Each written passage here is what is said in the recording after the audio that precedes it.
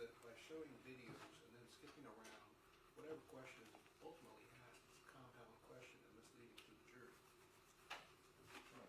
I'll overrule. It's approximately 015310.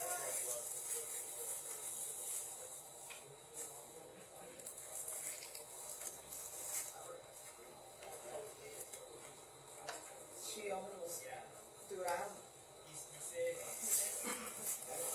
No? God bless you, but you know what? You're very wrong. Let them have what you're doing before you get back. I saw it. But if it doesn't make good contact, please keep it going.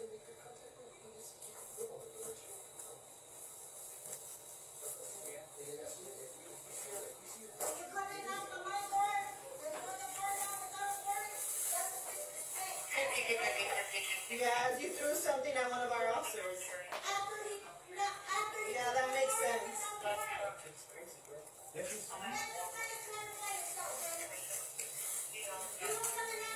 You should do that for yourself, honey.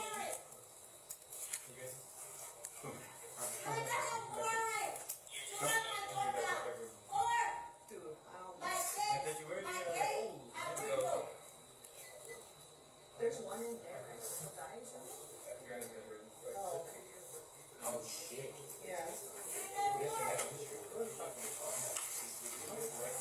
Hey, does anybody got hookah?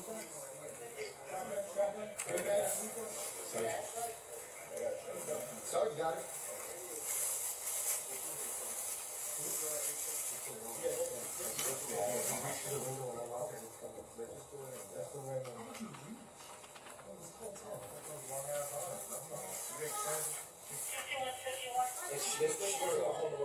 No, she's got somebody in there. Yeah, she's ready to fight though. She came right at me. And that last statement, she's ready to fight though she came right at me. You recognize that voice? I think that was Villalobos. Right? And from your knowledge of the video, what was he referring to about she came right at me? It was when he was unlocking the door. She came toward the window.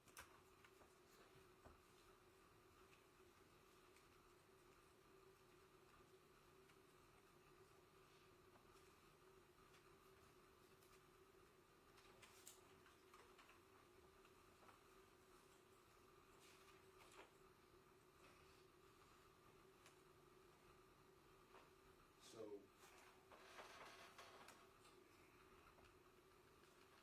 from who were the officers once Officer Villalobos crossed into the patio? What officers had the best viewpoint of him?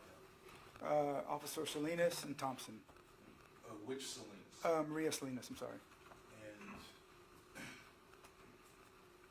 Your Honor, I would this time move to publish what has already been admitted evidence is Officer Maria Salinas' body cam as admitted as State's Exhibit 10. It's also been admitted under defense numbers I can't recall specifically.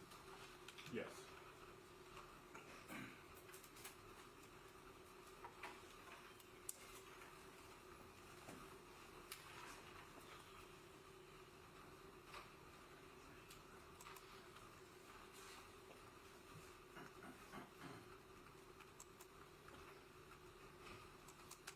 Record, Your Honor, we're at approximately 014012. We're going to move forward to her arrival approximately 014631.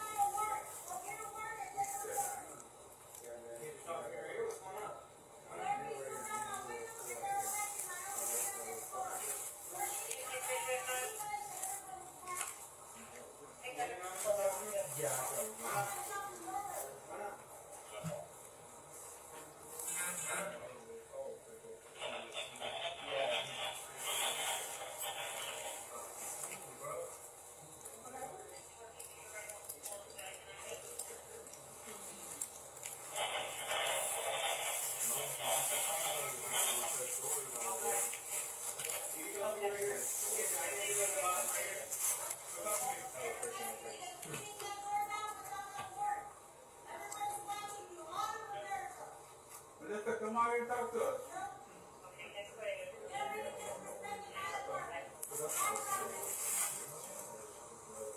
No, you said that instead of going in there, I don't mind talk to you. Okay. Opinion there. We'll try to get in here and 15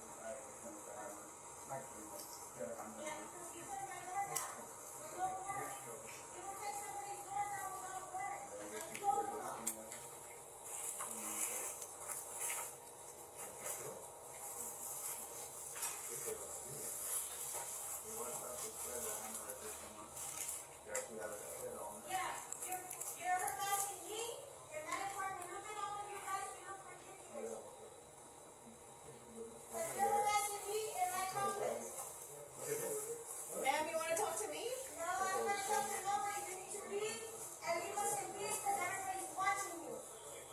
Everybody's watching you on camera around the world, on national TV. You jumped that. That's fine. You're That's done. fine. That's fine. They already watch us. They already watch us, man. They're watching us. I know. They already do, so there's So you nothing can new. press them, turn my door down, and shine the light on the open map that I put up. That's fine. All right. And they draw my screen. Exactly. Okay. So you're arresting me.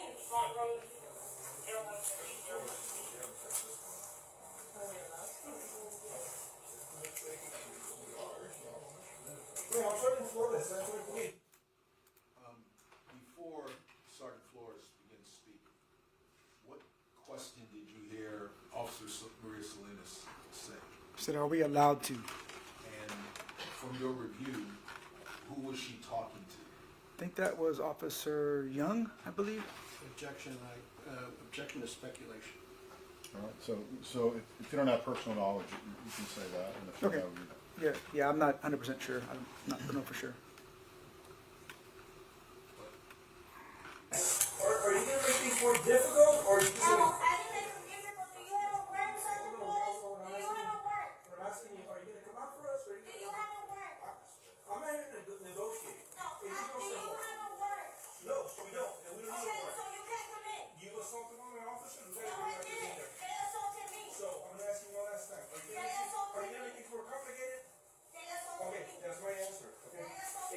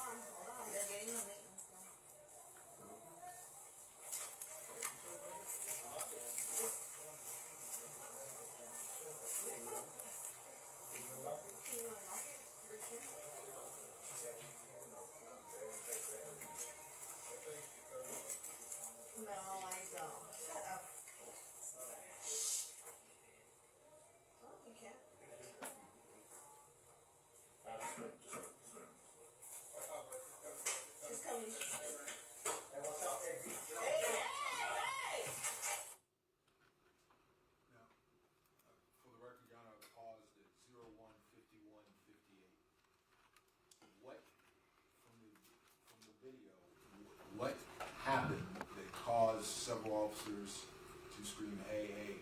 What happened? Yes, Melissa's coming back from the room when she was with Mr. Santos, and she comes into view, and they're telling Available, say, "Watch out." All right. And we are paused at 01:51:58.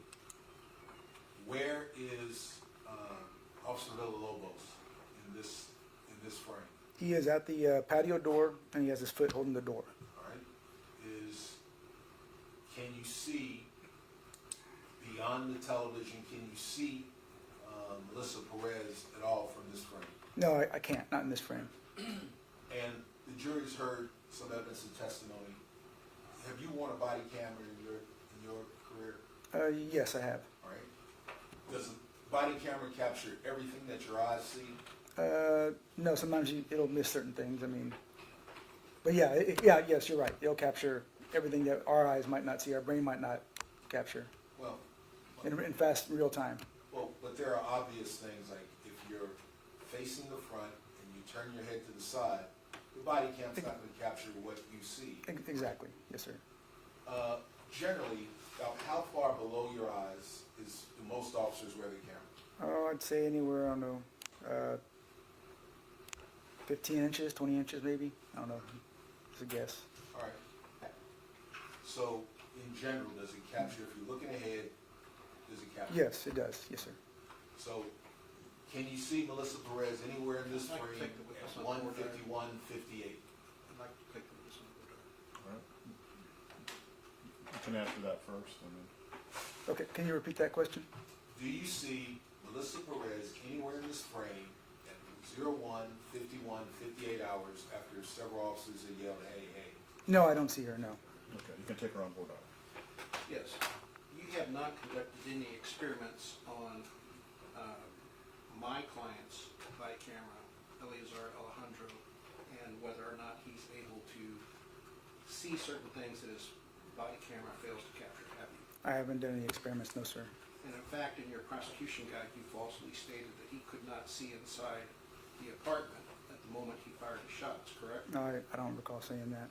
You don't recall, but if you did say No. that and I could show it to you, would you agree that Okay. that's not true? Well, I'd like to see it. Sure. Yeah.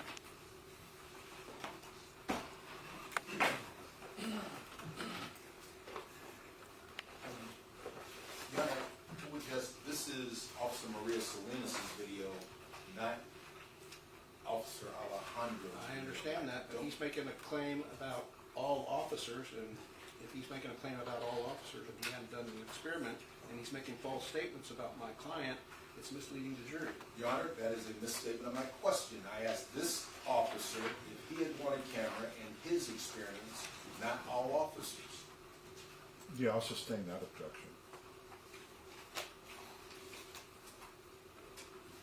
Do you have any other questions? Yes, you agree that the body-worn camera is a fisheye view, correct? Yes. Objection. It is not relevant to the view of the body-worn camera. Again, my questions ask this officer out of his experience with, by the way, evidence has already come in on cross with the exact same example I use. If you're facing front, look to the side, the body camera doesn't capture what the officer's eyes see. Your Honor, the purpose of the voir dire is to determine his qualifications to make a global assertion, and his global assertion is false, and we are allowed to test that. And Your Honor, again, this is more appropriate for cross-examination, not the voir dire that he is actually asked to have, which you have already ruled did not involve Officer Alejandro's body camera. I would ask that if you're not going to allow me to voir dire, I'd ask that the jury be instructed to disregard his answer about a general conclusion about the body-worn cameras. Your Honor, that evidence of body-worn cameras has gone before this jury already. It's not relevant as to whether or not it's gone before the jury already. He's made a global conclusion about what body-worn cameras show or don't show. Which is now argument, Your Honor. Yeah, I'll sustain the state's objection on that. I forgot where we were. What do you recall? Asking about the, Thank you. I asked about if you could see. And at this point, and this is after all the yelling of hey, is Officer Villalobos anywhere near the window? No. I mean, he's at the back door, holding the back door.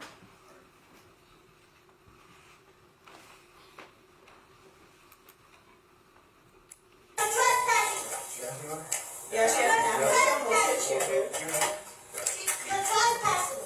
Just get back. Give him 30 minutes. You're trespassing. You ain't gotta work. Just wait. Just You get ain't out. got no work. Get over here. Frankly, I don't give a fuck. You ain't gotta work.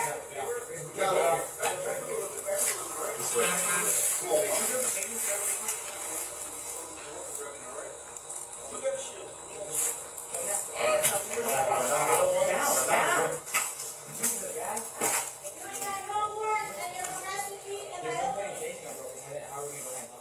That's fine.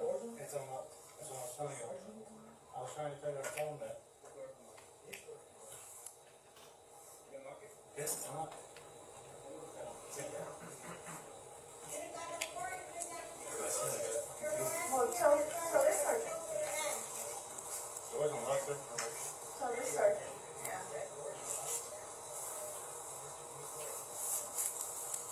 Take my door down the floor.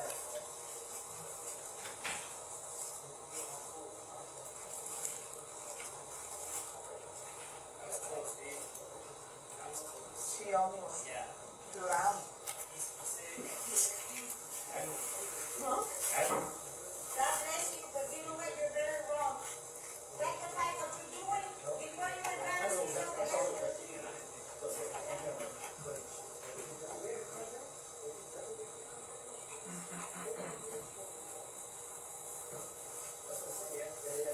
Are you coming out from my door and tell the door doesn't go to work? That's a disrespect. Yeah, you threw something at one of our officers. After he Yeah, that makes sense. Rectify and clarify yourself. You don't come and knock somebody's You should do that for yourself, honey. You ain't got no warrant. You knock my door down. Or Dude, I don't know. my fence, my gate, my window. There's one in there, right? A guy's in there? Yeah. You ain't got no warrant. You don't have a shotgun? You carry like 10 things to your back. Has anyone got Remember Ashford? Oh, he's got it. There it is, bro. Good door right here. this one?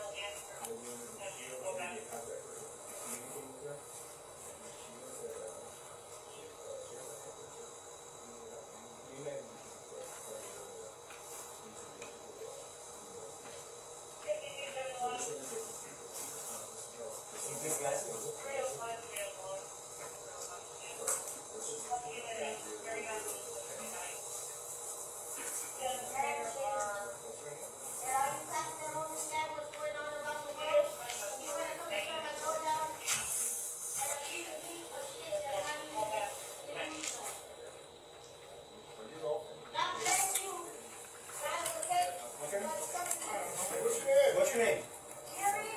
I wasn't here, so what's your name?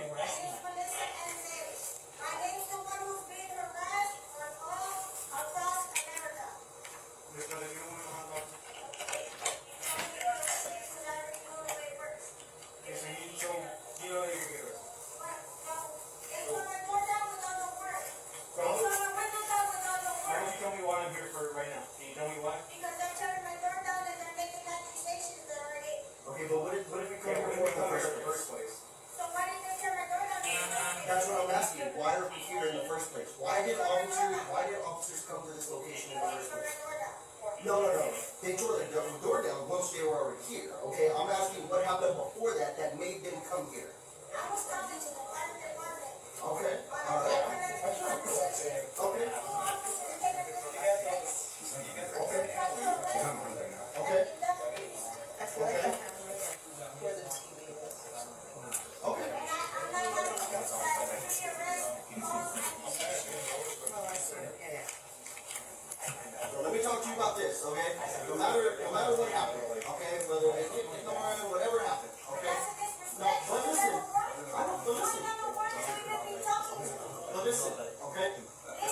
It doesn't negate the fact. It doesn't negate the fact. Okay.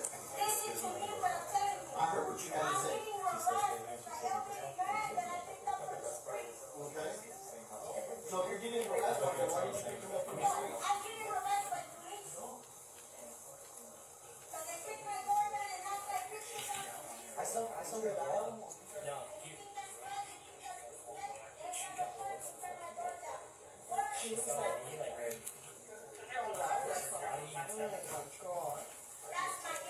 That's your issue.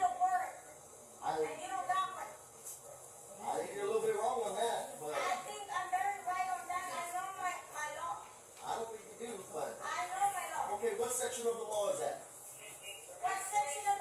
Yeah. Go ahead.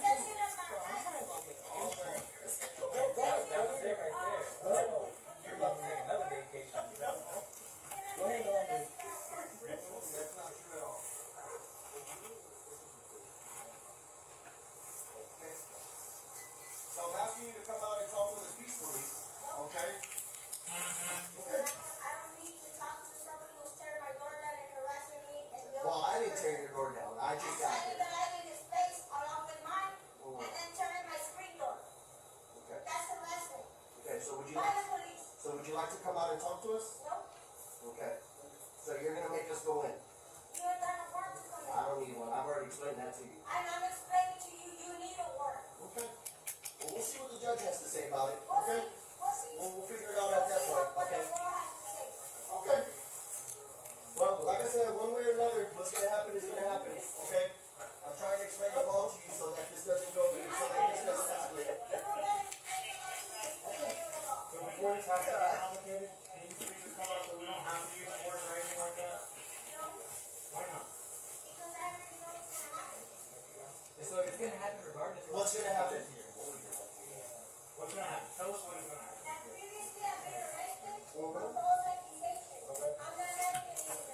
This is false. It's do something you didn't like the opposite.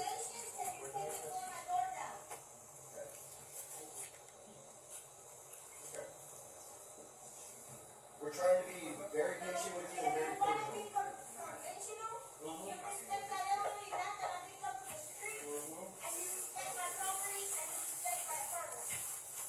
We are trying to. If you would just come out, then your apartment, nothing's gonna happen to it. Well, it's either you come out and we arrest you, or we go in and we arrest you. You okay? Where'd she get you? I'm not going that way. I'm not going for 8 days again. It was that, right? Those accusations, because I could have done that 3 times. Okay. All right. Well, like I said, we try to do this very peacefully. You need a warrant. No, we You don't. ain't got no warrant. I promise you I don't. So if we had a warrant, you come out peacefully? If you had a warrant, let the judge give you a warrant. Okay, so hold on. Hypothetically, if we had a warrant, would You you? need a warrant. Don't act stupid. That's what I'm saying. What if we had one? Would you come outside? You don't have a warrant. Okay, but if we had one, would you? If you had a warrant for what? I If you had a warrant for what? So now, Exactly. You don't even know for what.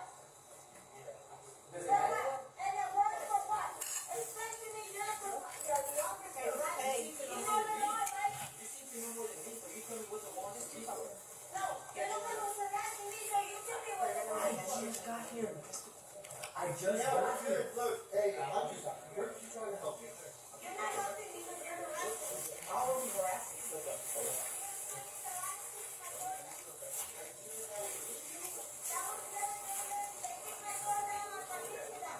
Is your door kicked down right now, though?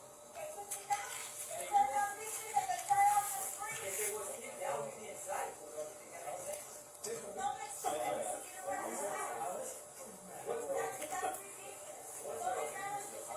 I'm asking you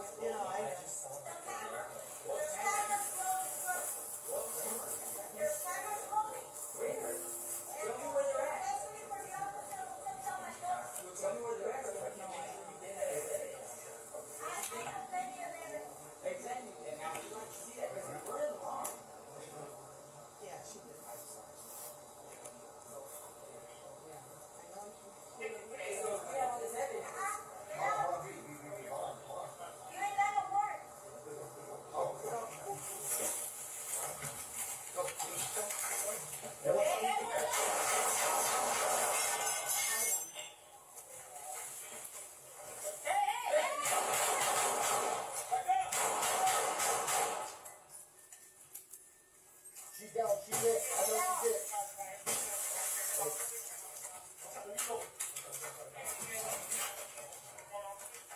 Put her down.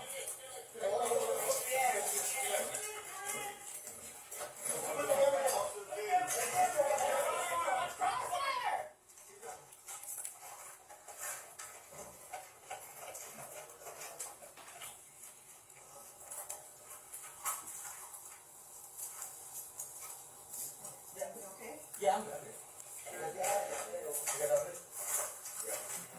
Hey, start us. Hey, give us some medical stuff. Hold on. Let me get up there.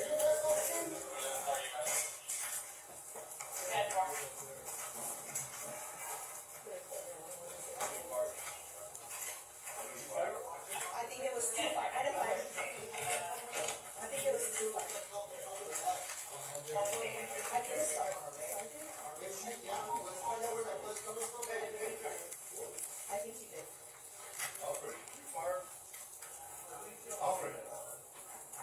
Sergeant. Ask him. Yes, he's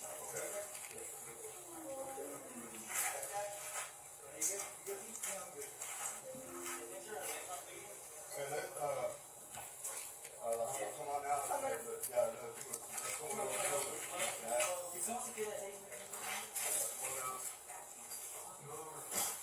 Right here, I got one right here. Back. Might have to get chest or something like that. Is that your teacher, bro? Yeah. Right. Hey, please, give us scissors. No, I didn't fire. It was just you and the sergeant. Okay. Yeah. I'm gonna go start my car start. That work? And for the record, Your Honor, we pause at 020415.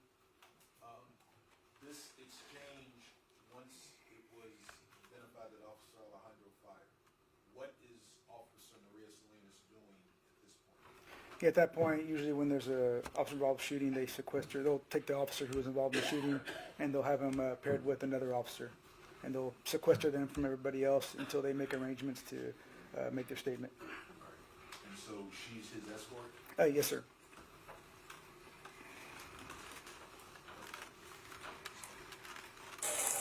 Once you clear your front, where's your post? Over here. Clear your front. Mine has my negotiator stuff in it, so I'm gonna have to take my car. Okay, then clear your front seat. So Okay. So she can do it with me. Go ahead. Yeah, alright, that's it.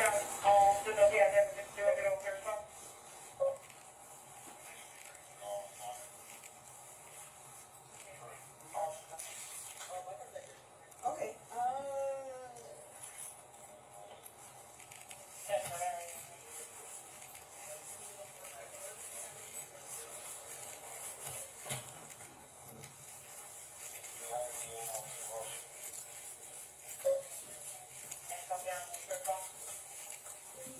Here's everyone else.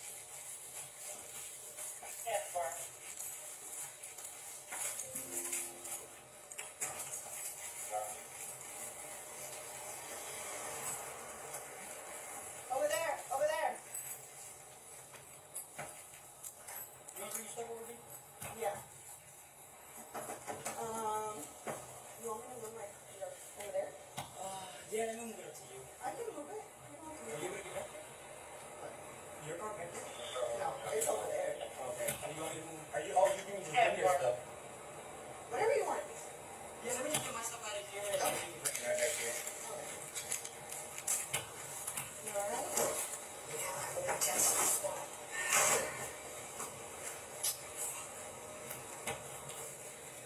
I was right behind you.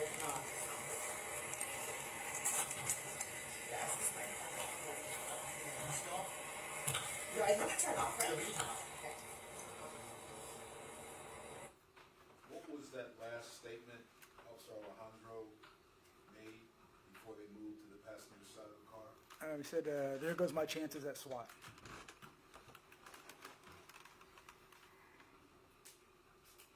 Your Honor,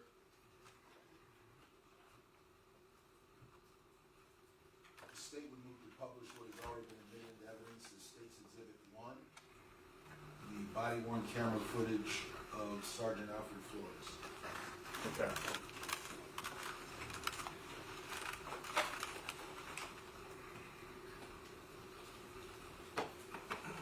for expediency, Your Honor, we will move forward to a Judge, I partial would notice. object to it being published again.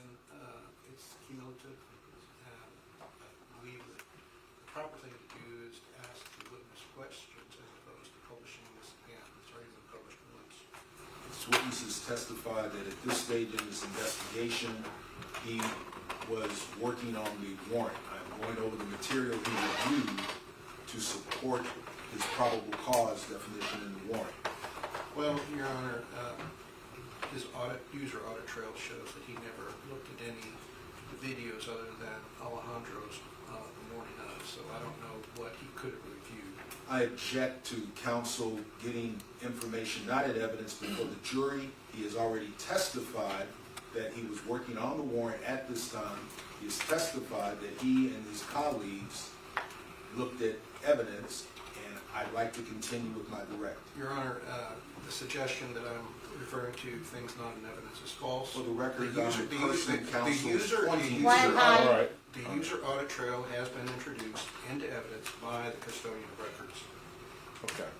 All right, I'll overrule the objection. I'll let this stay. Judge, I'm sorry, if I could just do a brief word on the witness, Okay. because it hasn't been clear to me exactly what he did.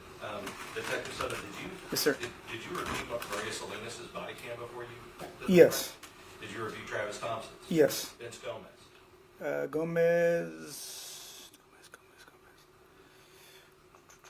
Gomez was, no, I'm not sure about Gomez, no. Did you review Jonathan Salinas? Yes. Did you review Officer Rojas? Rojas, yes. Did you review Dallin Youngs? Dallin Young's, no, I don't think I did his. I mean, because we're talking about that's probably about 8 hours of body cam. So when you say you Well, reviewed it, you watched. Of the incident, I'm watching mainly the incident when they got there. Okay. I'm not watching prior stuff before that. Okay, so what you did was you reviewed basically the 12 minutes, because these officers were there about like 12 to 18 minutes before. Yeah, it's about that window that when they got there. So Yes, you sir. only reviewed that part of each of the body cams that we've mentioned. I can't tell you exactly what I reviewed, but that's the general major portions that I did review, yes, sir. That led up to the incident. Well, when you say you can't tell exactly what you reviewed, that's kind of that's why I'm asking you Okay, this yes, question. sir. I reviewed what I needed to review to get probable cause in the case. Well, that's debatable, but Yes, but sir. as far as,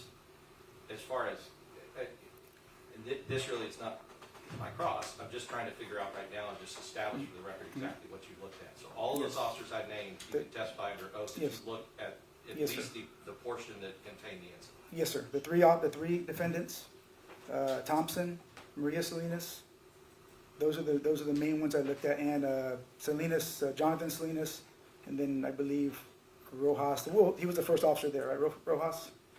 So Rojas yes, was the- Rojas, yes. Ramos was the And second. Ramos was second. I remember reviewing Ramos's also. Okay, so Yes. did you review those videos on with your access code or your No, under your user? I did not, sir. No. Okay, whose did you review those? Honestly, sir, I can't tell you. It was a collaborative effort. We were there, like I explained to the jury yesterday. We're all there. Officers, other detectives are signed on to their terminals, and I'm watching it at their terminals. I don't know how better to explain it. Okay, can you tell me which detectives were there? No, I can't, sir. Whoever was there that night took statements from the officers. Those are the detectives there. Okay, so you would agree that it would be in, all of these videos would be in one of their audit trails? Yes. Because one of them Yes. had to have been signed in, Yes, sir. To view. Yes. and the people that were there were the people that took statements from the officers, like Detective Platt, it looked like Detective Carrion was there, Carry on. Whoever else was Detective taking Dorsey statements. was there. Dorsey. Randall Hunt, Detective Hines, I believe, took statements. Detective Hines was there, okay.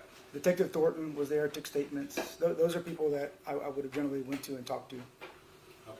and they would have showed me. And Judge, that concludes my board hour. I just needed to, if we're gonna be talking about what he reviewed, I just wanted to make sure on the record exactly. Thank you. Okay. Yes.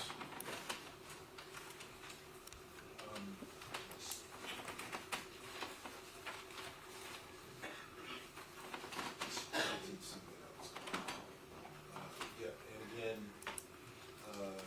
014808.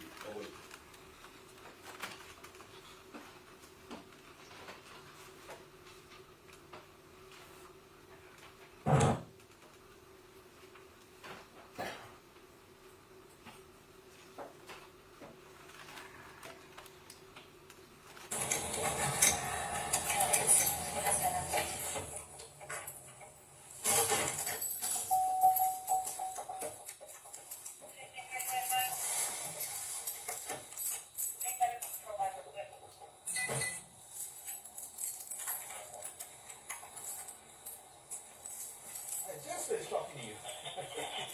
You doing okay? Yeah, just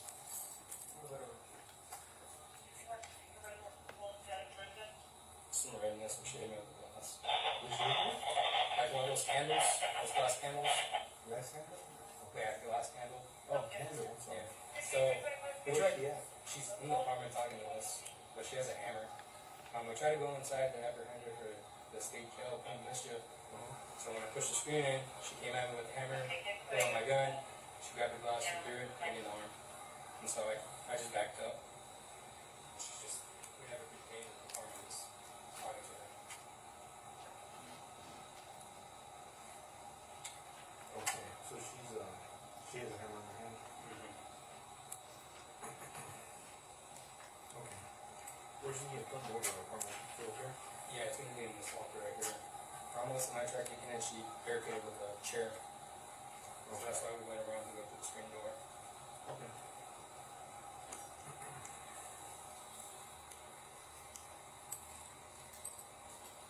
Who else was looking here? Ramos. Okay.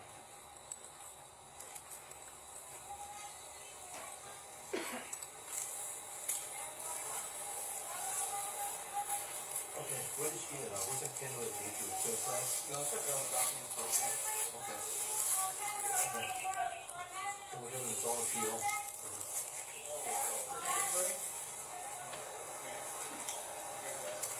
Where are you?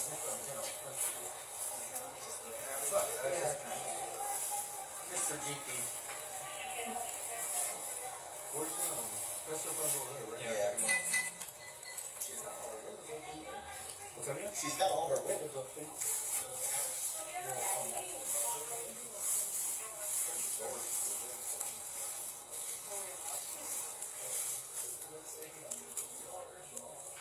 Wait, I'm trying to Florida, San Antonio Police. Are you gonna make things more difficult, or are you just No, like... I didn't make it difficult. Do you have a warrant, Soto? No, Do you have a warrant? When I'm asking you, are you gonna come out for us, or are you Do gonna... you have a warrant?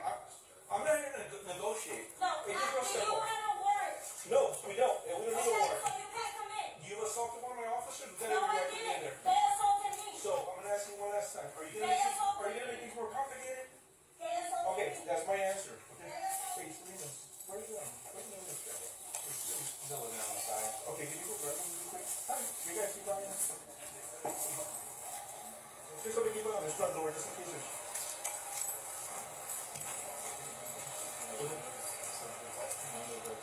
Yeah.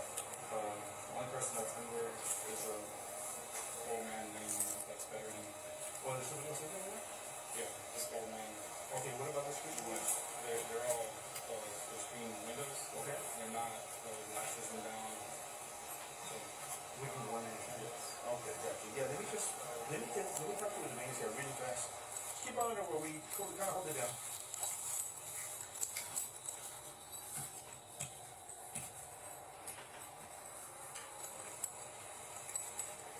And we're pausing at 01:51:54 and advancing to 01:52:30.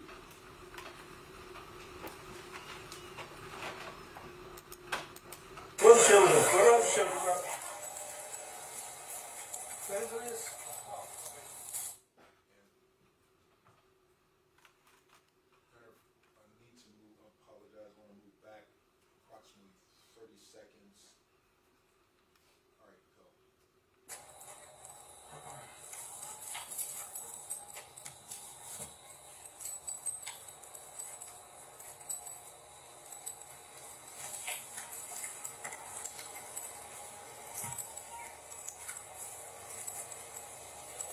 Hey guys, do me a favor. Back up a little bit, all right? Back up a little bit. I'm gonna get the maintenance guy really quick before we work on grabbing it, all right? Who's got a shield? Anybody got a shield?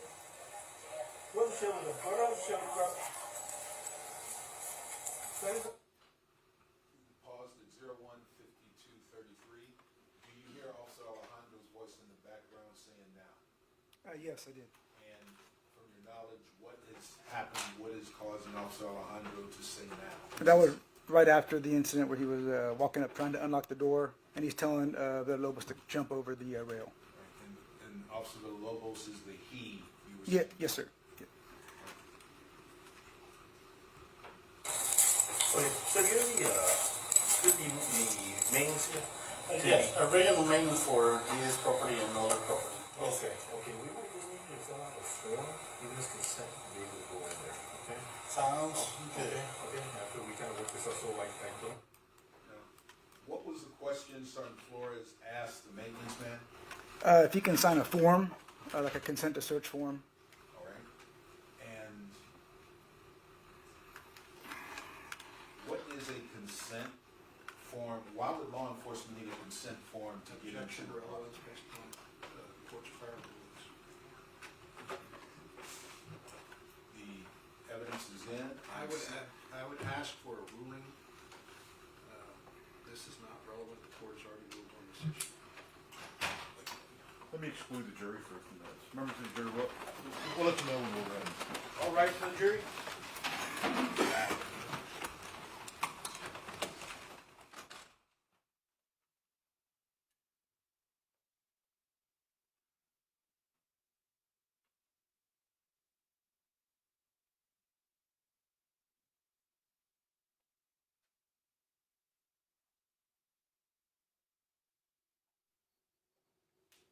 Please be seated. All right, so, just kind of trying to choose the yeah, let me, Officer Rolling, and let me just say this, so, you know, State, you're getting very close to opening that door related to that federal case. I think with those witnesses yesterday, those experts you wanted to bring in, I think you would have kicked that door wide open. I mean, do you agree with that? The door wide open related to getting that federal case in. Those issues are so closely related, and I feel like you're starting to approach that door again with that question. Well, in your honor, again, as the state has always maintained, it is state law, the Code of Criminal Procedure 1405, that I'm only addressing that question to. The evidence has already come in that this witness, Officer Flores, has had prior communications with Salinas. He arrives at the apartment. They've already seen the things that happened. In the previous video, Officer Villalobos says to Flores, she came right at me when he was inside the patio. They know the crime has occurred, but now, 10 minutes after he's been on ground, the man in charge is asking for consent to enter the apartment. It goes to his state of mind at the time, and again, it is all supported by Texas state law, which is applicable, which is what this jury will have to consider. So what the jury has to consider is, were the officer's actions reasonable? Yes, sir. I mean, that's it. Yes, sir.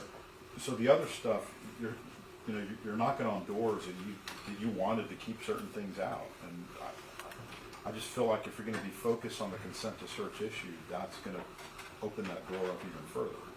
And in your honor, I will just let the evidence speak, and I will not. It is not the intent to do that. I will let the evidence speak, Judge. Okay. All right. And I would ask that I'll the sustain the jury be instructed to disregard the question. Okay. I'll give him that instruction. Hey, Judge, if I may just put on the record, just so where we are at this point in the trial, I think with the testimony Ms. Nieto yesterday, I think what's important about that, and I'm just continuing with this because I don't know if you're going to make a ruling on a matter of law, but I think what she established as well is that this person was unpredictable, was violent, and all of those things can go into, as we talked about, the objective exigency that they would have to go in because there was another person there. I'm not asking to argue that, right? But just to the court, because as I've said, and I've kind of consistently stated, I believe it's a matter of law that the court can rule on to say that there was an exigency. And the more we're putting into evidence about what's going on objectively, even if these officers didn't know that, it still makes an objective exigency. So I just wanted to make that note for the record.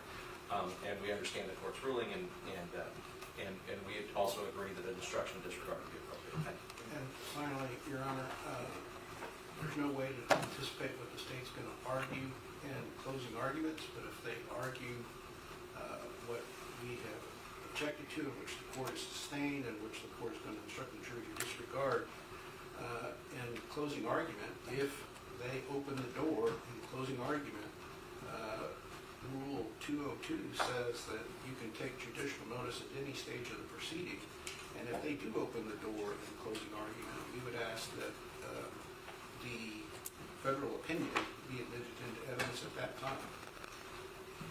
Your Honor, up until yesterday, okay, the state was under the impression that 1405 was going to be in the jury charge. It was in the proposed jury charge. It was given to us. We were not operating in any kind of bad faith. The defense offered in their defense exhibit 1405 as it's incorporated into the 501 of the general manual. We're just trying to play off of what has already been admitted by them. And what has already been led us to believe from the proposed jury charge would be in the jury charge, Your Honor, as far as 1405. And that goes to the, whether or not the arrest was illegal or not. So we want to follow the court's rules, but we got to know what they are. We just got to know what they are. I'm gonna give you an updated jury charge now, and again, it's very preliminary, right? Because we don't know what the evidence is gonna show. This is just guides to assist y'all, but I just need to caution both sides again. I mean, you have to stay into what the ultimate question here is. Did these officers commit these offenses that are alleged against them? The other stuff is gonna cause some issues in this trial. We want to avoid that. We want to make sure that we try this thing one time. Yes, sir. All right, so let me print out as our deputy gets the jurors. I'll print out 2 more copies, updated, and, Yes, sir. and we'll continue to update these things. Yes, sir.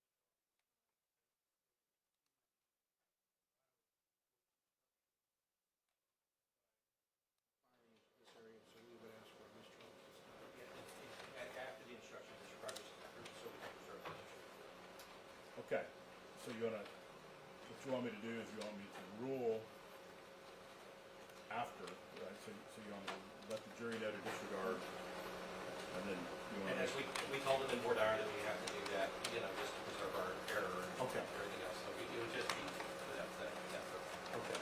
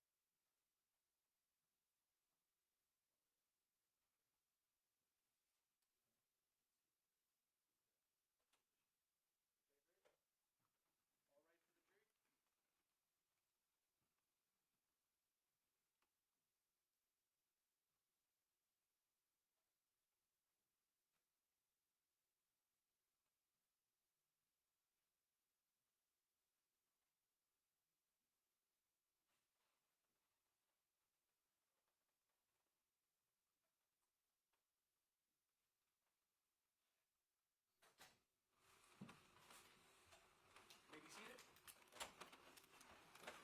All right, members of the jury, I'm going to instruct you to disregard the last question asked by the prosecution. All right. I'll deny the motion for mistrial. State. And all the way until the last one. Okay, what's the history with her? Okay, a couple of months ago, she broke into our leasing office. Okay. You should have some history there because we filed like a skull, but they only count the cheeks and the soda that she walked in. Okay. But she had some history on the back. She was on jail for a couple of months, Okay. and she came back. Okay. So before that, they told me down the path because we just acquired these properties in July last year, but it looks like she has some kind of history behind it, which I don't know. That's what I heard. But the reason why she was apprehended is because she has some warrants on the back. Okay. On the past. Okay. Gotcha. We're gonna go ahead and just if you just hold tight for me, okay? Yes, sir.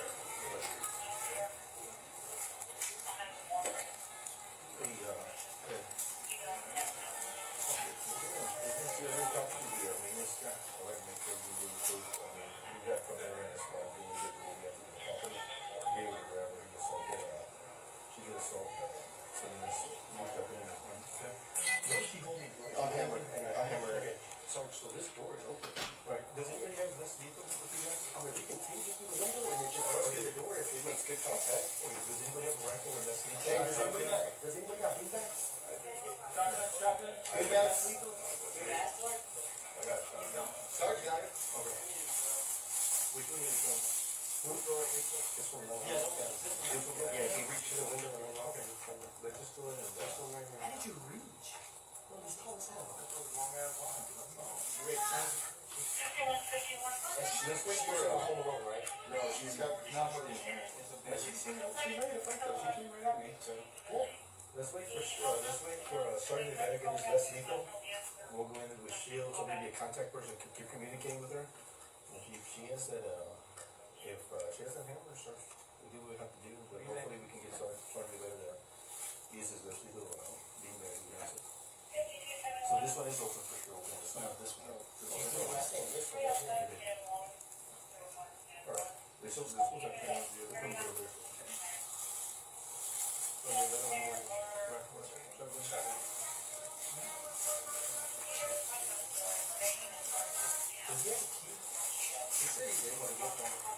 Sir, do you have a key over here? I need to go to the leasing office and see if I have a copy of that key. I'll be here in Okay. 5 minutes. Well, we just have to get the door open. Let me put us a little bit more of the danger if she starts hearing keys. I just didn't know you had the door right now. Okay. You'll have to go through keys, right, to be able to find it? I just need to open, remove the alarm, Okay. get the, look on the list, what's the key, and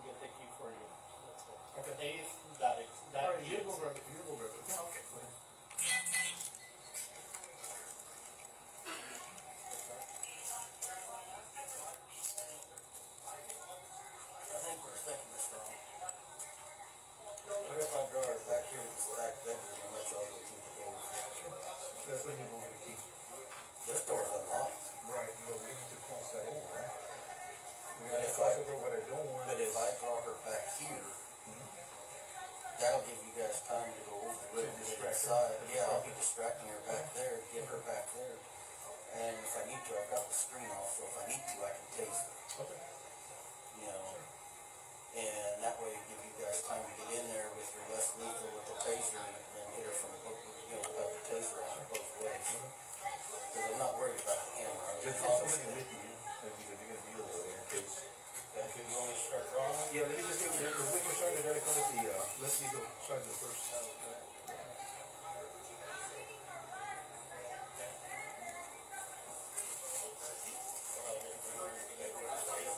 If she stays over here, you might start over over again, okay? And if we see her drawing that way, what we don't want is going from here, she starts walking toward you. Yeah, and then come across. Exactly. So, it's like better if she's over, where's she at? She sends this to me. I can get her over. They start to bring her over. So she don't have the hammer right now? Yeah. Right. She stays there without the hammer? Yeah, they just wait for someone to get here with the rest of the kids. In those cases, I just open the door, grab her. She doesn't go for the hammer right away? Where's the hammer at? It's on the couch.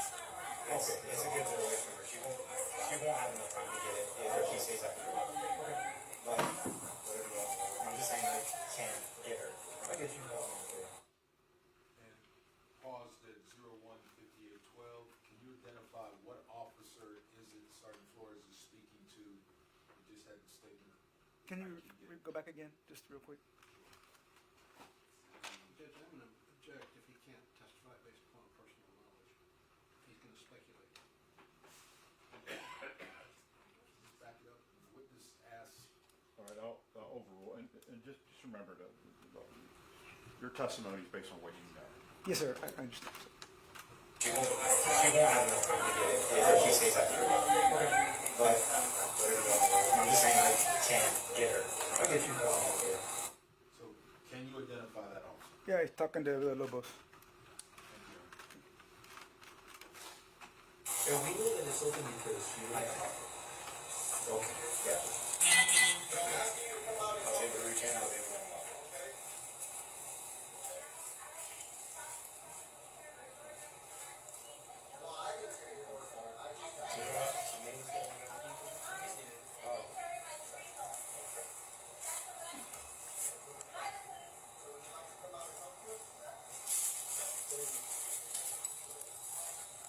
Hey, so this is what you do. The hammer is on the sofa to the side. The door open, one door's open.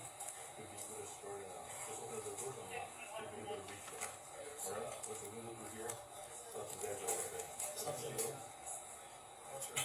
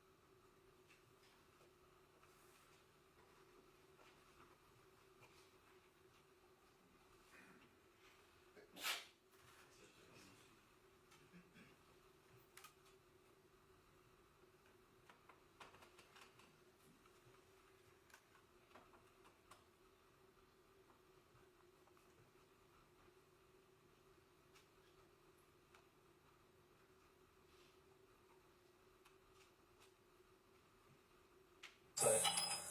Number over here to the right. You can cross over. It's already open. Be a little back. Let's back some of these. Yeah. Back. Maybe have two guys. Hey guys. Let's have most of the back up. Let's do the. I can get a back up there. Alright. Be a little.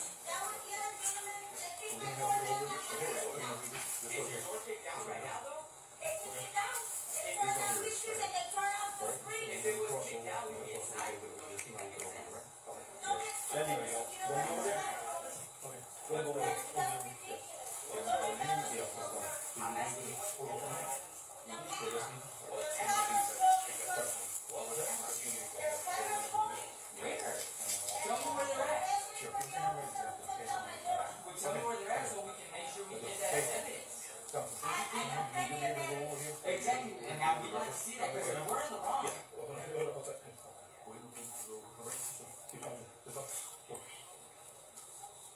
Okay, so if we have all this evidence, You ain't got no warrant.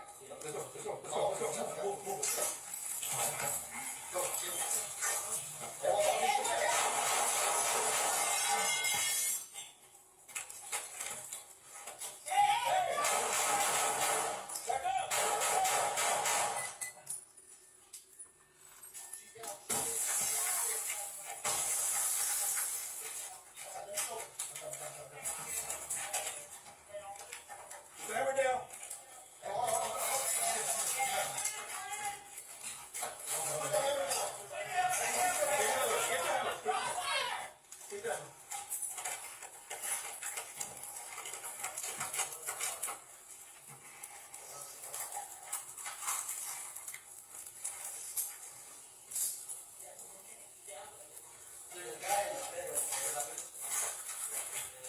Hey, Soto, hey, give us some medical stuff. Is he a medical team?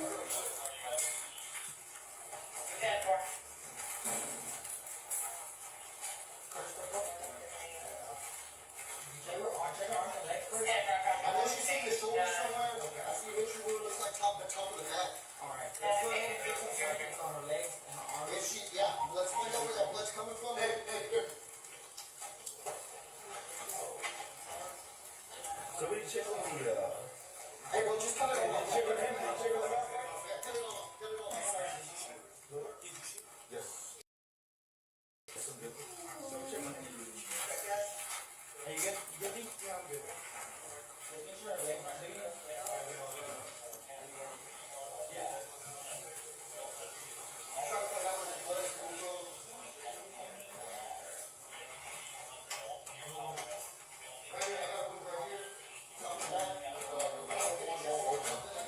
Keeps getting stuck, I don't know from what. Hey, Pete, give me those scissors. Okay, they know where we are. So, All right, right here, chest. I got one under the arm as well, it looks like. Yeah, she's bleeding from underneath the armpit. This is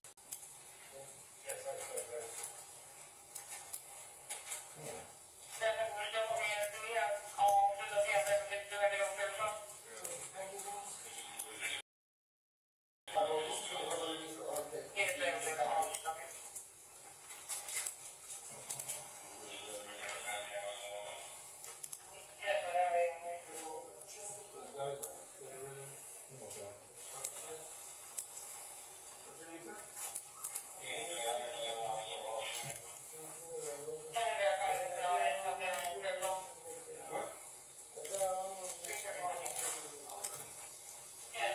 Hey, Sarge. Sir Rivera's asking for it. Here, bro, this is gonna get cut. Can't get it open. Check on the, maintenance guy for Pete. Yeah, I just trying to get the radio.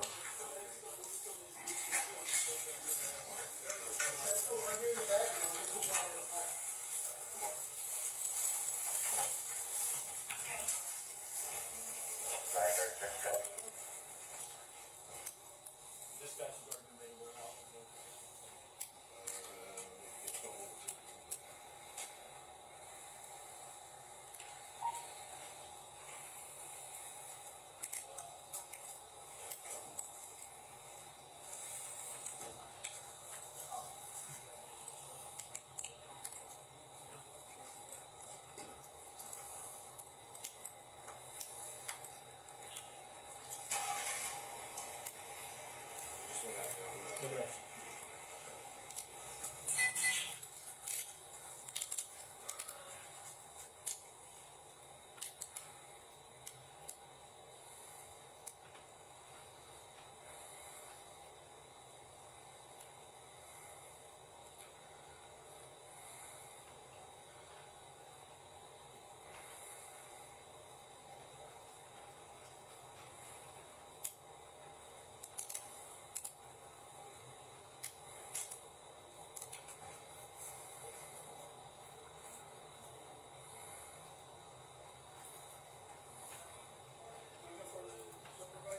Yeah. Yeah. Can you get that front door open, please? You okay? No, yeah, I'm good. Just gonna get my radio back away.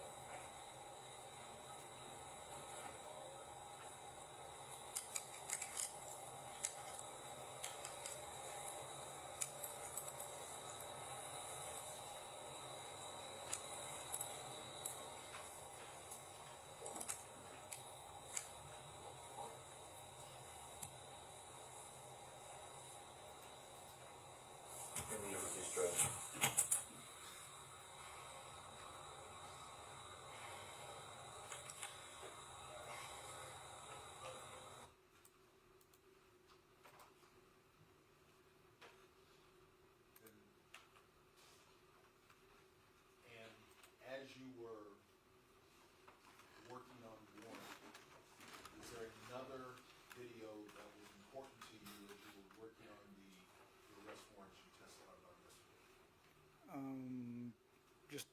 Just the main ones, just the three officers, the defendants, Thompson, Maria, Salinas, Jonathan Salinas, just the main ones that were involved in that. Who was the officer standing to Officer Villalobos' left in the shooting? During the shooting, yeah, it was Officer Sergeant Flores during the shooting. Oh, yeah, I'm sorry, it was Alejandro. To the left of Villalobos. I'm sorry, Okay. to the left of Alejandro, my apologies. Oh, I'm sorry, that was Thompson. Okay? Yes. And does his body camera footage give you visibility to what Officer Alejandro is doing? Yes, it does. He's right next to him, and he paints a good picture, a broader picture. Move to publish Officer Officer Thompson's body cam on Trinity Bridge. State's exhibit number 25.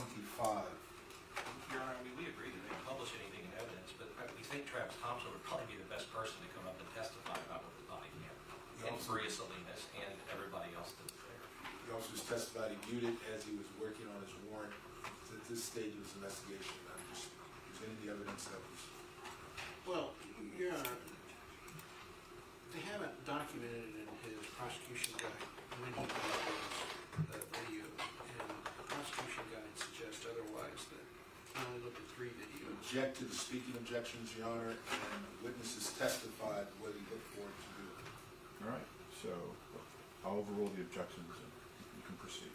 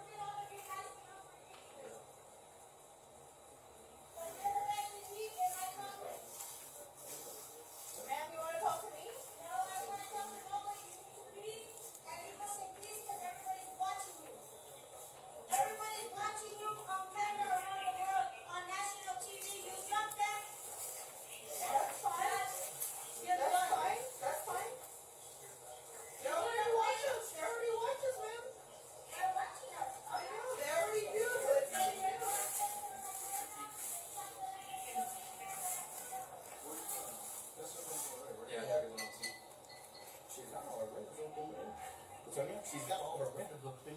Go with the hammer? Well, on that side, bro, there's a window. All you gotta do is just the screen. Yeah, but she's still carrying the hammer. Yeah, freaking taser, bro. Walk in there and taser. She already assaulted somebody. It's a felony offense. Guarantee you can sneak through that window, bro, and fucking walk in there. Hit her with a taser real quick.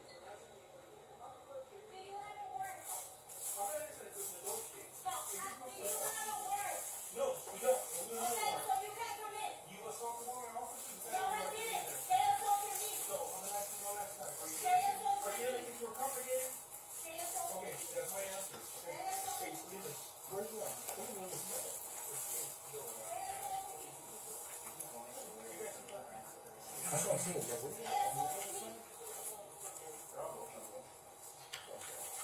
Hey, she's going around. Hey, just watch out, she's coming around right here.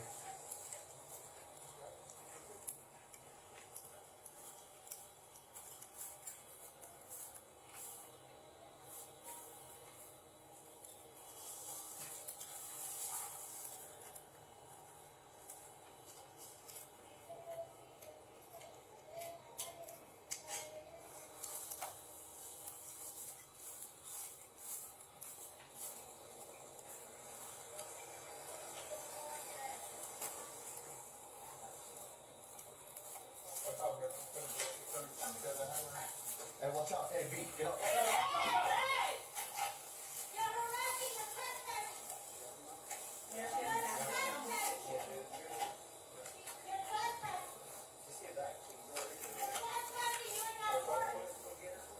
Hold on.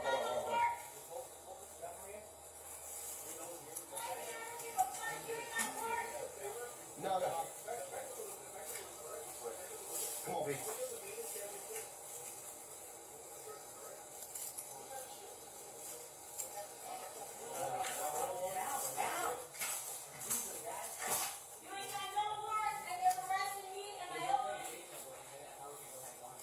That's what I'm saying. Yeah, no, that's fine.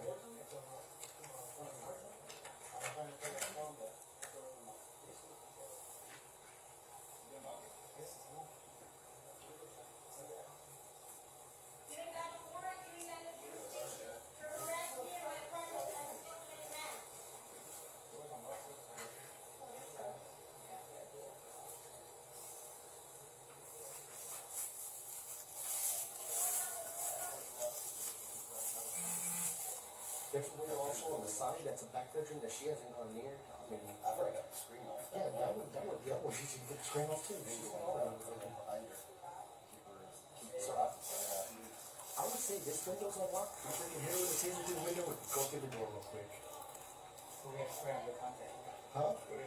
Well, that's what I'm saying. What does she have as a weapon? But if it doesn't make good contact, if it doesn't make good contact, bro, we can just kick the foot on the door and she won't come out. That's what I'm saying. Yeah. And then as soon as if we see her drop, dude, get in there.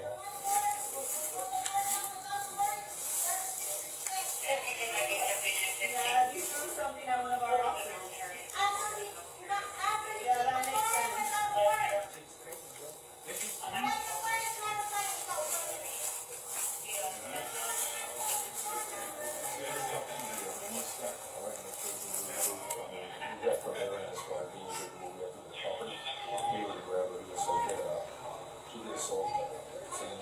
Okay.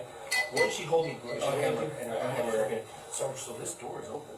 Right. Does anybody have less lethal with you guys? I mean, we can taser through the window and then just bust through the door if it makes good contact. Does anybody have a rifle with less lethal? Hey, does anybody got beanbags? Beanbags? Sarge got it. Which one is it? Who's door right here, sir? Yeah. Yeah, he reached through the window and then locked it.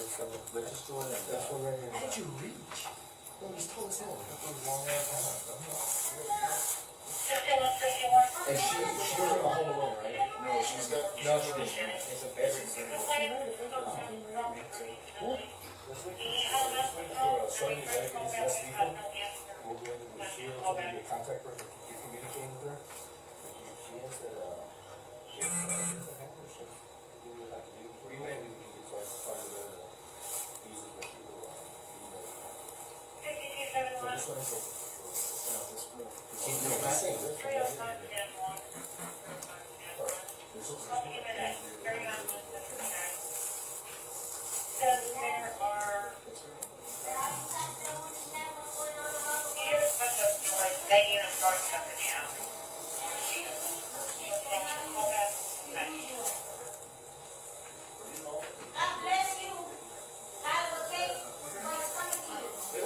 What's your name? You already know my name. I know, I wasn't here, so what's your name? My name is Melissa and Perez. My name is someone who's being harassed on all across America. Miss Perez, you don't want to come out and talk to me? No, because I'm not gonna get arrested because I already know the way it works. Okay, so you know that you're gonna get arrested. But no, they put my gun down with all the words. So how tell me why? Because they're tearing my door down and they're making accusations that are it. Okay, but what did we come here for in the first place? So why did they tear my door down in the first place? That's what I'm asking. Why are we here in the first place? Why did officers come to this location in the first place? No. They tore the door down once they were already here. Okay, I'm asking what happened before that made them come here. I was talking to the fire department. Okay, On all a right. confidential conversation. Okay, 2 officers came and disrespected me. okay, They tried to arrest me. Okay. Like they've done previously. okay. Okay, And I'm not having that pre-arrest false accusation again. okay. So let me talk to you about this, okay? Don't matter what happened, okay? Whether they kicked the door in, whatever happened, okay? That's a disrespect. No, but listen. You have a warrant. I know, but You listen. don't have a warrant to even be talking to me. But listen, okay? Listen to me. It doesn't negate As a the fact. citizen, It doesn't as negate the you, fact. as a policeman, Okay. listen to me what I'm telling you. I heard what you had to say. I'm being harassed with my elderly man that I picked up on the street. Okay. So if you're getting harassed by him, why did you pick him up from the No, street? I'm getting harassed by police. Because they kicked my door down and knocked my picture down from Jesus. Okay. Okay. And you think that's right? You think that's respect? They ain't got a warrant to tear my door down. Okay. Or my window. Okay. Or my screen. Okay. That's my issue. That's your You issue. need a warrant. And I you don't got one. think you're a little bit wrong on that, but I think I'm very right on that. I know my law. I don't think you do. But I know my law. okay, what section of the law is that? What section of the law? Yeah, go The ahead and tell section me. of my rights. Oh, the section of your rights. Okay. When you don't got a warrant, Okay. you cannot come in unless you got a warrant. That's not true at all. Okay. So I'm asking you to come out and talk with us peacefully. Okay. Okay. I don't need to talk to somebody who's tearing my door down and harassing me and Well, I didn't tear your door down. I just got shining here. the light in his face along with mine and then turning my screen door. Okay. That's harassment. Okay. So would you By like? the police. So would you like to come out and talk to us? No, Okay. So you're gonna make us go in. you ain't got a warrant to come in. I don't need one. I've already explained that to you. And I'm explaining to you, you need a warrant. Okay. Well, we'll see what the judge has to say about it. Okay. What's he? We'll figure it out at that point. What Okay. the world has to say. Okay. Well, like I said, one way or another, what's gonna happen is gonna happen. Okay. I'm trying to explain the law to you so that this doesn't go, so that this doesn't escalate. You don't gotta explain it like you Okay. at all. Before this has to get complicated, can you please just come up so we don't have to use force or anything like that? No, Why not? because I already know what's gonna happen. So if it's gonna happen regardless. What's gonna happen? What's gonna happen? Tell us what is gonna happen. Like previously, I've been arrested for false accusations. Okay. I'm not having it anymore. This isn't false. You threw something This in is here false when the officer. accusations because you came and tore my door down. Okay. Okay.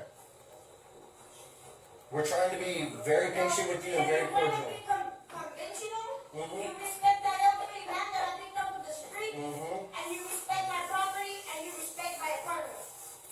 We are trying to. If you would just come out, then your apartment, nothing's gonna happen to it. You want me to come out so you can arrest me? Well, it's either you come out and we arrest you, or we go in and we arrest you. Well, I'm not, you know what? I'm not going that way. I'm not going 45 days again for false accusations because I've been there, done that 3 times. Okay. All right. Well, like I said, we try to do this very peacefully. You need a warrant. No, we You don't. ain't got no warrant. I promise you, I don't. So if we had a warrant, you come out peacefully? If you have a warrant, let the judge give you a warrant. Okay, so hold on. Hypothetically, if we had a warrant, would You need a warrant, don't let stupid. That's what I'm saying. What if we had one? Would you come outside?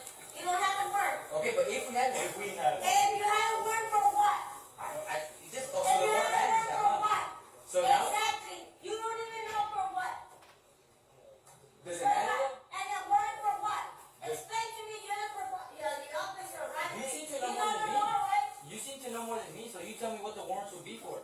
No, you're the one who's harassing me, so you tell me what the warrant for. got here. I just Yeah, got we're here. good. Look, hey, we're just trying to help you. You're not helping me because you're harassing me. How are we harassing you? Because you're shining the lights, kicking my door down. Are you sure that was me? That was the other gentleman, they kicked my door down and my Okay. picture down. Is your door kicked down right now, though? They kicked it down. They If tore you- down pictures and they tore off the screen. If it was kicked down, we'd be inside. Don't you think that makes sense? Don't act stupid because you know what? I'm There's not. nothing rolling. What's rolling? That's ridiculous. What's Don't rolling? embarrass yourself, sir. I'm asking you what's rolling. The camera. What There's camera? cameras rolling, trust me. What cameras? There's cameras rolling. Where? And Tell me where they're at. especially for the officer who took down my door. Well, tell me where they're at so we can make sure we get that as evidence. Don't you I think? have plenty of evidence. Exactly, and now we'd like to see that because if we're in the wrong.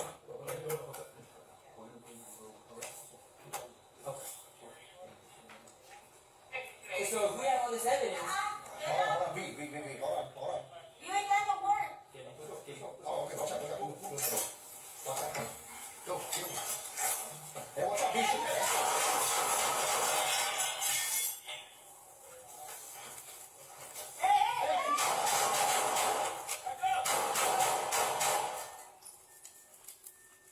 She's down, she's hit. I know she's hit. Watch out, let me get over. Put the hammer down. Hey, hold on. Put the hammer down. And she still got the hammer.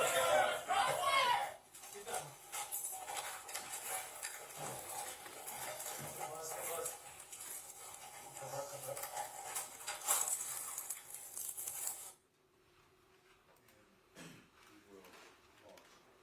So, having, when we ended testimony yesterday, you said you started working on the warrant. Yes, sir. So what was your process to develop the warrants? After meeting with the captain, discussing the case, I got with Detective Juarez, who's a sergeant now. Met with him. He was going to assist me in getting the warrant, and we started looking at more body cam footage. And, Your Honor, I'm sorry, did he say Juarez or Alvarez? No, Juarez. Juarez. Yeah, he's a sergeant now in CSI. And how did he support you as you were developing your warrants? We were watching some more body cam footage on his computer. What was your focus? The build-up or just the actual action? What was your focus? It was a little both because we watched. I remember watching Salinas's. I think we watched. I don't know if we watched Ramos's, and then Riojas, I guess. Just make sure. Get the names right here. I'm sorry.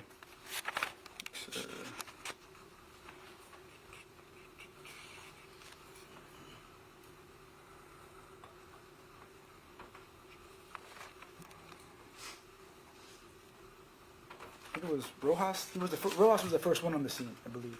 So Rojas, Salinas, and then the sergeant, and then a little bit of Thompson's. I think we watched little clips of that real quick. And that's how we were preparing after, just kind of refreshing our memory. All right. And what is the standard that you have to have to get a warrant? Probable cause. And so once you made your determination, what are the actual steps? What did you do? At that time, I typed up the warrant, and then I took the warrant to the judge. All right. And then about what time was this? I believe around 6 o'clock, 6 p.m., maybe a little after.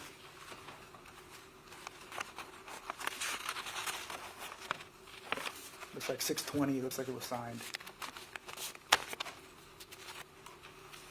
What were the charges in the warrant, which you got at about 6:30 on July 23rd? The charges were for murder. Why was that the charge at the time?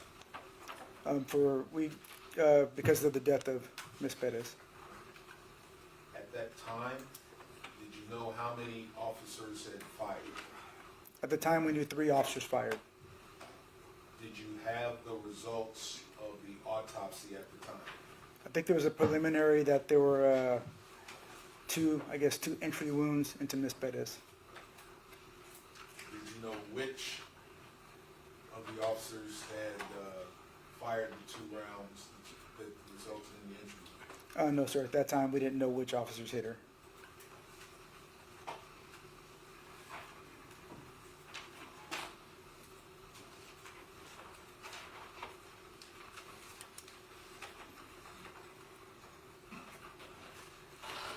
After you obtained the warrants, what was the next step in your investigation? Was it complete? No, sir. No. What happened in the days after June 23rd, 2023 toward your investigation? Were you working on this on the 24th, 25th? The next day, I was actually working on something else, another case, because I was getting ready, I think, if I'm not mistaken, a trial coming up. So I was kind of refreshing myself on another case.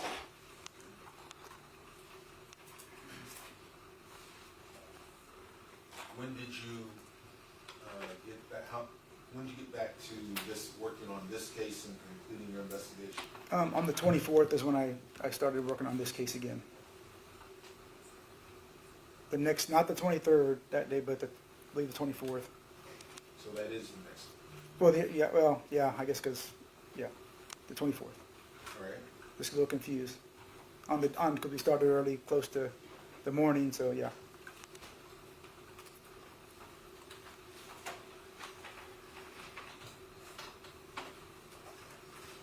What other aspects, what other things did you do to conclude and complete your investigation? Just watching more body cam video from the other officers there. Has there been any evidence collected? Yes. What did you do with the evidence that was collected Are you talking about from that day or the one that was? throughout the Throughout. investigation? Yeah, we had I submitted stuff to ballistics, the chest ballistics with the shell casings. Also, I think there's a round pulled from this Perez. Those were sent to the crime lab to see if we can match that with one of the firearms that whoever the officer fired the weapon. And so I'd like to break those steps down. You said submitted stuff to ballistics. What type of stuff is submitted to ballistics? Yes, shell casings, the officer's weapons, any rounds that can be tested will be tested against the firearm, so that those were sent into the crime lab.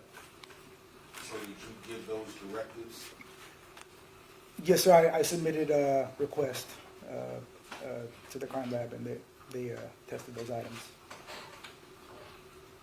Did you do any follow-on investigation with any other witnesses? Yes, I did. I did go to the scene. I think I talked to one of the neighbors briefly. I met with Mr. Kenji Uno, who was the maintenance guy. Do you remember when you spoke with the maintenance guy? Was he the person in Sergeant Flores' video? Yes, sir. He's Mr. Kenji Uno. He was the person that was in there, and I think he had spoke with Salinas also, Jonathan Salinas. Did he provide you any additional evidence? He provided me with some photos, just told me kind of a background with Ms. Perez. I think the photos he gave me maybe would show some prior incidents with her, with some damaged property. He told me about, I think there was a break-in or some damaged property to the office involving Ms. Perez.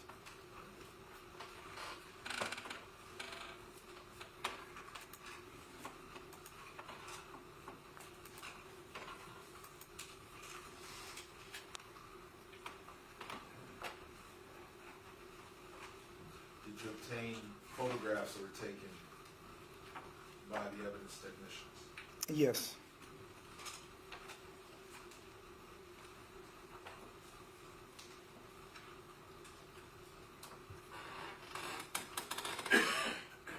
Looking at, I'd ask you to examine page 50 of your report. Okay.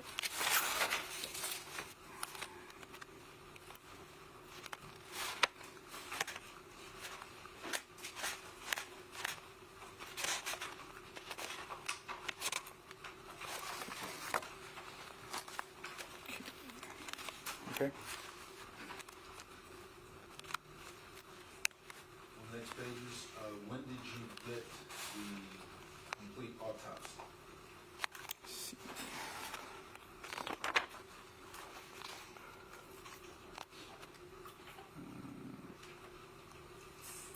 autopsy report, I'll check in my reports if I have it, but it was performed on Friday, June 23rd. Yeah. Did you have a final report on June 23rd? Not a final report, no, sir. So, Your Honor, just for the record, they're referring to State's Exhibit number 193. Is the cover sheet page 1 or is the prosecution guide page 1? Because I don't see the count incorrect. They're going to be referred to page number.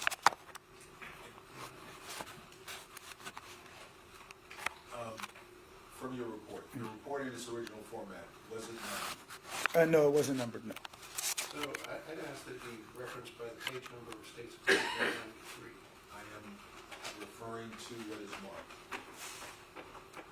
In our preparation session, did you and I both number these exhibits? Yes, sir.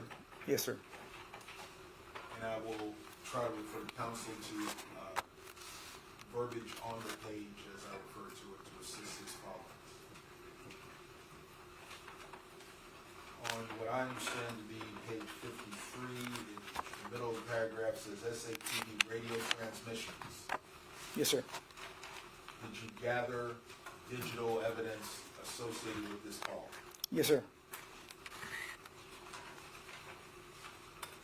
At the bottom of that page,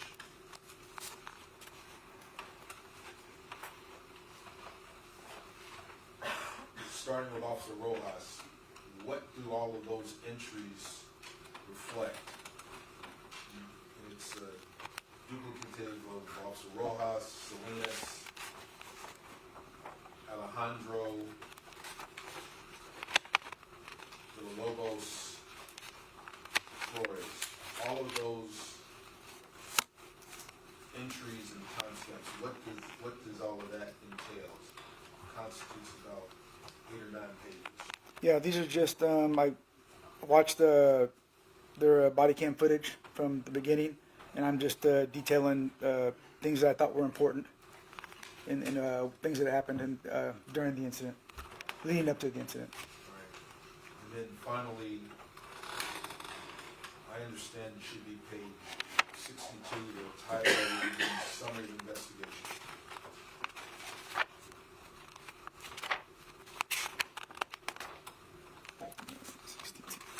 Yes, sir. Ultimately, what was the conclusion of your investigation? I object to the conclusion that's made the presence of the jury. You can rephrase that.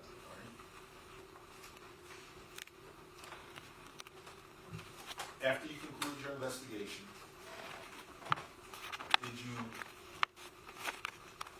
you've already testified you obtained a search and arrest warrant. Yes. After you concluded your investigation, did you change your decision? No, sir, I did not.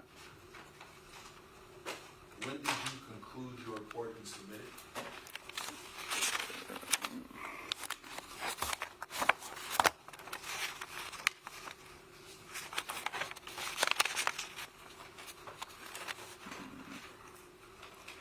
Looks like Friday, September 21st was my last entry, so somewhere around that time.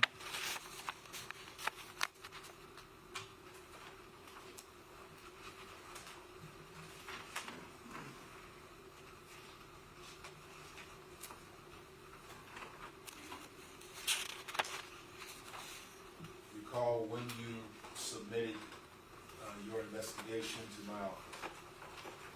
When I submitted to your office. What was that date? Oh, I mean, I had to send, after I was done with the report, of course, I had to send it up the chain of command for approval. So I don't know exactly what date it got to your office. What and when was it approved? It's not, I don't have it on this one, but it's probably on the other copy you guys have with the chain of command. I don't have that copy. From your knowledge, did you get approved by your chain of command? Yes, sir, it did. Yes, sir.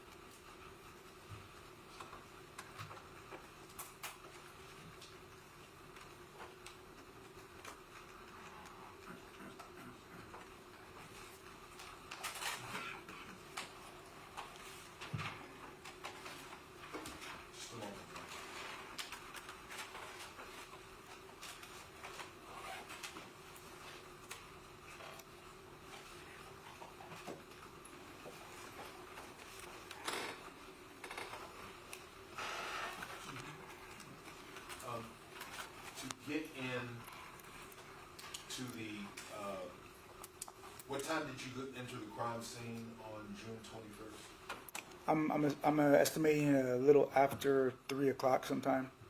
And there had already been a warrant obtained by the time you got in? Yes, sir. Night CID had got a warrant already. A search warrant, yes, sir. From your knowledge of the process, was it difficult to get that warrant? No, sir. Are warrants, out of your experience, are warrants routinely obtained day or night? Yes, yes. I'm gonna judge this line of questioning and ask that we have a hearing outside the presence of the jury. All right, members of the jury, I'm gonna ask that you leave the courtroom for a few minutes. We'll let you know when we're ready. All rise for the jury.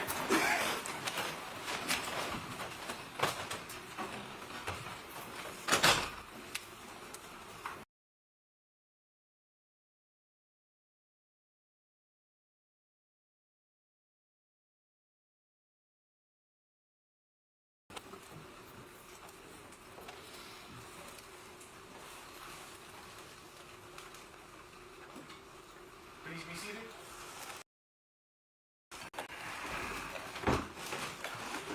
The basis for our objection is that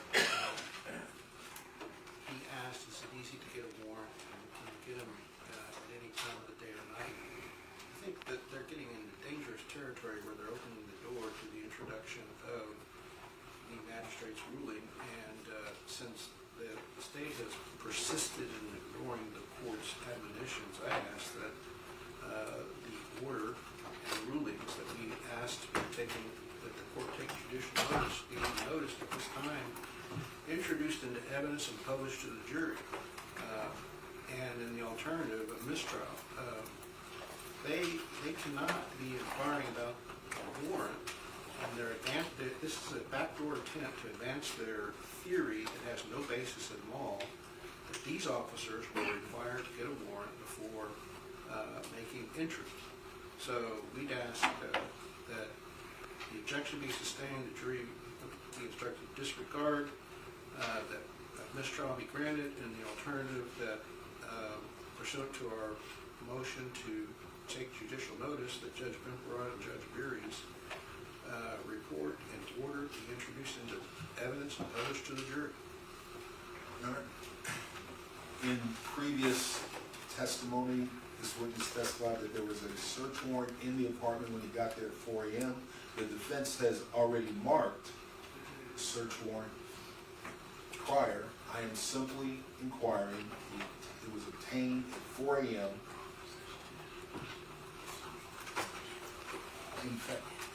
In fact, it was admitted into evidence by the defense's 97A, and my question was done after that answer, prior to defense's objection. We are not doing the things accused of defense. I'm simply closing out what has been before the jury about what he did to get in there, the apartment, to start his investigation. Your Honor, counsel misstates what he said in his question. I'm sure if the court reporter reads it back, the question was not limited to the defense exhibit. It was a general proposition to all warrants, and by not limiting it to the particular exhibit, he has opened the door to the introduction of the federal court ruling. We'd insist that the court introduce that ruling at this time because they've been admonished several times. I think that the court has sustained our objections to the warrant probably about 6 or 7 times, and this morning the state was admonished not to do it anymore because the federal court ruling would be subject to being introduced, and we're asking that it be introduced at this time because they opened the door one too many times. And Your Honor, if I could just make clarity for the record, the reason that search warrant was introduced, it wasn't for the truth of the matter asserted. It was to go to meet the door that they opened, claiming that this was a burglary. And we were showing that the search warrant that was obtained was for aggravated assault on a peace officer. That was the sole reason, and that's the reason that the court allowed it in. We were just going to meet a theory, the theory that they put forward. And my question, Your Honor, then was off of defense's 97A. Was that an easy process to do, was all I asked. He got it at 4 in the morning before he got there. I have not mentioned what they're accusing me of. I'm following up on the exhibit. They admitted, not for the truth of the matter asserted, but evidence is that is the basis upon which the evidence text and the detective got into the apartment, which began his investigation. That was the only thing I asked. They've never mentioned Defense Exhibit 97 in the question, and to suggest now is an attempt to remedy what they have misstepped into. It has been marked and referred to before the jury, and that is all I asked the detective. Is the state suggesting that they, in their question, specifically and explicitly referenced Defense Exhibit 97? I don't think so. I said a search warrant, which is what I led the beginning of the direct. Was there one when he went into the apartment? When I started direct with him yesterday. And that is all I referred to. Your Honor, if I may, just respond. The warrants, can you get them day or night? Is it an easy thing to do? The only relevance those questions have is to try to get into that area. And as I talked about with the court from the beginning, having us had this experience before, I knew that we were going to get to the point in the trial that it would be clear that they did not need a warrant to go in. And I think everybody in the courtroom that's not the state right now knows that, including the witness. But the jury doesn't.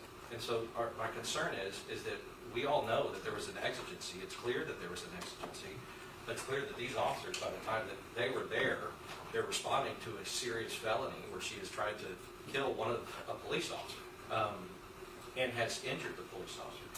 So it goes back to under 403. I mean, one of the other aspects of 403 is there's a confusion of the issues with the jury. And right now, if we could imagine getting to the end of this trial, and I know the court's going to instruct the jury properly, but if we get to the end of this trial and the jurors convict these men because they think they needed a warrant to go in because of what the state's been doing this whole time, then that would be an injustice for these men, because the law clearly states that there didn't need to be a warrant to go in. And the state is continuing to say that it did. But that's a question of law. It's a question of law that the court and a judge should decide. They do not have 3823 right to make a question of fact. They do not have the ability or the right to have a 3823 instructions.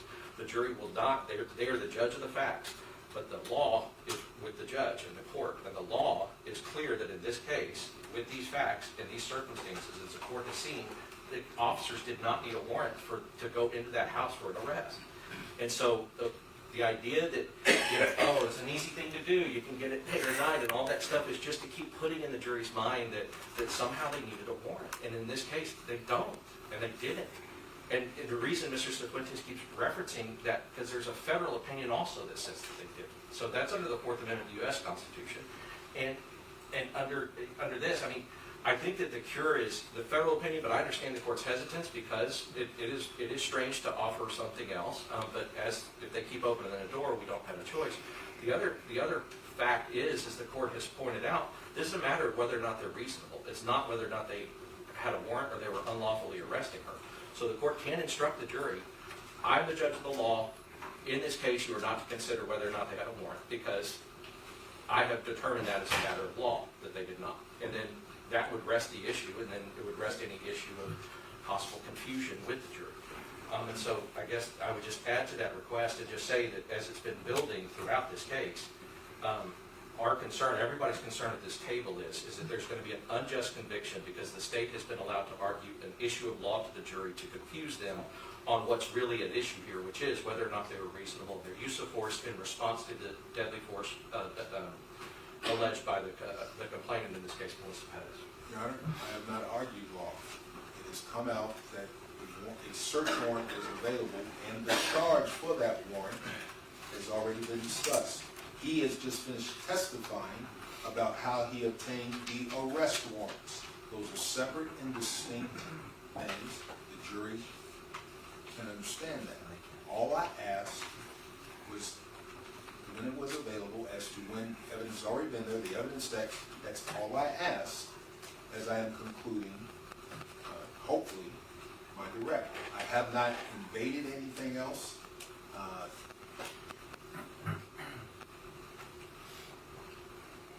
So that is where I would stand. We have not, again, we are referencing what's been admitted, not for the truth of the matter asserted, but the fact that it exists.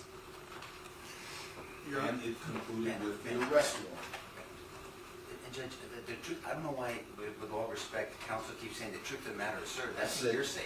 We're not under 801 hearsay. We're talking about an issue, Judge, and I think Mr. Goss was extremely accurate, that there is a tremendous concern at this table, Judge, by all counsel here, that this is confused, this jury's confused.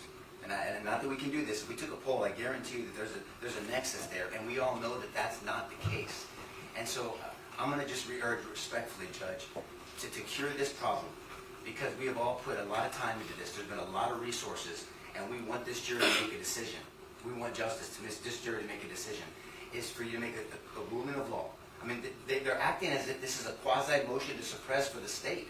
It's odd. I'm sitting here trying to listen, and I'm trying to figure this out, and the roles have been reversed, and it's weird. As Mr. Goss said, they don't have a 3823 right. And so they're making this argument that you have instructed them, Judge, multiple times, and I'm trying to be very calm here, and they continue to push the issue, whether it's just gently, overtly, passively. These questions are completely irrelevant. There's no purpose for asking these questions. This witness knows that they had a right to be here. He knows, we all know, the court knows that they had exigency. There was an aggravated assault, multiple of them, against police officers. They didn't need a warrant. So to even infer a warrant, they know exactly what they're doing. And so if we can respectfully request, Judge, for you to make a ruling of law to clear this up so we can get back to the business of finding justice for these three men behind us, that would be our request, Judge. Judge, they can say they're not arguing the law, and that's a disingenuous argument. What the court has explicitly said is do not discuss warrant, do not discuss 941, do not discuss Castle Doctrine, do not discuss a lot of things. It's kind of like Marlin and Nemo telling Nemo, don't touch the boat. And what do? They touch the boat in disregard of the court's directive. The only remedy at this point in time is to introduce the federal court ruling, because they continue to defy this court's instruction, don't touch the boat, and they keep on touching the boat. And the only way to remedy that situation is to introduce the federal opinion. And we ask that the federal opinion be introduced, that the jury be instructed to disregard, and they are the ones who, through misconduct, have triggered the need for us to introduce that opinion. And the court should require that to be a stipulation, actually. Kevin O'Connell dealt with this situation once before when the state failed to cure a witness's untruthful testimony and required the state to read a stipulation that the witness was untruthful, because they were essentially, we were, as the defense, waiving a constitutional right, and required the state to cure that, or otherwise face the state bar by not correcting a false impression of fact. So we're asking that this court cure their continued violation of court order by introducing that federal court opinion so it can cure the problem. And I believe Mr. Prada has... And then you can get the last word, David. I just want to say, Judge, he did ask that question for a particular reason, and that is after the court has ruled, I don't know how many times, that they can't get into it. The reason, logically, if you look at this completely logically, the only reason for him to ask that question is it easy to get a warrant any time, night or day, and for the detective to say yes, then logically that means, well, these men didn't do that, therefore this was an illegal arrest and they acted illegally. Otherwise, there's no relevance to the question. The question was asked purposely. I think after the number of times the court has warned the state, the question was asked potentially in bad faith, but there was a particular reason for him to ask that question. And this detective obviously knew it was coming, and so I would join in the rest of the team in asking for the court to admit the federal court opinion which talks and looked at all the videos, just like this detective did, and the federal judge said they acted reasonably and that there were exigent circumstances. Your Honor, any confusion caused to the jury is a product of the defense offering the search warrant themselves. They did that. We didn't offer that. They did that. It's a product of the defense offering rules of procedure, General Manual 501, that has in there this definition of exigent circumstances. They offered that. We did not. The court, in its proposed jury charge, included that provision of 1405, giving direction to the lawyers about what the court was going to instruct the jury. They have not been engaged in any bad faith whatsoever in pursuing an explanation for the things they put into evidence. They put into evidence, Your Honor. And this notion of this federal opinion being rebuttal to an unlawful arrest, it is actually not a rebuttal to an unlawful arrest. That opinion, and I've invited you to read it sooner, says nothing about the arrest being unlawful. It says nothing about it. It only speaks to Fourth Amendment issues on the federal level about their definitions for reasonable in 1981 action. It says nothing about that. So it doesn't even rebut the things they claim it does. Anyway, this question asked by Mr. Harris is perfectly appropriate in asking a jury, and it does not say anything more than, yes, we can get a warrant 24/7, 7 days a week. And Judge, just so I can respond to that briefly, we had to enter whatever we had to enter because they got up in their opening statement, and Mr. Harris's opening statement was full of, they had to get a warrant, and a warrant, and a warrant, and a warrant, and a warrant, and a warrant. And so as he was doing that over and over, we did have to respond to what they did in opening statement. And they said that was their case, and that's the case they made to the jury. So it was basically beat into the jury by the state in opening statement that they had to get a warrant. And so moving from that, so as far as with the federal opinion, as I said, I understand that the court might have an issue with that, but I will say that in the federal opinion, it says that the old man in the apartment was a clear exigency for these officers to go in, and it does say that, and so that is addressing the clear exigency. As I said, as an alternative, if the court does not want to, and I believe that the court would be in every right to cure this issue and cure the issue with the jury by instructing the jury, if the court believes it. I mean, you could also make a ruling that they had to have a warrant to go in, because that's your prerogative. That's you're the judge of the law. But I think with seeing all the evidence, and if we were arguing a motion to suppress, and the state was arguing that whatever evidence was seized in the apartment, the officers had the right to go in there and see it in plain view, I think the court would, in that situation, tell the defense, I'm sorry, but there was an exigency there, and I'm going to deny the motion to suppress. And just like that, that's all we're really asking, because if that issue gets cleared with the jury, just like Mr. LaHood said, we can try the rest of this case and not have to worry about that issue. The issue that Detective Soto originally filed his case and originally put in the report was that the officers were not being presented with deadly force at the time. That was his conclusion. It didn't have anything to do with a warrant. It didn't have anything to do with they were unlawfully there. It did not have anything to do with a lawful or unlawful arrest. And so that is a theory that I believe after the body cam has actually been viewed by professionals and by lawyers, and everybody knows on the same page from what we see that they are being presented with deadly force. And so they had to change their theory from what the detective originally said. And the problem with that theory is it's a pure matter of law with the court. And so that's why we are continuing to ask for some relief to, to stop this issue of whether or not there was an unlawful arrest, because there was an exigency and there was not an unlawful arrest. And on behalf of Eleazar Alejandro, we do not waive any alternative remedy. We're asking that the jury be instructed to disregard the last question, that the federal opinion be introduced into evidence, and that we be given a motion for mistrial with prejudice. And the determination of exigency, Your Honor, is a mixed matter of law and fact. It's not just a question of law for the cocaine officer.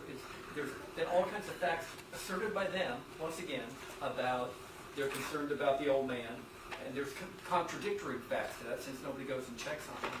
They're offering facts about they're looking for evidence of a crime. That doesn't meet the exigency, but they're arguing.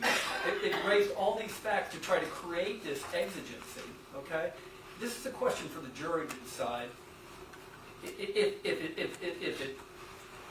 it's not pulled from them, in a sense, to decide whether or not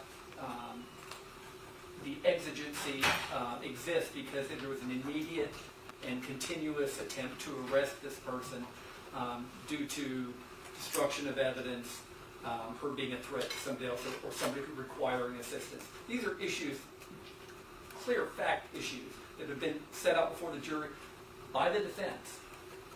And for them, the jury then not to get into jury instructions, ultimately the opportunity to weigh those facts and apply the law to those facts makes no sense to me. Judge, just briefly on behalf of Alfred Flores, we would request in the ruling as well. Our requested relief is that finding of law by the court. Should you choose to not put the federal opinion in, that's our request for relief. I would also offer up that after conferring with my cohorts, we could make a motion to retract from evidence things like that search warrant and things that could further confuse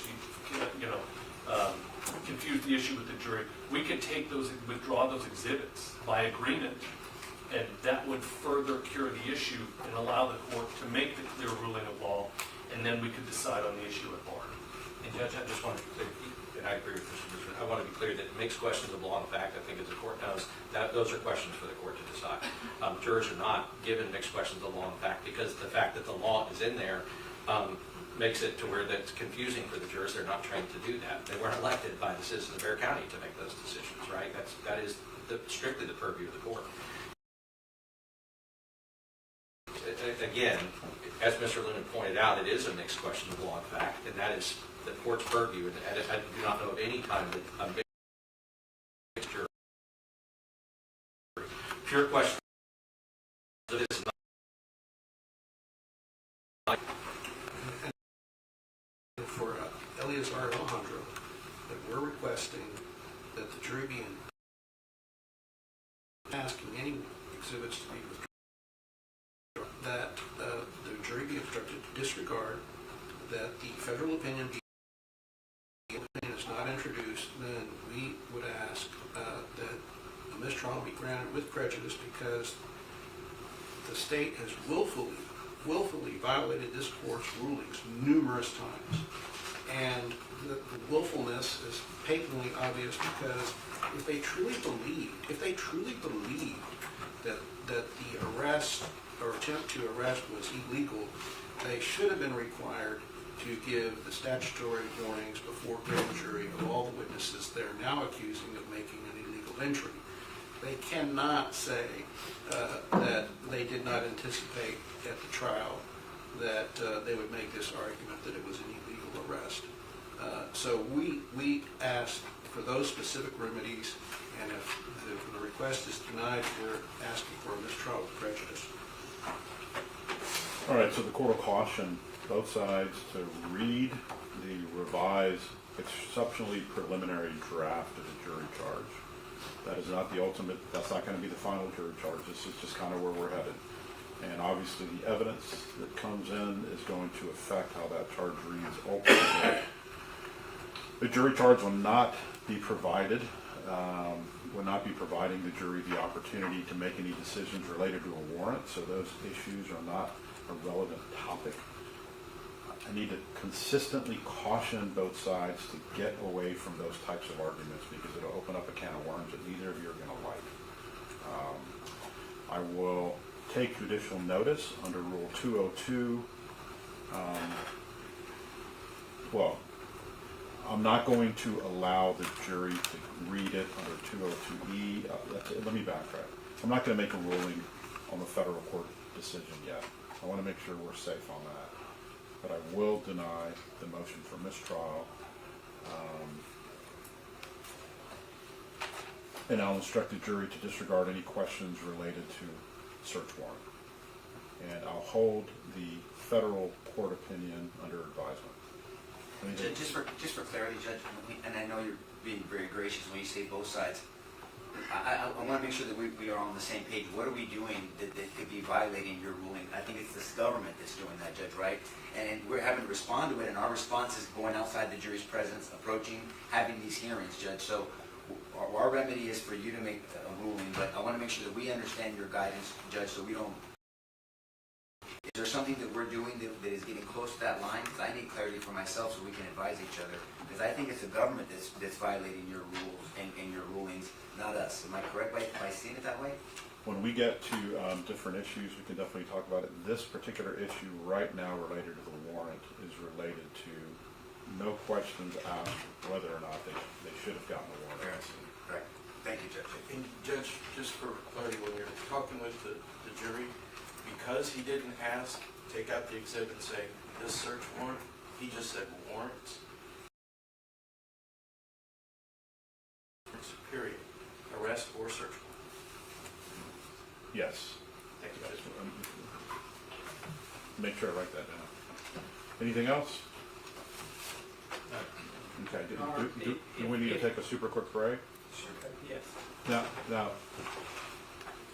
before we go off the record, and this is a question for the defense, and this is what I'm grappling with when it relates to this federal court warrant. With the federal court opinion. Is there authority that I could take judicial notice of that federal opinion? Number one. And number two, what law provides the jury the opportunity to read that opinion? These are just questions as it relates to taking that under advisement. History ought to consider.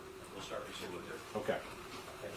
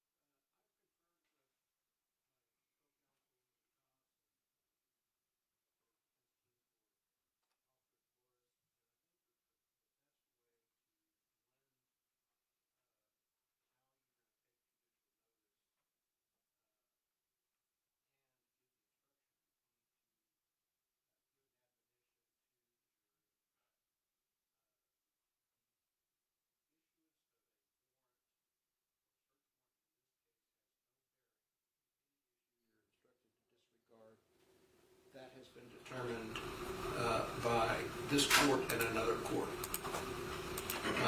And I think that the Bimperod opinion and report and Berry's report analyzed the requirement to get a warrant under the Fourth Amendment, because the Fourth Amendment was whether there was an unlawful search and seizure, and the court basically said that there was no requirement to get a warrant.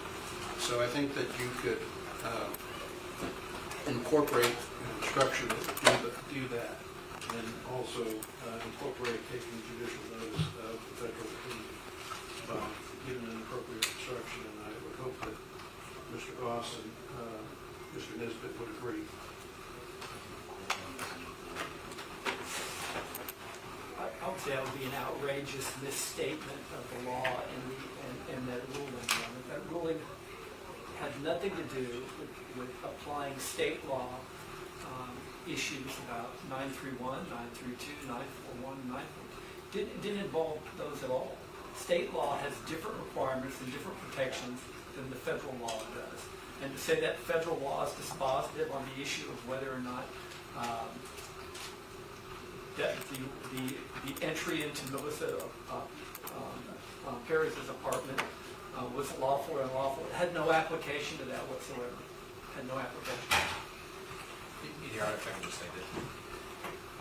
I think ultimately, I'm not married to any solution except the solution that tells the jury that is not to be something that they consider. That's it. Whether or not they got a warrant is a question of law. It is not for them to consider. And so whatever solution the court thinks is the best to do that, based upon what we've already heard and based upon the opening by the state and based upon some of the evidence that's come in, I think that ultimately how the court wants to do it is fine with us. It's just we're just very concerned they need to do it. We've observed the jury writing. Like there's jurors writing notes every time the issue of warrant comes up. We know that they're interested in it. We did have that first note that came out, that weird note from the first day before, like when we just started. That it's obvious that they're focused on that and they're focused on that issue. So that's why, like I said, whatever the court thinks is best. If Mr. Cifuentes' solution is best for the court, we agree with that, but we do think that there has to be something at some point in this trial that takes that issue out, and we have all agreed that we are not broaching that issue at all with our cross-examination and any of our presentation going forward. It's just that if there wasn't that admonition to the jury later, we have all these experts that would say that that's ridiculous. They did not need a warrant to go in, and I wouldn't want us not to be able to say that if the court wasn't going to instruct the jury that that's not an issue, because then all of a sudden our experts, we've been denied, they're denied the ability for the experts to rebut the state's repeated assertions that there needed to be a warrant or that this was an unlawful arrest. And so that's more, I guess, when we come to our case in chief, and we would like to just address that with the court in a hearing and have everything heard, because we would not go into it. If the court instructed the jury that, we would not go into it with these experts. But if the court didn't and we didn't know, then we would be in a situation where we would need to rebut what they've already said and what's already gone in front of them. So, thank you. All right. I'm going to read an admonishment to them. Very good. All rise for the jury.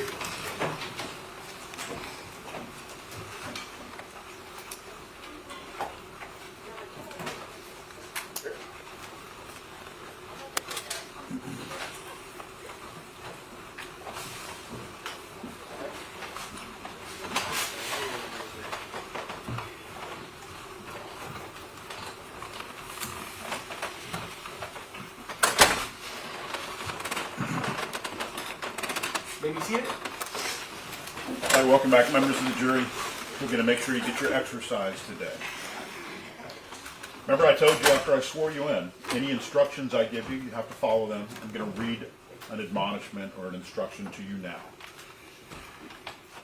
You have heard testimony and arguments regarding the issue of whether the defendant officers were required to obtain an arrest warrant before entering the complainant's apartment.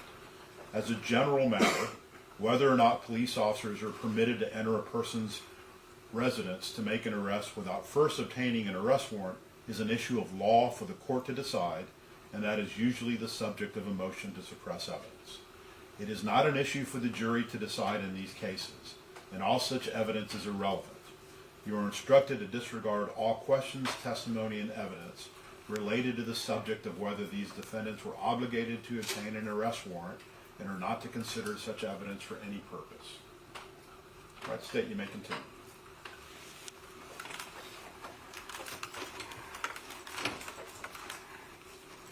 Is the Rosemont at the Mills Apartments located here in Bear County? Yes, it is.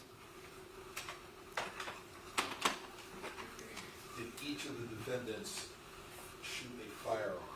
Yes. Did they each shoot it at or in the direction of Melissa Perez? Yes, they did. Did that act by the defendants result in her death? Yes, it did. Objection to the statement is overbroad. I want him to be specific which defendant. You can rephrase. Did defendant Alfred Flores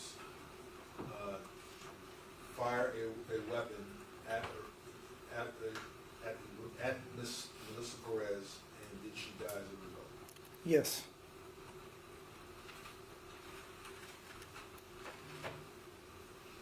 Is there a second wound to Miss Perez? Yes.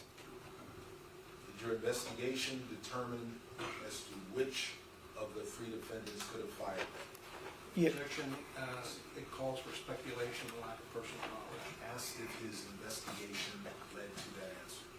And that calls for speculation. It's his investigation. The witnesses that have testified, or the forensics, the ballistics, ME, and none of them can say with certainty the cause of the second bullet. So he's going to be speculating, and he does not have personal knowledge. All right, State, I'll let you rephrase that.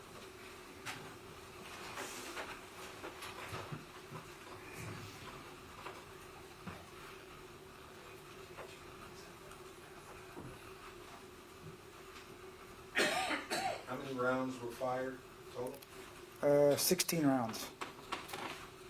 How many entry wounds were on the body? 2 entry wounds. Did all three defendants shoot at or in the direction of Melissa Perez on June 23rd? Yes, they did. Were they all serving as members of the San Antonio Police Department when they did that act, those acts? Yes, sir.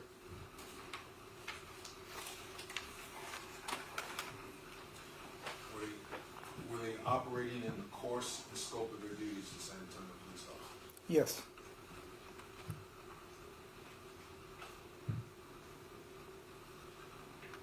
Your Honor, I have no further questions. The state will pass the witness.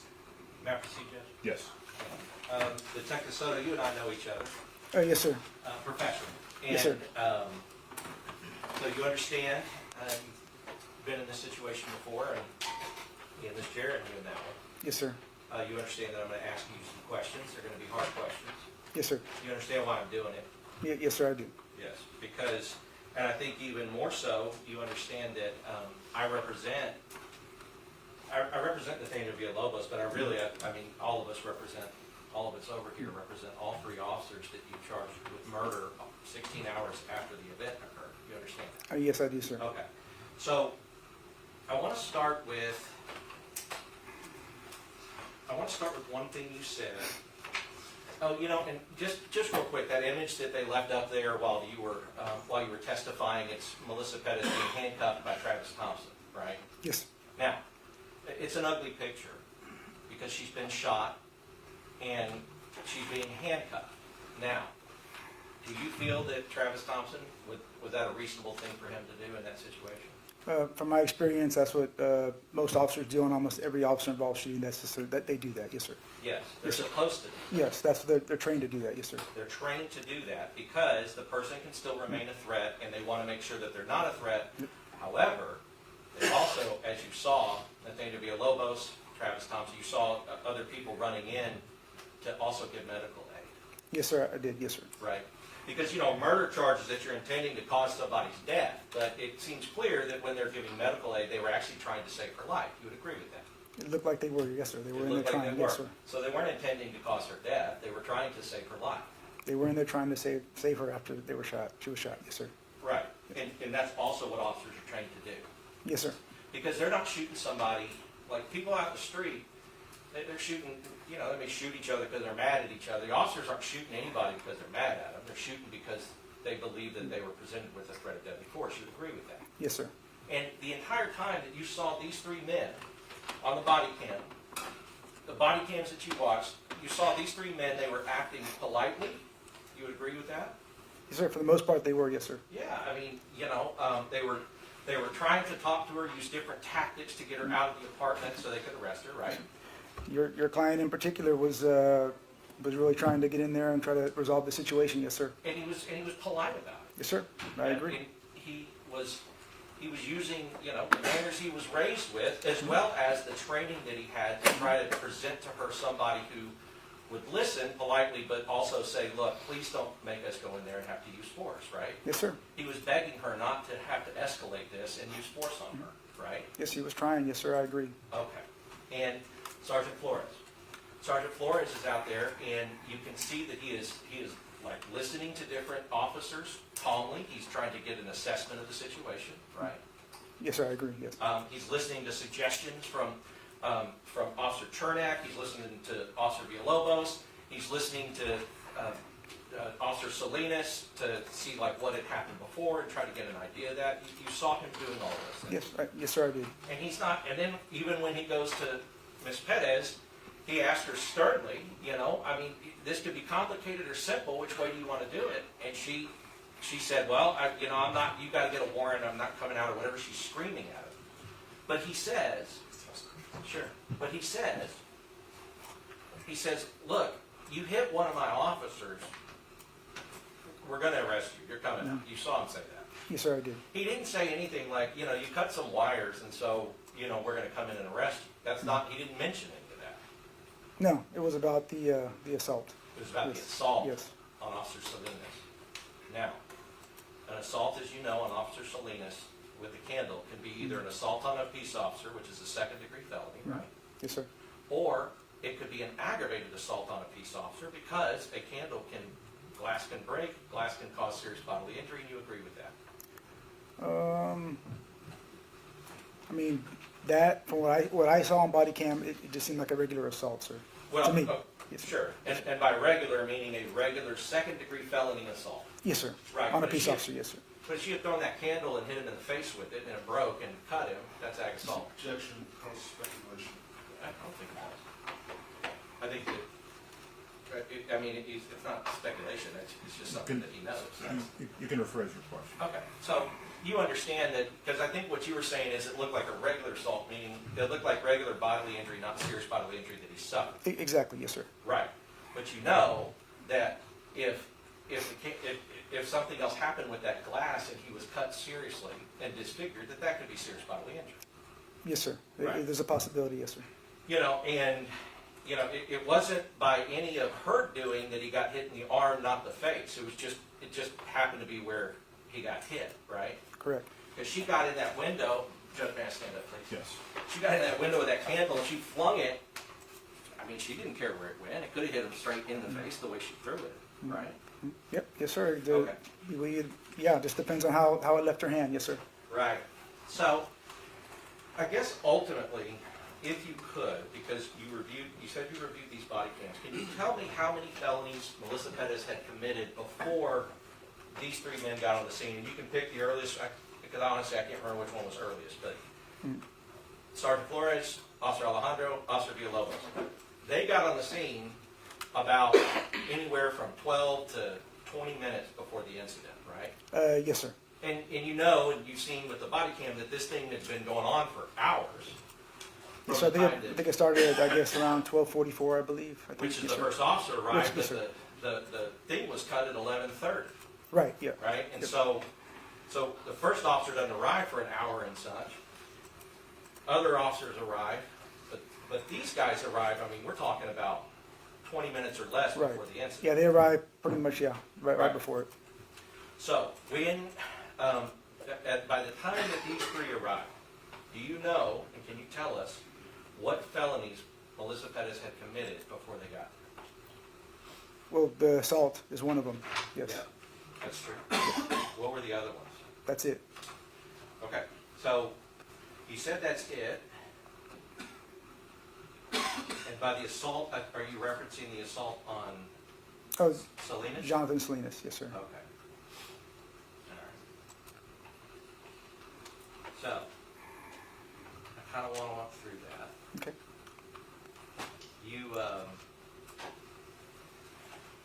We saw on several different body cams, we saw that, I guess we saw Officer Villalobos, her come at him with the hammer. Correct, when he was at the window unlocking the door, yes, sir. Right. And so, now, and to be fair, that was after they got there, because Yeah, there. yes, sir, yeah. But you would agree that her coming after him with the hammer and trying to hit him with it is an aggravated assault on a public servant. It could be, depending on like how close they were, stuff like that. There's other factors you can take into, yes, sir. Yeah, but I mean, aggravated assault on a public servant is using a deadly weapon and threatening force, or threatening to use the deadly weapon to Yes, hurt a and police that's why like distance is important, stuff like that, yes, sir. Sure. And what they were showing on the body cam is that she came about that close to hitting him with the hammer. I don't believe she came that close. You're talking about with the Lobos? No, I don't think she came that close. No, sir. You may not think it. Yeah, But, it's just my opinion, from what I saw, yeah. right. But what you saw was through a body cam, right? Yes, Okay. They had, may I stand up just a little bit? They had human beings that were looking at her Mhm. and looking at her with that hammer, and then Right. they looked at each other and said, "Ooh, you're like that close to Right. hitting you with that hammer," right? So you would trust, you should trust your officers, the officers that were there, and what they saw about how close she was. I mean, right? you're hearing that, your officers, yeah, you take what officers tell you, yes, sir. Well, because, I mean, because if it's happening like right after it happens, and the officers are turning to each other going, whoa, and you saw them all react. Mhm. Maria Salinas is drawing her firearm at the woman. Mm-hmm. You Yes, saw sir, that? no, I agree, yes. Right.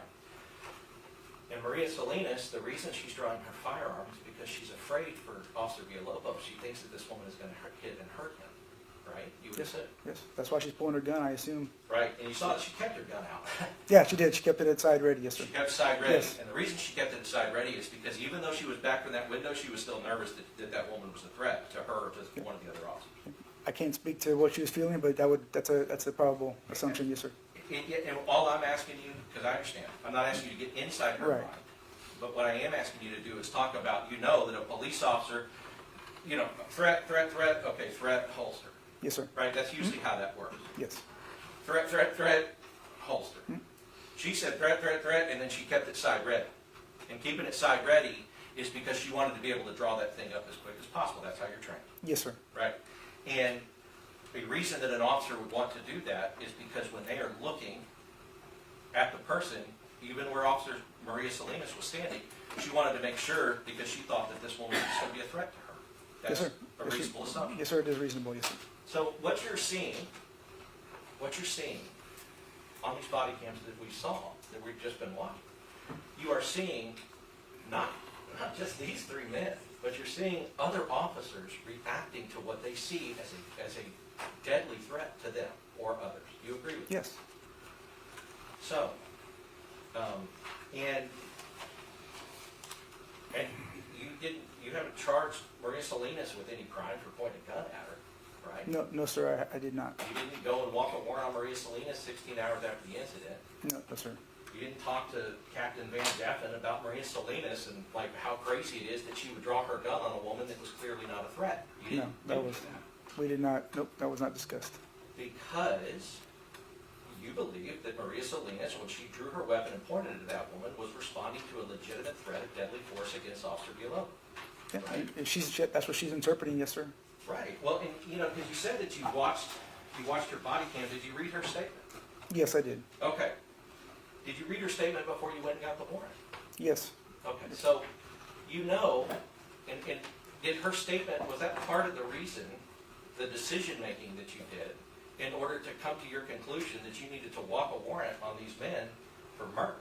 Yes, it was reading all the statements, yes, sir. Right. And so Maria Salinas, you agree, she was front row seat to this thing. Yes, I do. And in fact, that's the front row seat. She was the second row seat. Right. And in her statement, she said, the only reason that I didn't shoot when they shot was because they were in front of me. Mm.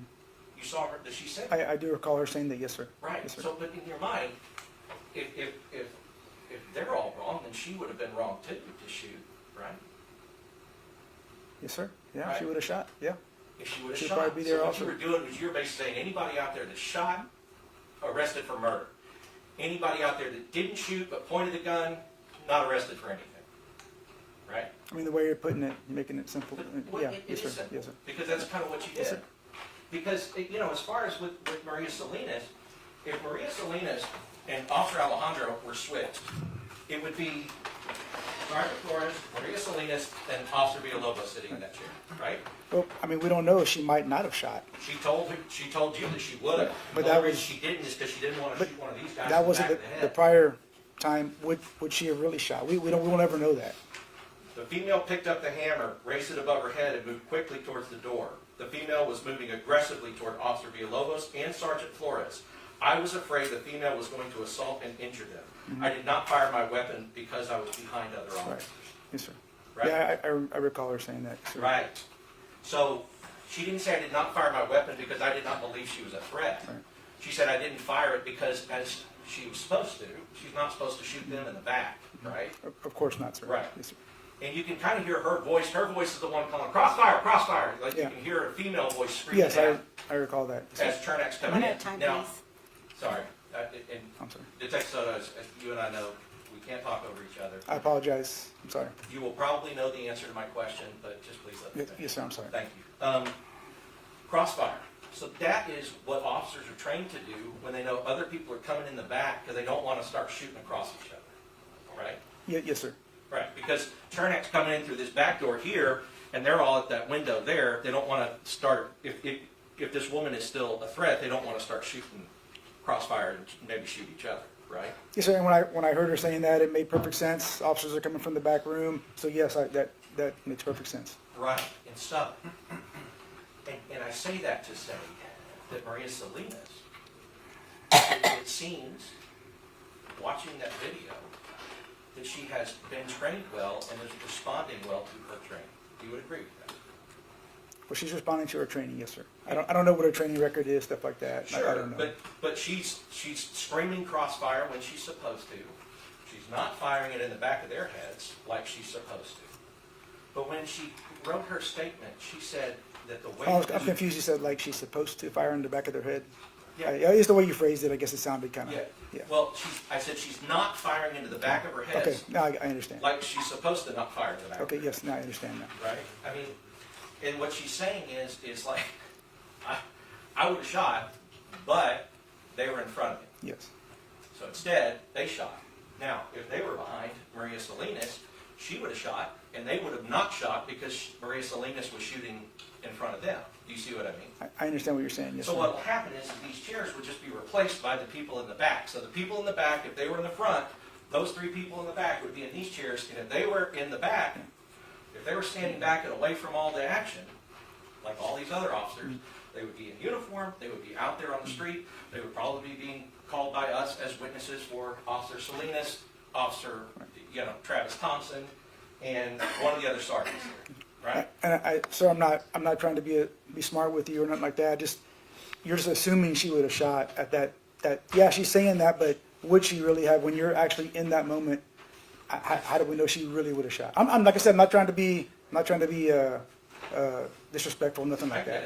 Yeah. I get it. But that's what I'm saying. But she had every right to say in this statement, like, I wouldn't have shot because I didn't think that this woman was a threat. Yeah, I mean, based on that, yes, sir. I mean, you can assume that, but when you're actually in that moment, would she have really shot? We're never going to know that. Well, we'll never know. But here's what I'll tell you. When you see on her video, when the first time, when the woman comes with the hammer and almost hits him in the head with it, she looked, she was, and she looked around and she goes, oh my God, I almost. And And you can see her saying that, and we all know what she's saying, I almost shot her. She's protecting her partner. Yeah.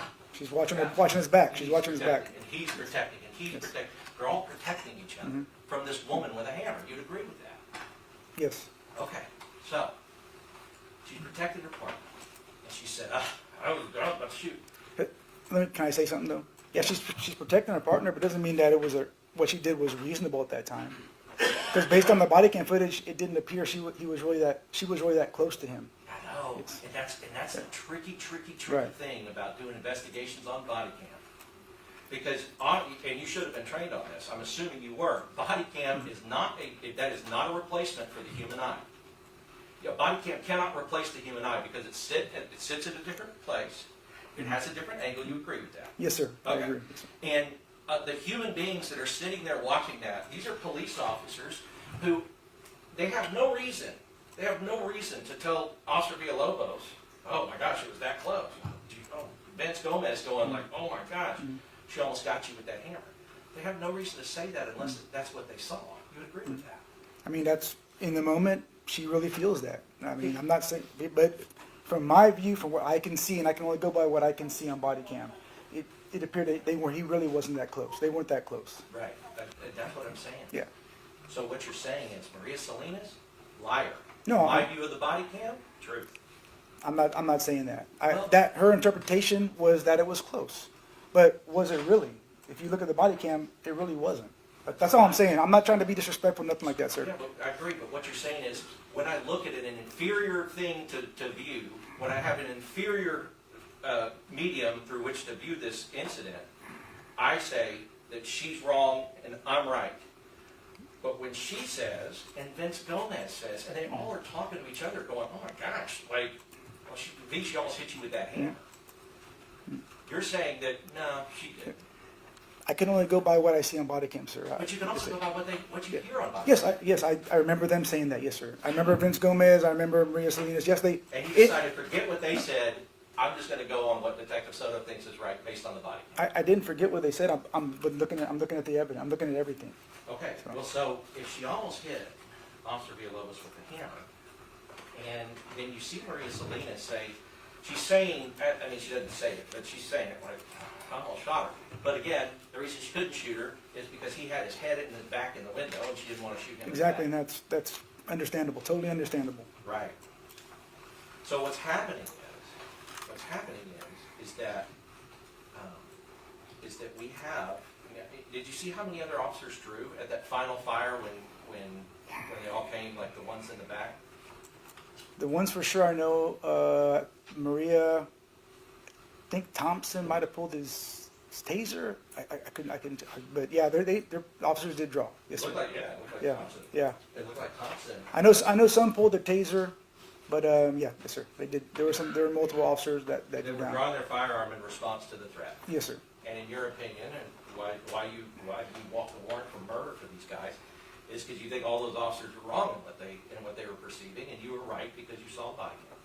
That's what I based it on, watching the body cam. So that's all I had. And I listened. I watched I read the statements too, but I'm going by what I can see. Yes, sir. I know, but it's not all you had, because you actually had people that were there that are telling you that I was scared crapless, and I'm drawing my own firearm, and I would have shot, except I didn't want to shoot them. I mean, that has to go into your consideration, right? It's part of the consideration, yes, sir. Because then what you're saying is that all these officers, at the same second, made an unreasonable decision. All of them had this weird delusion that there was some threat that you didn't believe existed. I mean, that's what you're saying. If all of them are drawing and all of them are doing this, and some of them in the front are shooting because they're afraid, and the ones behind are not shooting, so not to shoot them, but they're all drawing that way, that tells you, a group of officers that large, if they're all drawing their weapons, are all responding to a threat simultaneously, right? Well, they're hearing the shots. From my experience, officers hear shots, they draw their gun. I mean, they're hearing the first 5 rounds go off, and yeah, I think a couple of them said in their statement that they believe that maybe even possibly Melissa had a firearm. That was in some of the statements. Yes, sir. You're right, because part of the training as well is that everyone is possibly armed, right? I mean, it's how officers are trained. They don't know. Now, let's take the less lethal, because we talked about less lethal. The beanbag shotgun, right? Yes, sir. And just so I can, just so we know, like Sergeant Flores was out there, but how many other sergeants were out there? There were 2 other sergeants. I believe Sergeant Rivera was out there and Sergeant, can't think of his name right now. There was another sergeant. My mind's blank right now on who it was. But so I can look it up and tell you who it was real quick. Yeah, You want me to? Yeah. Go ahead. I got it. Well, let's just go ahead and take a break. Okay. That's Oh, fine. you want that? Yeah. Members of the jury, it's 12:25. I'll give you an hour break. Come back no later than 1:30. An hour and 5 minutes. Enjoy your lunch. All right, for the jury.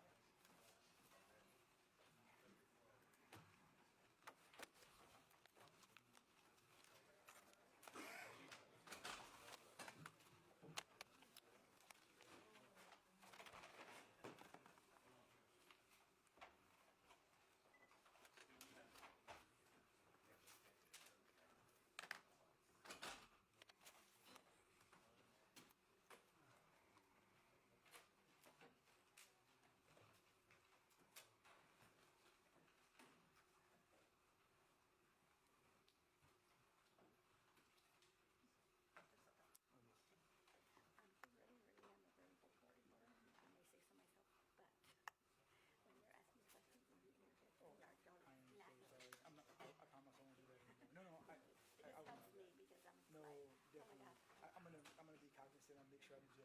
I know it's hard. I apologize for that. No problem. Yeah. Thank you, ma'am.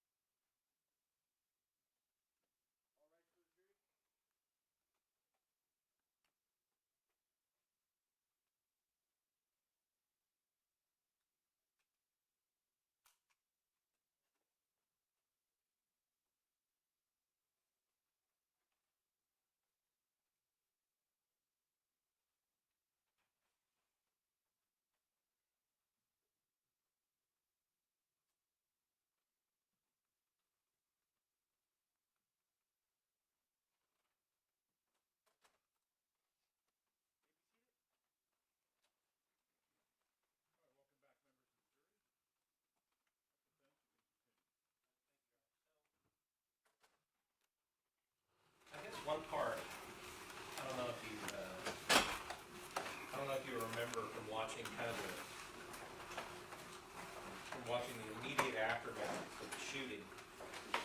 But kind of talk about Officer Villalobos' belief about the door being unlocked. Yes, sir. And you believe it was a legitimate belief because that's what he was communicating, and he has no reason to communicate otherwise. Correct. All right. So we see him when he first gets on the patio. Well, not first gets on the patio. When the plan gets put into place, because I think that where we left off was you were talking about tactical disengagement. Yes, sir. Okay. But, that, it sounded like what you were saying is if you don't use all other options available to you that are Detective Soto approved, then I'm going to walk a warrant on you for murder. Objection, argumentative. I don't feel like it was. I think that. Overrule? You see what I mean? Because you're kind of talking about your own belief about what could have been done, or maybe could have been done, or whatever, right? I think we owed Melissa to try to do everything we could to try to get this resolved without her being hurt. That's why I talk about the tactical and disengagement. I understand. But we've had when I say I understand that that's your position. That is definitely not our position. You understand that? I definitely understand that, sir. Yes, sir. And I don't think it's going to be the position of any of these people that are going to come testify later on. You know some of these people, don't you? Yes, sir. Right? You know Mark Duke, Yes, sir. and Mark Duke was a person, he was in homicide for 13 years, Yes. and also investigated numerous officer-involved shootings. Yes, sir. Objection as to relevance on the defense witness for this witness. Your Honor, I'm establishing that he knows and understands our experts, and he understands that these experts may have a different opinion from him. An objection as to laying out experts before the jury. They haven't been introduced. It's inappropriate for this witness. I'll sustain.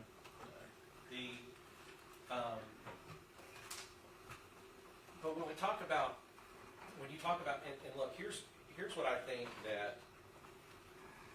that we can agree is that all of these officers and Sergeant Flores, they were trying to do whatever they could to not have her hurt.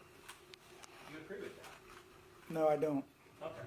So you don't agree that Officer Villalobos was pleading with her alongside Travis Thompson and Officer Alejandro, pleading with her to please just come out so that we don't have to go in there and get you. I can agree with that. All Yes, right. sir. Pleading with her to come out peacefully. In fact, Villalobos actually uses the words like, come out peacefully so that we don't have to use any force against you.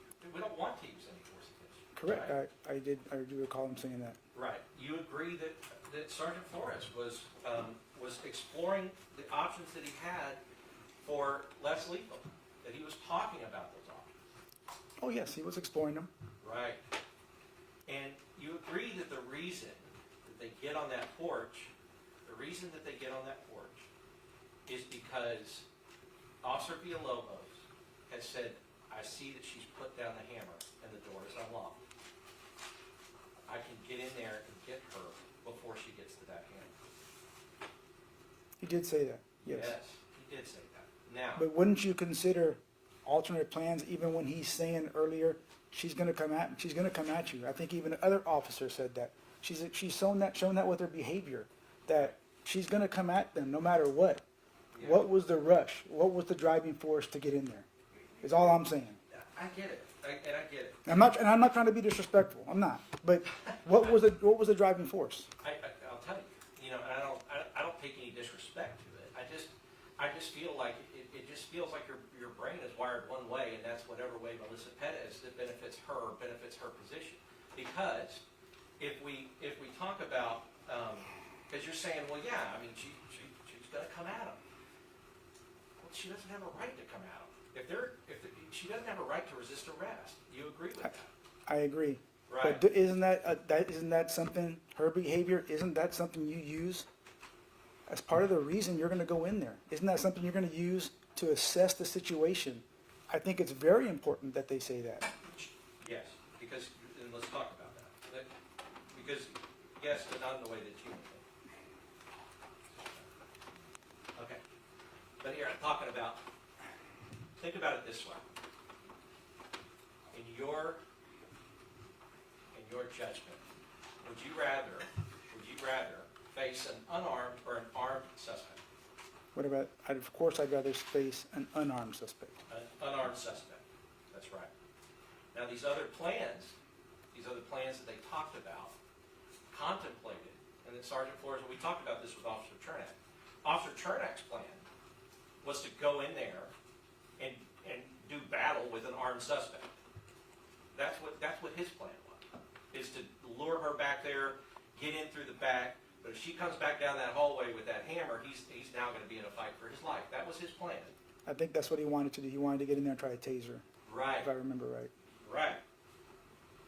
He wanted to get in there and try and tase her, but his plan involved the potential for her coming back there with that hammer. Because as you saw from the other body cams, anytime officers moved to like the other windows, she would come and meet those other officers at those other windows. Not every time, but she would. Yes, she was moving back and forth. Yeah. She moved back and forth throughout the house. Yes. And so, Officer Chernak's plan did involve the possibility, because the back plan is a blind plan, in the sense that Chernak, if he can't lure her back there, try to take her, but if she comes back with a hammer, we're just at a different window that she can hit somebody with a hammer in. You see what I mean? Correct. Right. But if he talked about the fact that if he couldn't lure her back, he would try to get in through the back and come around the back side of her. Right? Right. Okay, that's a blind plan, meaning Right. he doesn't know where she is and while he's back there, and he doesn't know where the hammer is. Right? Correct. And I don't, judging by the way it was said by him, yeah, I don't think that was a good plan. No. Right. And Sergeant Flores apparently didn't either. Right. Right? But this plan also was flawed. And all plans are, right? Yes. Because Yes. And that's what I'm trying to say. If you try in good faith to execute a plan and it doesn't work the way you think or the way you want it to work, that doesn't mean you're guilty of murder because the plan didn't work. But sir, the plan, the hammer on the couch, right? It was Right. there. She was able to get that thing in seconds. She showed that she was able to. She was. Now. That's what I'm trying to say. Why not reassess this thing? I mean, I'm not trying to. It's just, to me, that's why I look at it that way. What was the rush to get in that apartment? Why couldn't we reassess What this? was your rush to walk a warrant? That's my question. I can ask the same. What was the rush to get in the apartment? What was the rush to walk the warrant? I had probable cause. That's not a reason. You did not have probable cause that all three people shot and killed Melissa Perez. Objection. There's not a question and argumentative. Yeah, correct? Question mark. You can answer that. You did not have probable cause that all three. I had probably they were a part. He was a party to. They were party to the offense. I know we talked about it already, but that's why I got the warrant. The warrants. Party to the offense. I'm looking And again. It does not say Officer Villalobos was a party to the offense, but did not shoot her and kill her. It doesn't say that. We later found that out that his rounds did not hit her. That's right. So what was the rush in walking a warrant?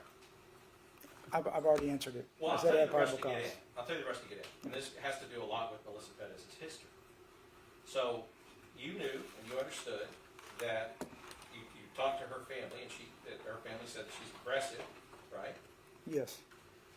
Did did you know and understand that she had attacked her neighbor in front of her 7-year-old boy? I had heard of assaults. Right. Yes. And that she also went after another neighbor with a baseball bat. You knew that. I've heard of other assaults. Yes. Right. And so the rush, right, to get in is that with somebody who is unstable and unpredictable and another person who is in the apartment, there's always a risk that the person can be hurt or killed. You understand that? There's always that risk, but we got to base it on what we see at that time. What was the body cam showing us? Right. So It wasn't showing us that she was a threat to Mr. Santos. It yeah, but wasn't. see, that's one of the things too. I think that you testified on direct. You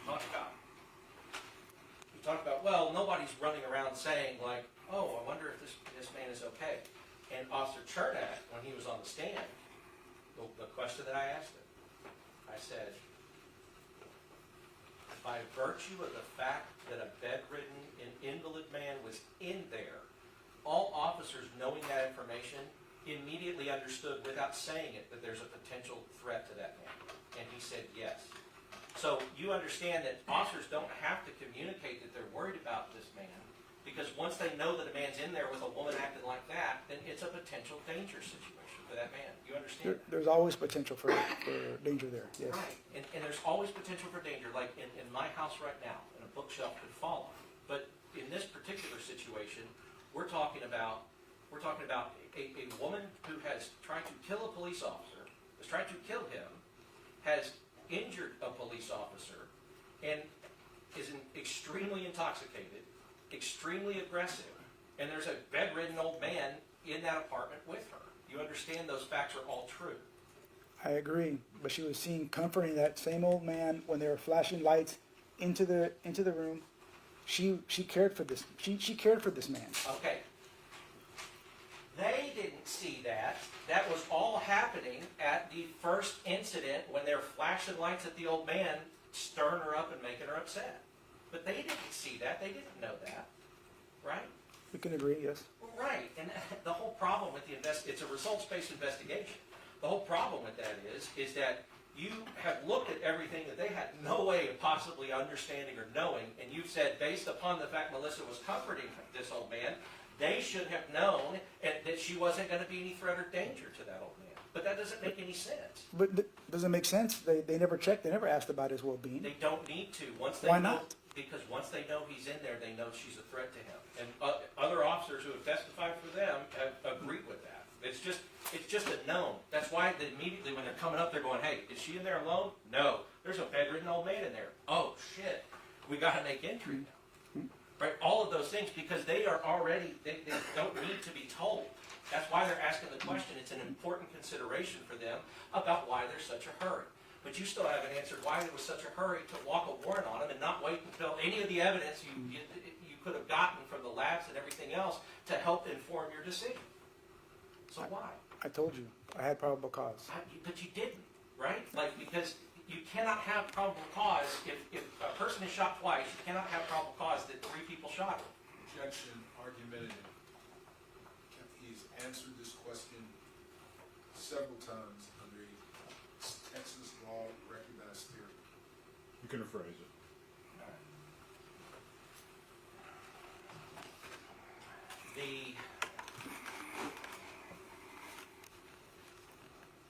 Yeah, I mean, because you mentioned parties. I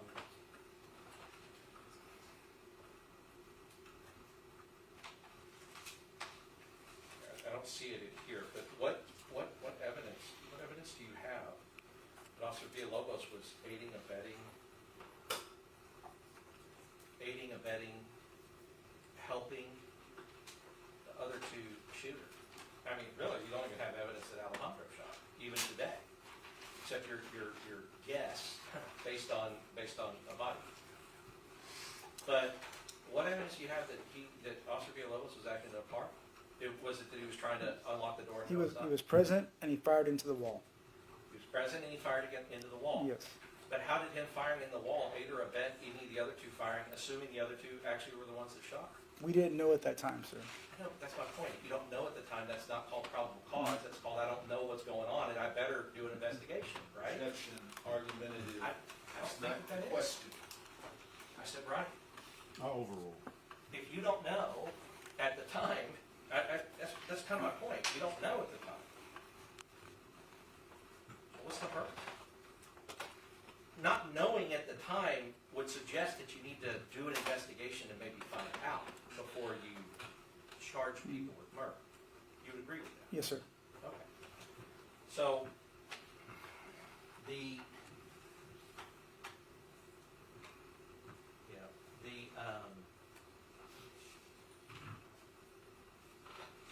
because, and you and I, we've kind of gone around this before, the penal code does not say that the best possible solution or the best possible way is the only way to be able to act in self-defense. You see what I mean? Kind of get it. Okay, the penal code doesn't say, well, Detective Soto thinks that there should have been a different plan or tactical disengagement, and because there was not, it wasn't self-defense. I understand that, yes. Okay. Because self-defense is determined in a moment. And in a second, and I'll give an example, because we talked with Officer Chernick about why officers aren't trained to shoot people in the legs or in the arm or to shoot the hammer out of the hand. You agree with that? Yeah, yes, sir. They're trained to fire center mass if there is a threat. Yes, sir. And you were trained the same way. Yes, sir. I told you I was in the shooting myself. Yes, sir. Right. All officers are trained not to do that. Now, what I didn't ask him, and I kind of want to go through with you, is let's say that she's back there, back in the room. She doesn't have the hammer in her hand, and an officer wants to line it up with his firearm, bing, and shoot her in the leg to try to disable her. That would actually be not good. That would not be good, no, sir. Right.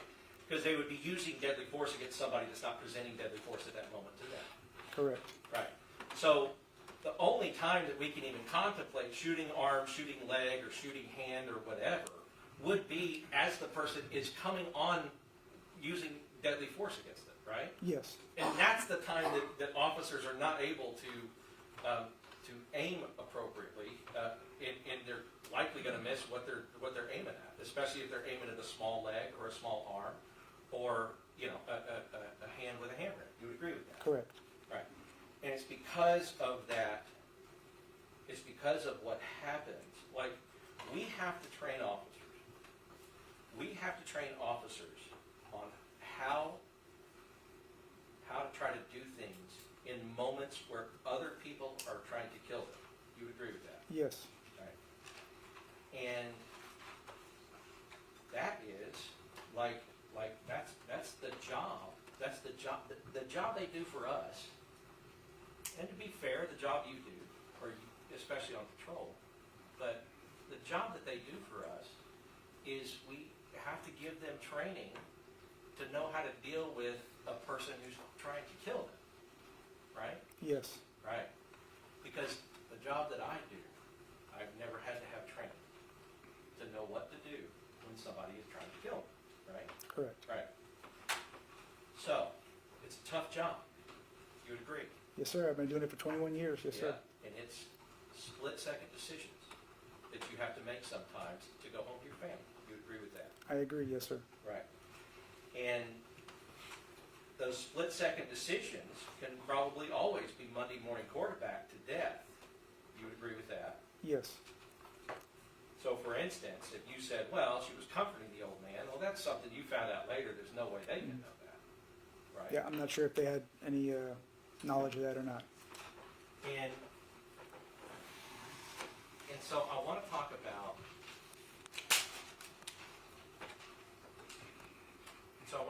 What you said was you've been doing this for 21 years, but this was your first officer involvement. Yes, sir.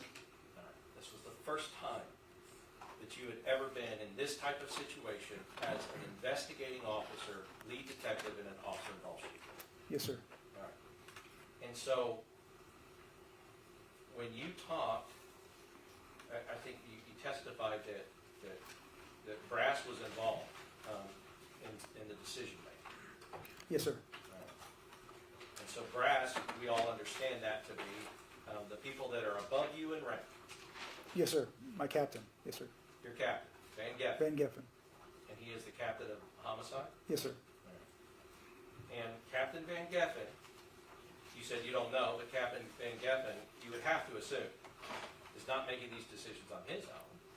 Objection causes speculation. Well, he may not know. And if he doesn't know, I think you can say he doesn't know. Okay. Oh. If you don't know, you say you don't know. Yeah, I answered earlier. I said I didn't know who he was talking to, but it's safe to assume he was talking to people above him. Right. Because of this type of situation, it's different. Yes, sir. Because you're making a decision about charging police officers who were discharging their weapon in the line of duty with murder, right? Yes, sir. Now, as far as walking the warrant, were you ordered by Van Geffen or anyone else to walk that warrant? No, sir. Were you asked by Van Geffen to walk the warrant? We talked about the details of the case, and we came to like a mutual agreement. I was not ordered to walk the warrant. Were you asked by him to walk? Just, we talked about it, and we both came to the same conclusion. That's about the best way I can answer Well, yeah, that. but the only conclusion he could really come to is what you were telling him, right? Well, I'm sure he was watching body cam footage too. And then, yes, of course, what I was telling him. Right, but you don't know if he was or not. I don't know. And I know that Mr. Cifuentes is gonna have some more questions about that, but I did want to just kind of hammer that down. Did you ever watch body cam footage with Captain Van Geffen on Captain Van Geffen's Axon? I don't recall. Did you watch, because you said you didn't use your access for very much, I guess just to show Alejandro his? No, yeah, that was the only time I signed in that day. All right, and so every time else was other detectives that were there watching the body cam footage? Other detectives in the unit, yes, sir, that were there that day. All right, so that would have been Deanna Platt, Whoever was helping out with statements, all the people that were helping out with statements. Randall Hines, Hines, Platt, I think we even got some people from the other side of the office. Morris. Dorsey, Juarez, and there was a lot of people there. I'd have to look at my report. Well, because I want to talk about your affidavit. Do you have your affidavit with you? Oh, yes, sir. You could refer to it as needed. But in your affidavit,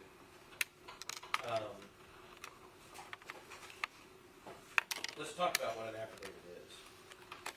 An affidavit is something that, as you said, what you wanted to use to try to establish to a magistrate or explain to a magistrate that you believe established probable cause. That's what an affidavit is. Yes, sir. And so you would agree that a magistrate has an important decision, which is to examine your affidavit to see if it indeed establishes that there's probable cause that a crime is committed. Yes, sir. Right. And we've already talked about the fact, well, and you agree that it's important to be complete as you can in an affidavit. Yes. Right? Accurate. Yes, Right? sir. Mm. And truthful. Yes. All right. So, and even if something that's important is omitted, then that can affect a magistrate's decision on whether or not to grant you an arrest. Yes, sir. All right. So let's talk about what's not in this affidavit. The affidavit, we've already talked about the fact that you did not tell the magistrate that she had only been shot twice when you sought the arrest for murder on 3 officers. You did not tell the magistrate. Correct. You did not put in there that you were seeking this arrest for murder for one of the officers as a party who did not shoot, but Ms. Perez, but you believed was acting as a party in concert with the others. Correct. I did not word it that way. Right. And that makes sense because you didn't tell the magistrate that it was impossible for 3 people to have actually caused the death of Melissa Perez. Because at the time, like I said, we didn't know which rounds hit her. But yes. Right. And the affidavit, you completely left out of this affidavit that there was an elderly bedridden man that was in the apartment. Yes, I have to look at it again, but I don't know if I put that in there or not. You did not. Okay. You left out that what you did, you put in the affidavit that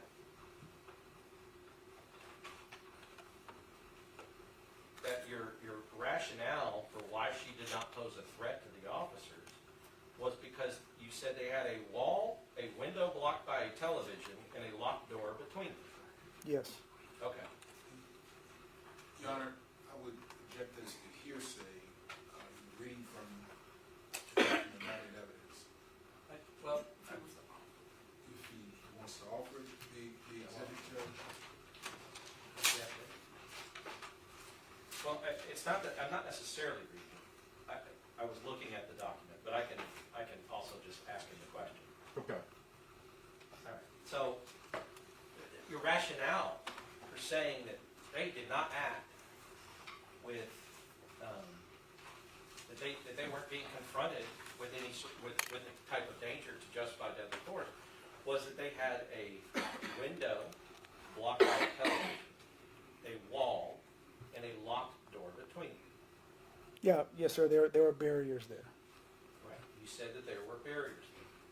But, and you understand that to a magistrate, if they're reading that, it appears as if the television is blocking her from being able to present a threat, a deadly threat to the officer. That's what that reads like, right? It could be interpreted that way, yes, sir. Sure.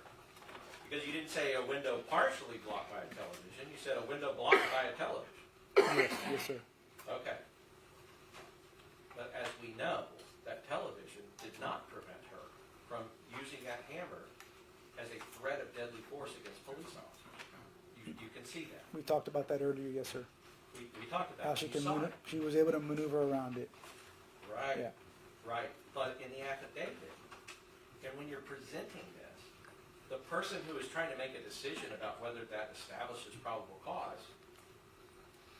you don't say that she was able to move around it, right? I did not say that. No, Right. No, sir. In fact, it appears from the way you wrote it that she was not able to move around it, and it presented an obstacle that could not be overcome by her to threaten the police officer. That's what it sounds like.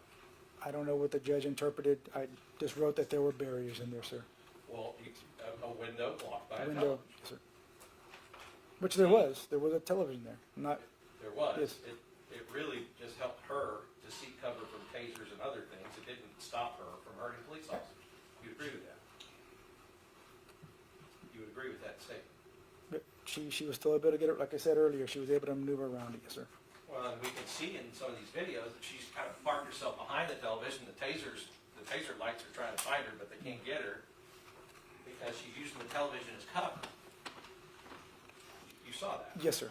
And then she emerges from behind that cover to get Officer Salinas with a candle in the arm, out the window, right? Yes.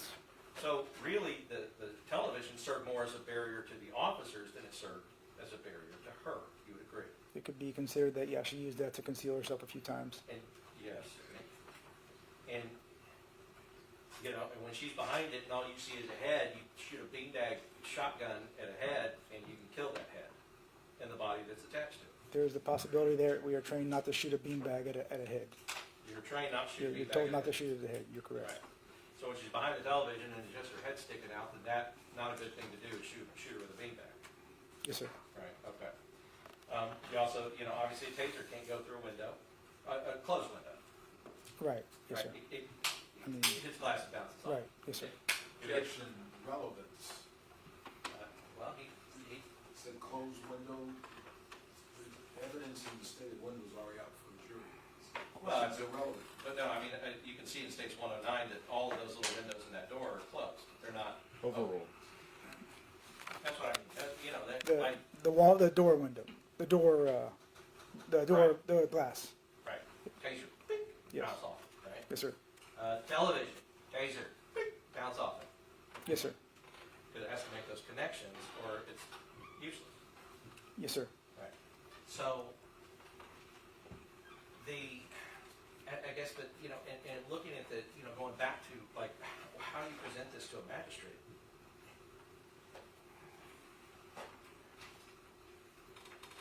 The idea that there is a television completely blocking the window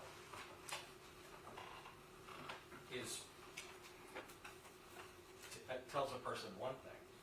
The idea that a television that is in a window that she uses for cover, but then comes out from cover and attacks officers through that window, that says another thing, right? Those two are different. You agree with that? Right. To me, it was just a barrier. There was a barrier there. But as you stated before you even wrote these things, you said you had watched Officer Salinas get almost killed by this woman, sticking that hammer and trying to use that hammer where his head just was. I did see her swing a hammer at him where his head was. Yes. Right? Yes, sir. And you saw that before you did this affidavit. Yes, sir. And you saw the candle go out the window and hit him before the affidavit. Yes. All right. And you did not put anything in the affidavit about her taking swinging a hammer and trying to kill Officer Salinas with that hammer, No, sir. even though you had seen it? Yes. You omitted to tell the magistrate that that had happened. I was basing everything on the window between when the incident occurred or what led up in that 12 to 15-minute window. Right, but you agree that, Were their actions reasonable was my thing. I'm looking at that window there. right, but, I mean, the were their actions reasonable includes what are her capabilities. That would determine also what if their actions were reasonable or not. You agree with that? Yes, sir. All right. And so, knowing that she had the capability of going out that window with the hammer or throwing a hammer through that window and hurting an officer, that is an important consideration of whether or not they were acting reasonably. Yes, sir. Right, because even with this door, what you said was a wall, a window with a television, blocked by a television, and a locked door. So, and I want to clear this up, because I think it's important, that in these videos, you see that Officer Villalobos, we talked about it, he clearly believes the door is unlocked. Yes, sir. And even in the immediate aftermath of the shooting, when Officer Villalobos goes again, so he goes to the door right before the shooting and tries to open it. Yes. It doesn't open, and then there's shots fired. Correct. All right. But even in the immediate aftermath of the shooting, he goes to the door again and he tries to open it again. Yes, sir. Right.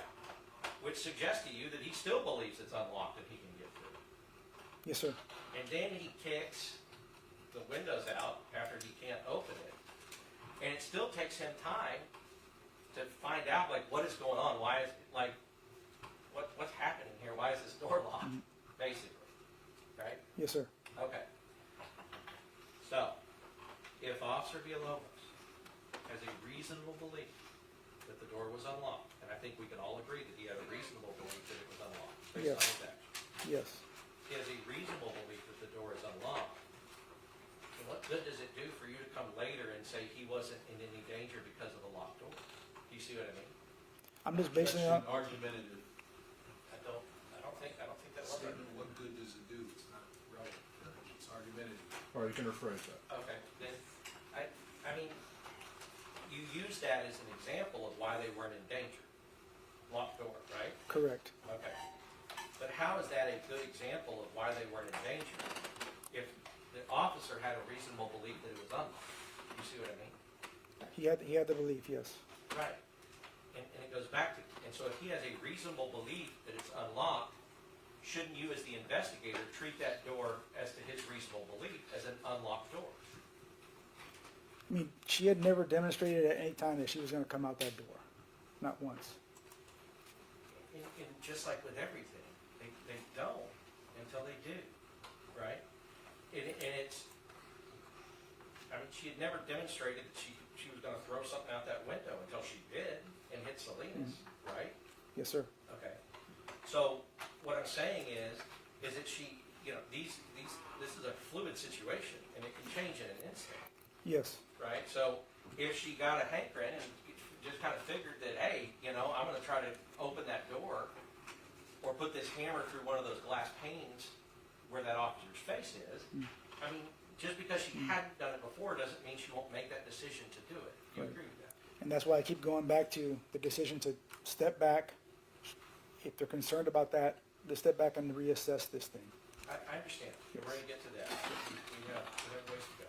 But as far as and I just want to nail this down.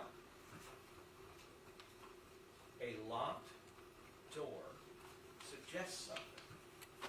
Because a locked door suggests that they did not believe that she could come out of that door. When you say a locked door, that's what you're suggesting, that they Correct. didn't believe it, right? Correct. But we know that they did believe that she could come out that door. But Right. they believe that. Yes, I believe. They did. And so the fact that you find out later that the door was locked should not be held against these men. You would agree with that? Yes, I agree with that. Right. Because But it's one of the things that kind of make up your reason for why she wasn't a threat to them. And so it sounds like there's a confusion in your mind between actual danger and apparent danger.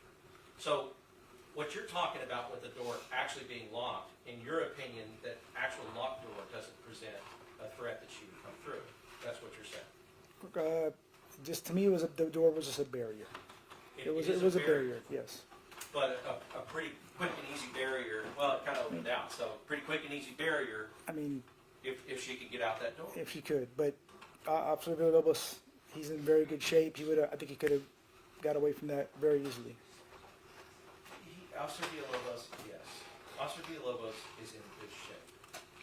But if Officer Chernak was there, right, it would be the same, the analysis doesn't go to how good a shape you're in, right? I mean, the analysis is, what kind of threat is she? Objection. No, this is all objection. You rephrase. The analysis isn't what kind of shape that you're in, it's what kind of threat is this person presenting. Correct. Because I don't, it sounds like what you're saying is that you would have expected Officer Villalobos, because he's in good shape, to go and grapple with her with the hammer without having the benefit of his weapon, of his duty weapon. I would never think that, no sir. Right,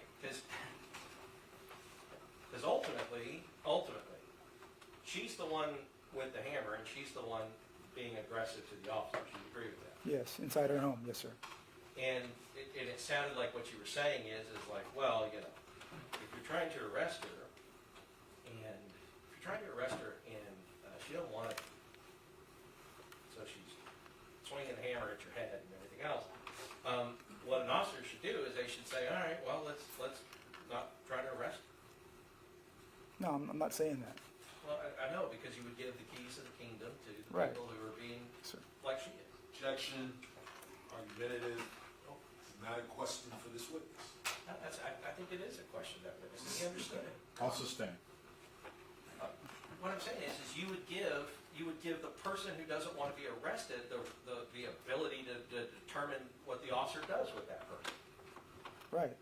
If they're a big enough threat, then we'll back up, because we don't want her to, because she's been able to threaten us enough that we leave her alone, and that's not an option.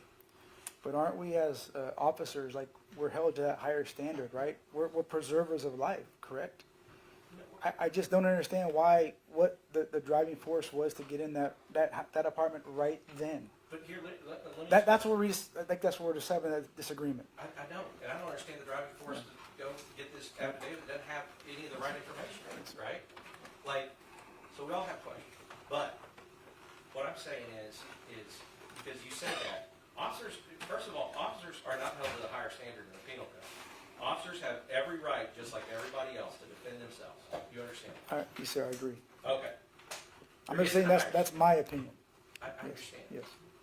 But Detective Soto's opinion, right, doesn't trump the law. You would agree with that? Yes. All right. So, and it's not to even say that they weren't operating at a high standard. I mean, all of these officers were attempting to do whatever they could do to make it not a situation where they had to use force against Ms. Perez. You agree with that? They're saying that, and I don't think that, obviously it was their intent to hurt Ms. Perez. But it was the action, the plan they took. Okay, so let's talk about that plan. Now, we talked about it earlier. You'd rather go against somebody unarmed. You agree with that? Yes, of course. Right. So what you're saying is, well, she had dropped the weapon, but she could go and pick it up, right? Pretty quick. Pretty quick. Yes. She's quick. Now, you know that what they're setting up to do on that porch is they're trying to get Officer Alejandro to talk to her and distract her, right? You can Yes. see that. Yes, sir. And that's a tactic. Yes, sir. So Alejandro's not being, like, he's not trying to be, like, cheeky with her or whatever. He's just, like, he's trying to keep her engaged in a conversation. Why do you think we need a warrant? What would happen if we didn't get, what if we got one? Blah, blah, blah. But do you see what I mean? he's going back and forth with her, but that is an attempt by him to follow his sergeant's request, which is to keep her engaged with you while we kind of plan and figure this out. You agree that that's true? Yes. All right. And so as he's doing that, you see Officer Villalobos say, she doesn't have the hammer, the door is unlocked. I can get in there, and what he wants to do is meet her and actually go hands-on with her, but meet her before she can get to that hammer. Tackle her, subdue her, whatever he needs. He was saying that like before when they were outside when they were trying to devise the plan, right? Yes. That's right. Yes. Yes, and Villalobos tells Sergeant Flores, now, think about this situation we talked about. Chernak is in the back, in the dark. An old man is in the bedroom between. We know that that's the case, right? Correct. Chernak's plan may involve him going in hand-to-hand combat with an armed suspect, right? His plan had some, you could say, had some flaws. Yes. Well, that could It would happen. have been a little tougher. Yes, sir. Sergeant Flores can see that that she has dropped the hammer, and Officer Villalobos has told him that I have unlocked this door. Those two things are true, right? Yes. Okay. So the shotgun, with a shotgun and the beanbag, the tasers have been a problem, and they talk about how it's hard to go hands-on. Even if you get her tased, it's hard then to try to come in after that and go hands-on with her if she's still got the hammer. Correct. Right. So what they're confronted with is their belief that we believe everybody here believes is a reasonable belief that that door is unlocked. Alejandro distract. We come over. Villalobos, you get in there and grab her before she can get that hammer back in her hand. Now, Villalobos said, I can get her, Sergeant. I can get her before she gets that hammer. You've heard him say that. I heard him say that, but I just don't think it'd be realistic for him to get into that quick and get the hammer from the couch. Well, I know, but that's the thing. You say, well, he's in great shape and he can do all these things. When we're talking about whether or not he was in a threat at the door, but then when he's saying, like, I believe that I can do this, you're saying, well, I don't think it's realistic for him to do that. I just think the risks of going in that apartment were just too much. I understand that you can think that. I know that you think that. But when we're talking about the penal code doesn't differentiate about what the risks were to go into the apartment. The penal code says if you're being met with deadly force or someone else is being met with deadly force, you can use deadly force to respond to that. Yes, sir. Okay. So all I'm saying is that obviously,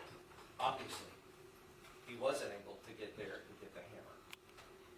One of the primary reasons he was not able to was because the door that they all reasonably believed was unlocked happened to be locked. And so by the time that he gets to that door, it all required getting to that door, opening it, and getting to her, meeting her before she got the hammer. That's what the plan was, right? Correct. All right. If we Monday morning quarterback, if they could go back in time and know that that door was not unlocked, that it was a locked door, can you see how that plan might not have been the plan that they went with? Yes. Right. Because Sergeant Flores would reasonably believe, and Officer Villalobos would reasonably believe, I'm not going to have enough time to get through a locked door and get her before she gets the hammer. Right? Correct. Okay. But they all believed it was unlocked. So you may think it's unrealistic, but I bet you if that door was unlocked, he would have got in and he would have got her before she got that hammer. But we won't ever know that, right? We'll never know that. No, sir.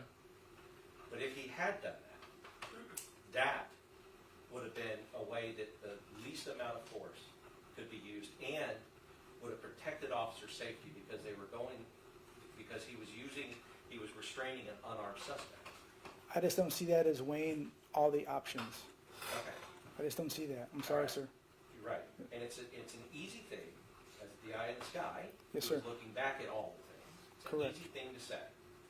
But at the moment, at the time, in a fluid situation, if he had been, let's just talk about that, if that plan had worked, if the door was unlocked, Villalobos got in and got to her before she picked up that hammer, or maybe got to her as she's trying to pick up the hammer and grabbed her and tackled her.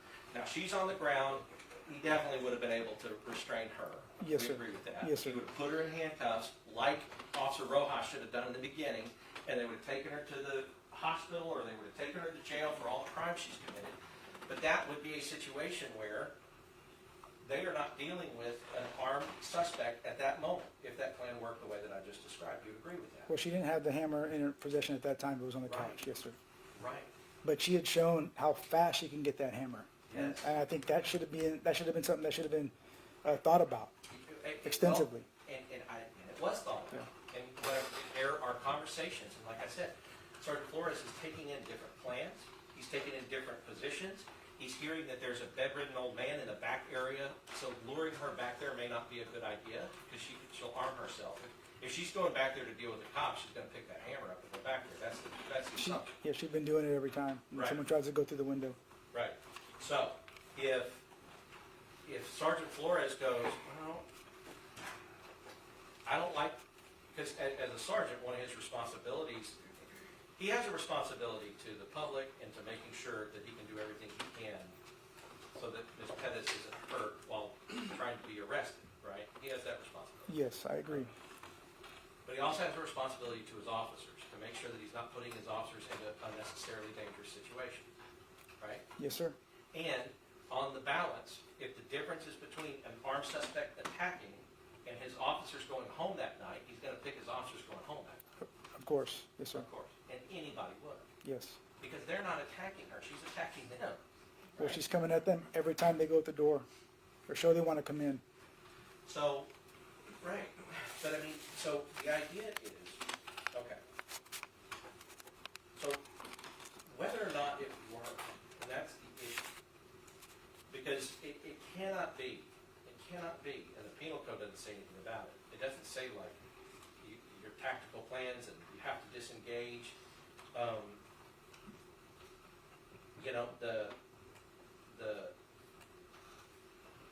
You know, asking me like, well, what was their drive to go in there? You agree she's committed multiple violent felonies? Yes. Okay. But my question is, why when they're with the risk, assess those risks. Right. Step back. Look at this thing again. Call mental health. See if they'll come in and talk. Okay, so that's a good question. That's the problem. See, they all know. They've all been told over and over again. And you're answering that is because mental health wasn't 24 hours back then, and they didn't have mental health call. They weren't 24 hours back then, but there was someone on call that they could have called. No, everybody's testified that is not Okay. true. I talked to one just the other day that told me that. There are 24 hours now, so you They're agree. 24 hours now, but she had told me that, yes, that they were on call at that time. So somebody that you talked to so that you could answer that question in this courtroom right now told you back then that mental health was, that there was somebody on call for mental health. That there was Is that someone on what you're call. saying? That's what I was Okay. told. All right, so I guess you could give us the name so that we can call them. I don't know the name. I don't know off the top of my head. Oh my gosh. Okay. I can get it for you, but I All don't right, know but it. here's the thing. They've heard testimony that wasn't an option back then. You also know, I bet, you also know that the SWAT supervisor said specifically in this case they wouldn't have gone out for this kind of case. I don't know firsthand if they would have or not. But you read that. Yes. You read that he said that. I've heard that someone said they probably would not have done this one. It said absolutely would not go out for a situation like this. Because SWAT would say, look, y'all take care of it by doing something like this, making a plan and trying to figure out how to do this safely. I don't think SWAT would have approved this. I really have a hard time believing that. Yeah, lucky you're not trained in SWAT, Okay. so you Right, can't. correct. Right, Correct. so you can't make Yeah. that determination. Right. We have people that are, Okay. and they'll figure out, and they'll come and tell the jury, Okay. what that actually is. But I guess what I'm saying is that you can have this opinion about all this, but if they do believe that the door is unlocked and she is unarmed, because what you're saying is what's the drive? Why get in there? Why are you trying? Why are you trying right then? Why are they doing it right then? So the answer to the question is, A, they have the door that they believe is unlocked. You agree with that? Yes. Also, she could go back and lock it, right? Yes. Okay, and according to Maria Salinas and Vince Gomez, basically, to unlock the door in the first place, he had to risk his life to do it, if you listen to Vince Gomez and Maria Salinas at the same. If you listen to them, yes, that she came Yes. very close. So he had to risk his life to get that door unlocked the first time, right? According to them, yes. Yes. Not my according to them. opinion, but yes. Not according to you, Yes. and not according to what you think you saw in the body. But, so understand this. If to get that door unlocked, the first time he had to risk his life to do it, according to Maria Salinas and Vince Gomez, who were there. She doesn't have to risk her life to go and lock it. She can go lock it back in a second, right? Of course, she has access to her own apartment, yes, sir. And then for him to do it again, he has to risk his life again, may not go home to her, and his mother, and his father. Objection to the extra commentary, family members, judge, and question, counsel's testifying. I'll withdraw.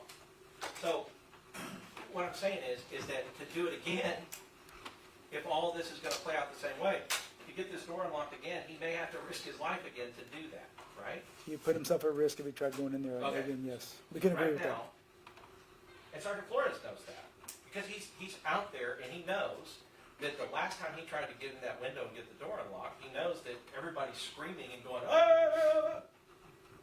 Like, back up, and they're all drawing their weapons because they think that this woman is about to kill Villalobos.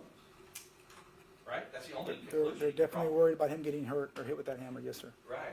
And so now let's talk about, okay, what's the drive? Now, because at any given second, here's what they know, especially the guy that's got to do it. Because Salinas, when he tried, he risked his life to go in there to try to do it. You agree with that? Yes, he risked getting injured, yes, sir. Well, yeah. I mean, I just can't think of any more blunt trauma injury that if you got your head sticking in a window and somebody comes with a hammer and hits it on the top of it, right? I mean, that's going to I can definitely, occipital. yes, sir.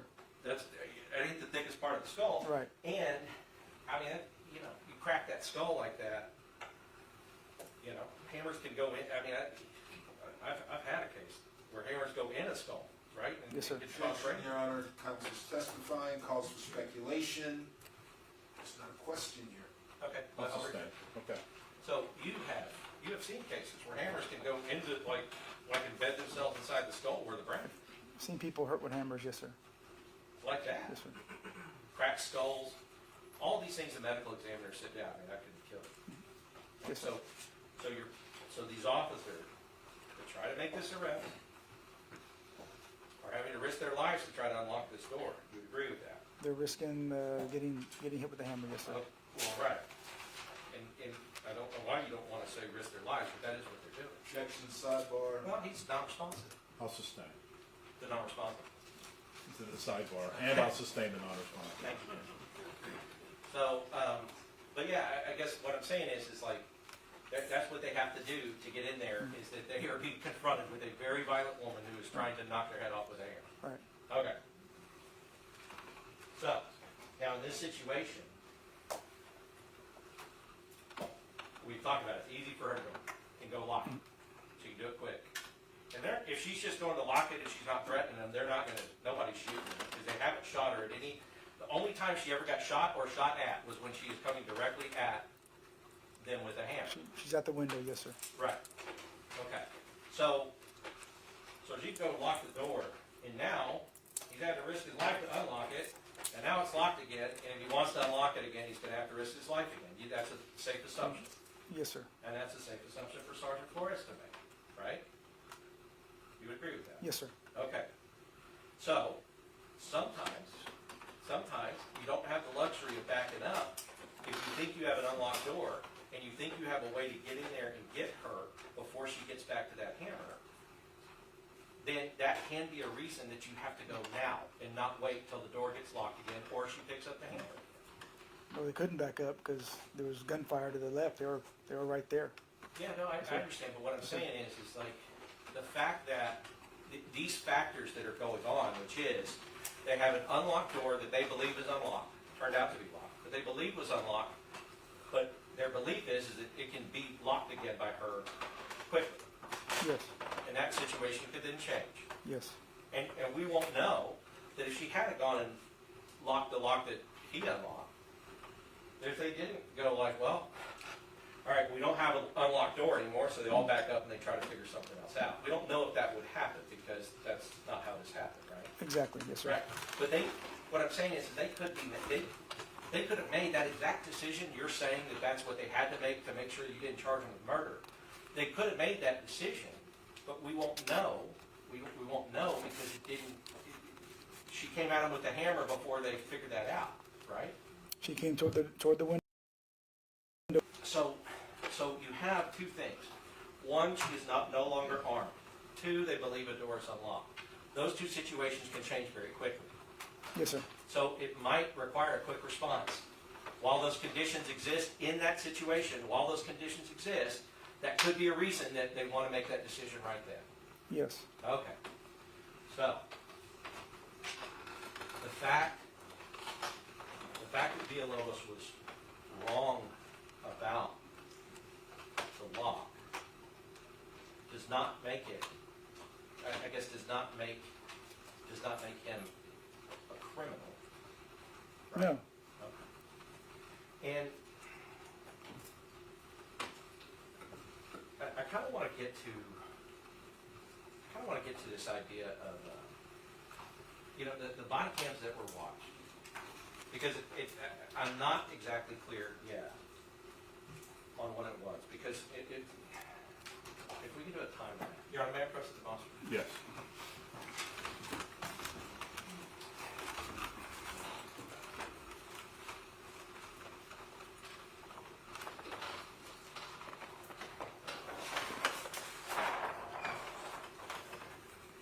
So I want to start with incident time.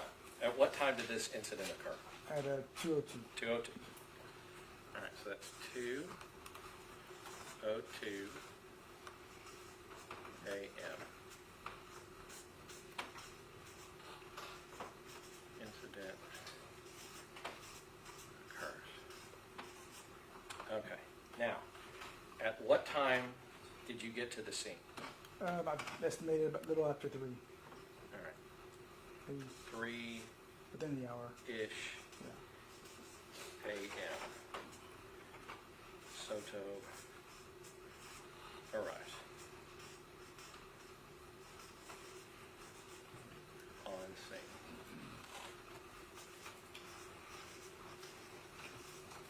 When you were on scene, you knew that you were designated to be the lead detective on this case. Yes, sir. All right.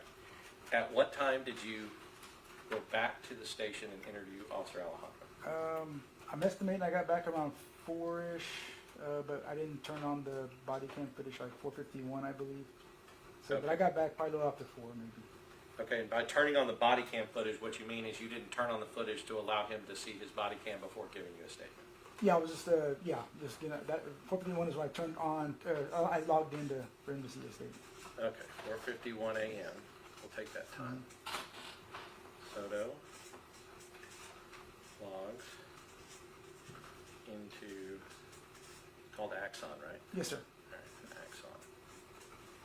2 X's or 1? I think it's just 1. 1. Yes, sir. All right.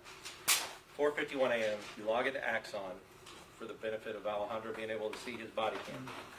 Now, I guess, how long about did that take for him to view the body cam and to take the statement? I know we have the in time. Yeah.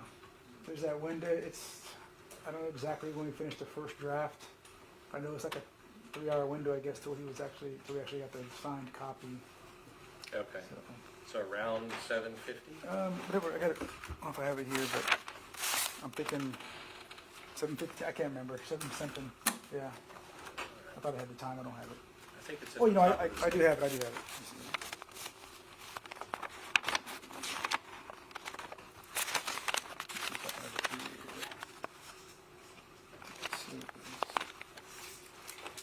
7:36. It says there. 7:36. Yes, sir.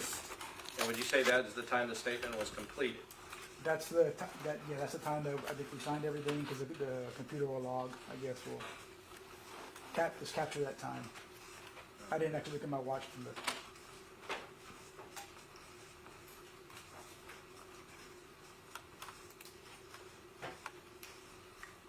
Okay. Now, after this point, I think you said that you went to inform Melissa's daughter. it was around about 9 o'clock. I talked to her. I got a phone call. got a phone Yes, call, yes, sir. they were asking, is this Melissa Perez that was involved? Yes. And you told them over the phone it was? I told them, yeah, kind of a general idea. I told them we needed to meet up and talk. Okay. I didn't want to just tell them everything over the phone. So you got the phone call at like 9-ish, but what time did you actually go to meet I up? think it was around noon, I believe. Okay. Yes, sir. So what did you do in between, I know the phone call, but taking out the phone call, what did you do between 7:36 and noon? I'm just, again, working on the case, talking to people, talking to detectives, Okay. you know, looking at stuff. So if I drew a line here and then put noon, Mm. how long did it take you to get to see, to the house where you were talking to Melissa Perez's family? Maybe around, it was pretty close, I think like 10, 15 minutes away maybe. Okay. Yes, sir. So 15 that way, 15 that way is 30 minutes. How long did you spend out there? Maybe 30 minutes, I think. Maybe. Okay. So it would be like noon to, Till we got back? yeah, Yeah, I don't know exactly when, but I can estimate maybe close to 1-ish, probably. okay. Visit with, and I'm gonna put NOK, that's next of kin. Yes, sir. Okay. Now, between this time and this time, you were working on case. Mhm. Were you talking to these other detectives, watching body cam? Other detectives, body cam, and also in between too, like when he was with his cleat, I remember like going over there, I was talking to people in the office, and then I was still watching some stuff because he was in there for a while too, after he has to read over his statement, so there was some time up there above it also where I'm looking at body cam and having detectives talk to me. Okay, I'll also kind of.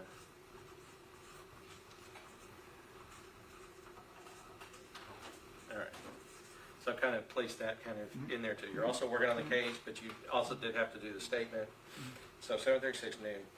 And what was the next thing that you did? Came back, looked at, I think I started reading statements.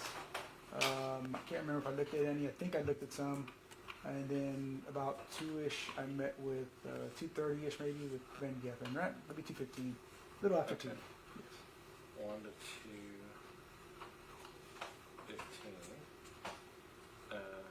Reading statement. Mhm.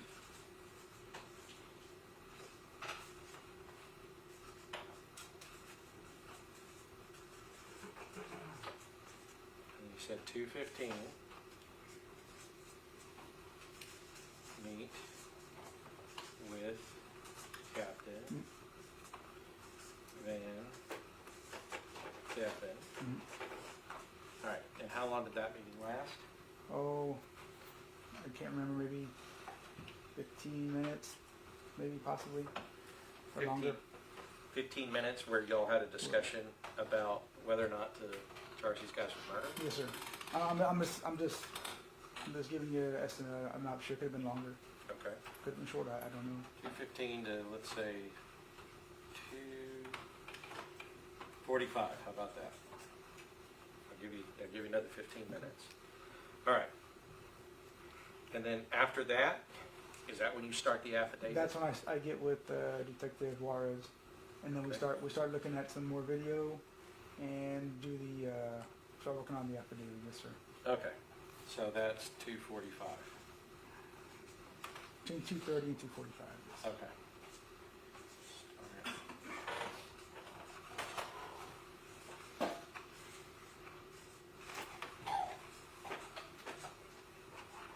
Okay. So you would agree that it's this meeting with Van Geffen that you've decided that all three of these officers are going to be charged with murder? Yes, sir. All right. So we can cut that time right there. And so, from 2 o'clock a.m. to about 2:15 to 2:30 or whatever, that's roughly about 12 hours. All right. So I've been saying 16, but you actually made your decision in less time. Now, the time that you were working on the statement, I guess, and between this time and this time, from 5 to 7:30, you were working on the case a little bit, but I'm sure you were also focused on completing Alejandro's statement. Yeah, well, I mean, I remember him being over there. I remember bringing it back to him. They were working on it, and I do remember talking to the detectives. And then I guess you sought the warrant. You'd already made your decision here, but you sought the warrant at about 6:30, Yes, sir. and that's when it was signed by the Yes, sir. judge.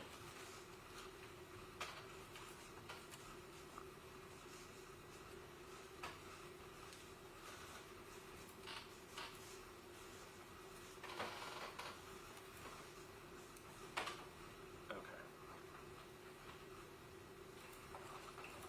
That timeline look fair to you? Yes, sir. All right.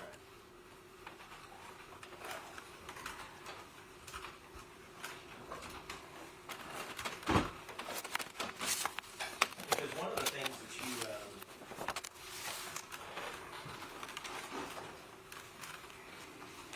because one of the things that you mentioned, it was one of the first things you testified to on direct,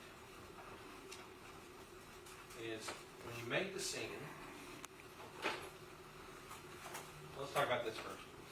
An investigator, in order to do a good job in an investigation, must not form a conclusion first and then find evidence to match that conclusion.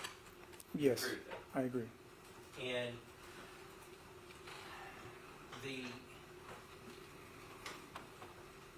when you testified that when you got on the scene, so you got on the scene at 3-ish a.m. Like, who called you to get you out there? Sergeant Awedikin, my sergeant at the time. Right. And were you, I'm sure that you were like roused out of bed. I mean, you were probably asleep. Yes, sir. All right. So it took you time to get ready and to get out to the scene. That's why they usually give us about an hour to get out there. In in that phone call, what information were you given about what happened? It was just like I testified earlier too, just the basic information. 3 officers involved, a woman shot. 3 officers involved, Yes, a woman shot. woman shot. Okay.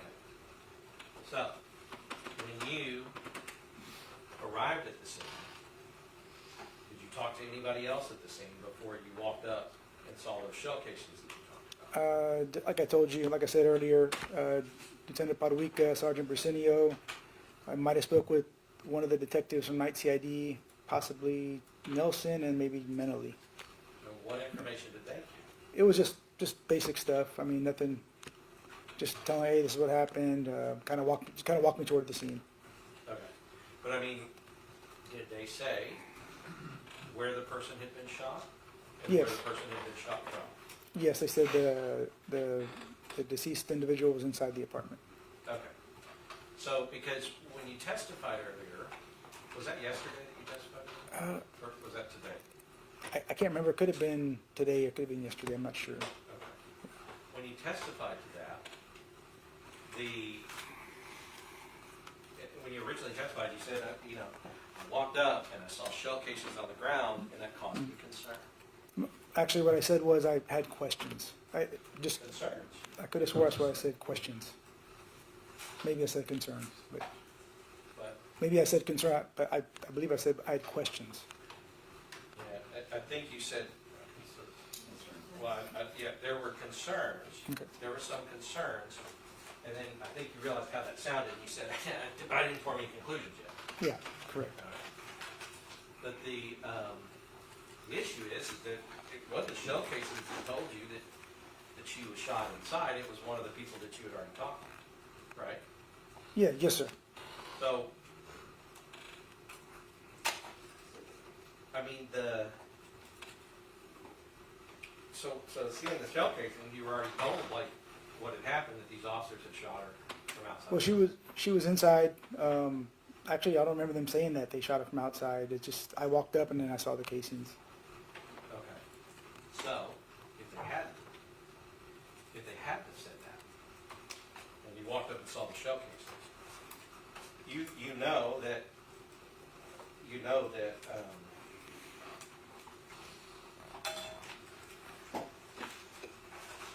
did you have an idea that they were inside the house when they shot her?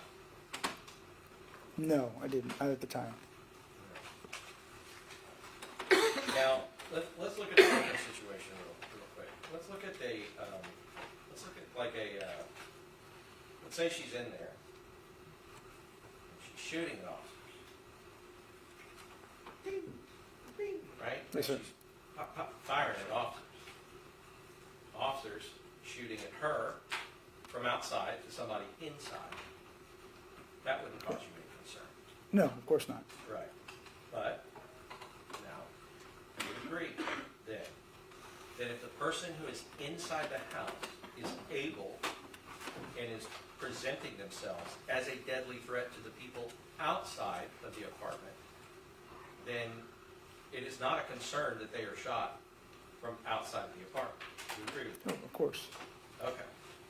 Because in the situation where you're walking up on the scene and you have concerns about, because what you said is you know that she was shot inside the apartment. You didn't know if the officers were inside or outside the apartment. Correct. Right. But as you come up and you see, okay, they must have been standing here and they must have shot her in there, did you understand at the time that she had a hammer and that she was armed? I was told about a hammer. Yeah. Yes, she had a hammer. Yes, I knew that. So, I mean, my question is that, you know, your mind jumped to, I have concerns about somebody shooting inside or outside, inside, but your mind didn't jump to the person inside must have been presenting a threat of deadly force to the people, the officers who were outside. You didn't think that. You thought that you were concerned, meaning that you thought that this was a bad shoot when you walked on the scene. I did not, sir. I honestly didn't. I walked up. I was concerned about the shell casings, but I wasn't jumping to any conclusions. Well, you know, you agree with me that even during our talk that we've had here today, you jumped to several conclusions. I'm just basing it on what I see on the body cam, sir. That's all. Well, I know, but like she would never ever let go of that hammer. I mean, that's a conclusion. You jumped. It was just something that, just based on her behavior, that was her tool that to protect her home. That's jumping to a conclusion. Okay. You know what I mean? Yes, sir. So We just disagree on that. It's fine. Well, I mean, the reason I'm talking about this is because if your first reaction is not, you know, these officers must have been confronted with a deadly threat to fire. Your first reaction is concern, that you have concern about whether or not they were right, or concern about whether or not this was a good shooting, or as we say, it's called a good shoot, but that doesn't mean there's anything good about this, obviously. It's horrible and it's tragic for everybody involved, and you agree with that? I would agree, yes, sir. Well, so let's call it a justified shooting.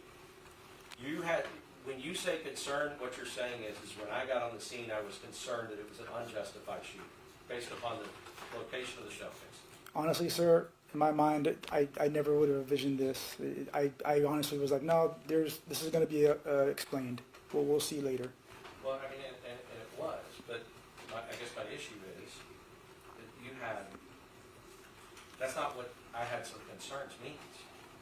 The concern, you would agree with me, you didn't say it, but we all know that what you're saying is, I was concerned that this shooting was unjustified. Again, at the scene, it never crossed my mind. I saw the shell casings, like, okay, they're out here, but I couldn't get my mind to think that this was not going to be a justified shooting. Well, but And that's just like walking up on any scene. You know, I see things, you see certain things that jump out at you, and you're okay. And you just, you know, you move on with it, and you see how everything plays out. yeah, I see what like, I understand that that's what you're trying to communicate, but you understand that what you're trying to communicate is not communicating that you had some concerns. You're really communicating now, testifying that you didn't have any concerns. Is it wrong to say that I saw shell casings outside the house and was just kind of thinking, man, what's going on here a little bit? Just kind of having just little things go in your head. Is that not something that as a human you're going to look at certain things and not think things? It's a suggestion that you had started to form a conclusion in your mind that would end these guys up in this chair right here before seeing and listening to all the evidence. That's what I'm saying. Whether it's wrong, I believe That's what you think. I'm telling you that's not what I did. But you had concerns. And those concerns, I just need an answer to that question. The concerns had to be that it was an unjustified shooting when you saw the shell casings. You would want to hope that that's not what happened. So I honestly was not playing that in my head. I understand, but when we talk about concern, it was concern, you weren't concerned for the officer's safety. That's not the concern that you're talking about. I mean, you may have been generally and everything else, but that wasn't the concern you were pointing out to the jury when you saw the shell casings on the ground and the body inside. The concern you were talking about was that this was an unjustified shooting. Again, sir, I just wanted to find out, get all the facts later on. That was just something I observed when I walked up. And if that were the case, you would have testified yesterday that I observed shell casings on the ground, and I continued to walk into the apartment, but you didn't. You said, I observed shell casings on the ground, and I had that this was an unjustified shooting. Again, sir, at that time, I'm not going to say that. Like I said, I saw the shell casings outside, and just that was my thought process at the time.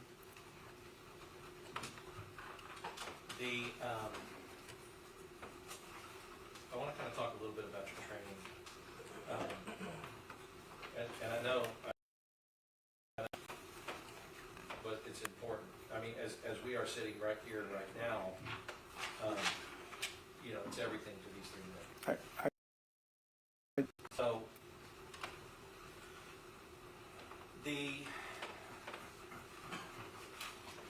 I guess I want to talk a little bit about, have you had any sort of training in like human factors and things like that, reactionary gap, OODA loops? Have you heard of that? Yeah, I think at the academy, I think we might have gone over stuff like that. Well, and let's kind of talk about OODA loop. An OODA loop is, it sounds funny, but it's important. It stands for, it's OODA, which is observe, orient, decide, and act. And you were taught that. Yeah, I can't remember exactly when, or if we, I can't exactly the exact details of when, but yes, sir, I'm sure that's something that went over in the academy. Sure. But what they're telling you is, or what they're training you on when they train that, observe, orient, make sure, decide, act, right? Observe, orient, decide, act. The reason that they're training on that is because you agree that action is always quicker than reaction. Yes, sir. And so, in this kind of scenario, what the OODA loop training would say is that an officer has to go through the OODA. They have to observe, orient, decide, and act. But the suspect only has to do one thing, which is attack the officer. Right? Correct. That's right. So any suspect that's wanting to attack an officer, they have to do it. They have to do one thing, and they have to do it quick. That's all they have to deal with. But an officer, being confronted with that, has to observe what's happening, has to orient themselves to it. They have to make a decision, and then they have to act on that decision. Right? Yes. And the reason that they train on that is because they're training that officers are at a time disadvantage when it comes to attacking suspects, right? Yes. Because the suspect can come at you quickly, as we have seen, and they still have to make all of those calculations before they are able to act. So that would be a reaction to the suspect's action. You agree with that? Yes, sir. All right.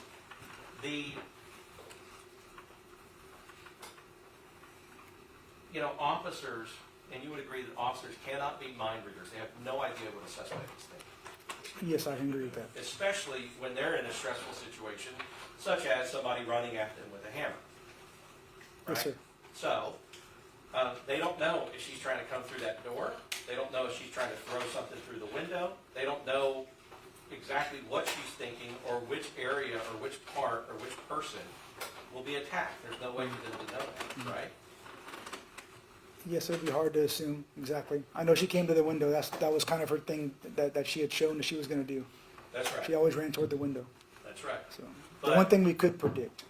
You could try to that predict. She was coming through the window, and Officer Alejandro's head is like where he's standing with his firearm. He is directly in the line of sight to that window. You would agree with that? Yes, he's looking right through the window. Right.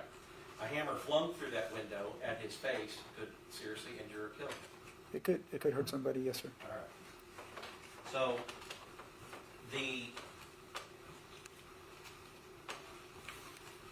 So as far as your investigation, you agree that SAPD has several forensic resources, and we've heard from them, that will help you with an officer-involved shooting to test evidence, to make scientific conclusions and determinations about the nature of the evidence that you have. Yes, sir. Okay. And there was nothing stopping you from utilizing those before seeking a warrant for arrest and walking a warrant within, well, making your decision to do it within 12 hours. There's nothing stopping you from doing all that investigation first and then making a determination. Yes, sir. I could have done that. Yes, sir. Right. But what about, like, you know, the Leica scanner? We've heard about the Leica scanner. Mhm. You're a detective. You probably use it frequently. Maybe not so frequently now, but you used to use it. Yeah, sometimes I use it, sometimes they don't. Sometimes it's not operable. Sometimes it's not operable. Right, And I think we've heard testimony that on this night it wasn't operable. correct. Did you check that before you decided not to use it? No, Okay, so basically you didn't know it wasn't operable, you still decided not to use it. right. All right. But this scene, were you there when they came, I guess, like, they came like a year later and dug a bullet out of the wall? Yes, sir. I got the warrant to go back in there. So. Okay. So you were there a year later with somebody else who lived there and dug a bullet out of the wall. Well, you probably didn't, but you watched somebody do it. Yes, sir. All right. But you also had access to that apartment at that time. Yes, sir. Okay. Did you check and see if there was a Leica scanner that was working at that time? I did not. All right. But you know, like, I mean, it's called, I think, photo, a lot of big words, photogrammetry, right? But it's also known as like 3D scanning. Yes, sir. Yes. Right. And so when we talk about a Leica, we're talking about a 3D scan that can actually, accurately measure a crime. Yes, sir. Okay. And what they're doing is they're measuring distances between, and we've heard some testimony about that. Yes. As the lead detective, you would be the person who would authorize that, and if you authorize that, people would do it if it was working. Correct. But you didn't. I did not, sir. No, like I told you earlier, our CSIs are great. I trust them to handle the scenes.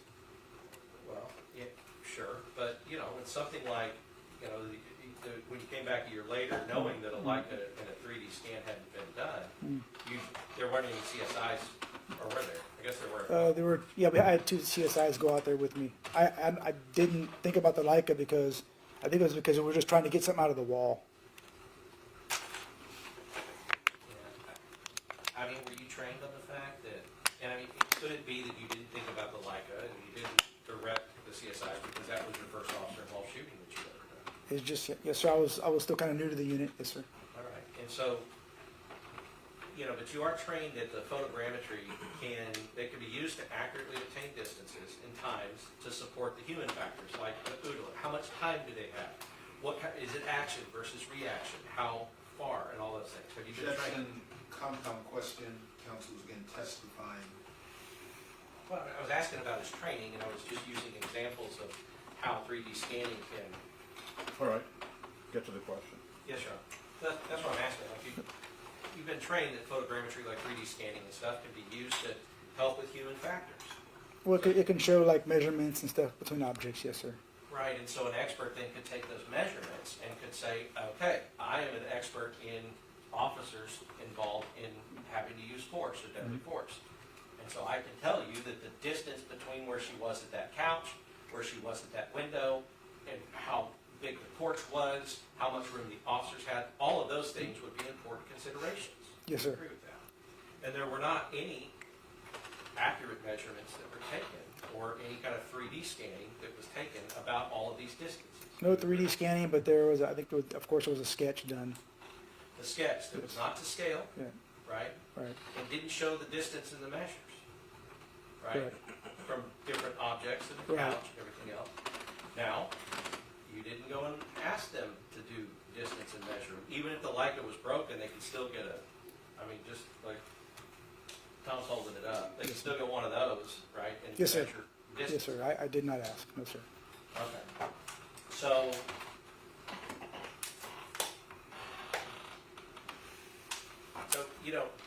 once you got the officer's statements, because when you first got to the scene, you hadn't seen any body cam, right?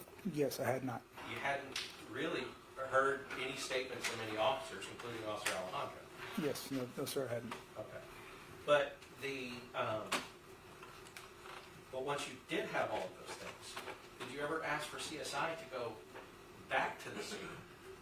Because now you have a better understanding of how things happen, to maybe collect, or to mark, or to measure different things at the scene. Did you ever ask CSI to do that? No, sir, I didn't. The next time we came back was that year later to try to collect that slug. But if you had asked CSI to do that, you have every reason to believe that they would have.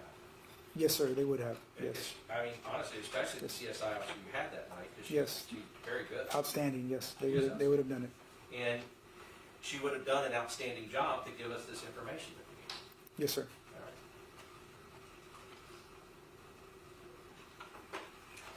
As far as like the DA's office, before they went to grand jury, did you testify at the grand jury? I went to I was there. Okay. Yes. So you know about when that was happening? Yes. Okay, but before they went to grand jury or decided to seek indictments and decided to do all that, did they ask you to go back with a Leica scanner and get these measurements? No, sir. I guess, have you had any kind of use of force training? Just in general, just talking to the detectives that were there. They kind of trained me. When I'm brand new to the unit, the detectives would train us. But no, I didn't have any officer-involved shooting training specifically. And I guess maybe not officer-involved shooting, but like use of force in general, like, because as a police officer, you know that you may be required to use force in these situations, right? Yes, sir. And so I guess training that would kind of focus on, when officers need to use force and what kind of force and force continuum and those kinds of things. Have you had that kind Yeah, I can't recall any specific training in that. All right. I think that you might have mentioned the 21-foot rule. You know about that rule. Yeah, I think something we went over in the academy. I think like some suspect with a knife, how fast they can get to you with the weapon. Yes, sir. Right. And what that's really connected to is that it's like if they're within that 21 feet, they can get to you before you can draw on them. Objection, again, Your Honor, counsel is testifying. There is no question here. I'll sustain. What that means is, that 21-foot rule, is that if somebody's within 21 feet, they can get to you before you draw on them, right? Objection, there's no weapon, there's no gun, counsel is still testifying. Overruled. You see what I mean? That's what you understand that to be. Yeah, it's how quickly they can get upon somebody is what that general 21-foot rule is. And it's so quick that, it's like within the time that an officer has to drop his weapon, right? Correct. And the reason they train you on that is because they tell you, as a police officer, somebody's got a knife or a hammer, right? Any kind of weapon that they can use Correct. to hurt you. They tell you that even though within 21 feet looks like I'm far back, Correct. they want to warn police officers that it may look far, but that's a mirage that can get to you before Yes. you can draw. Yes. And it doesn't look like you could. But you know that's a fact, and that's something that you have to watch out for and be careful. Correct. So,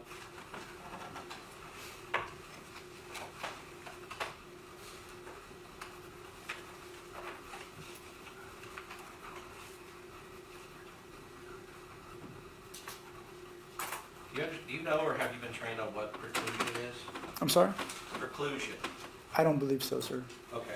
Have you been trained? Sometimes it's better to say what it actually is. Have you been trained that, like an officer can't effectively negotiate with like delusional people or people that are suffering from like heavily under the influence of alcohol or drugs, like that preclusion kind of prevents them from being able to negotiate or reason with or rationalize with people who are going through that. I don't know that exact, like I haven't seen anything for myself in that, but it's just by experience, yeah, you can see that it's hard to deal with people like that.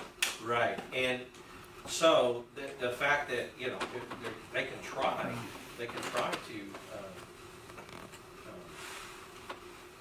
try to de-escalate, and they can try to negotiate, and they can try to ask nicely and pretty please, but people who are either severely intoxicated or may have other mental illness, they can be precluded from getting to their goal because the person's not able to be reasoned with. Correct, yeah, yes, sir.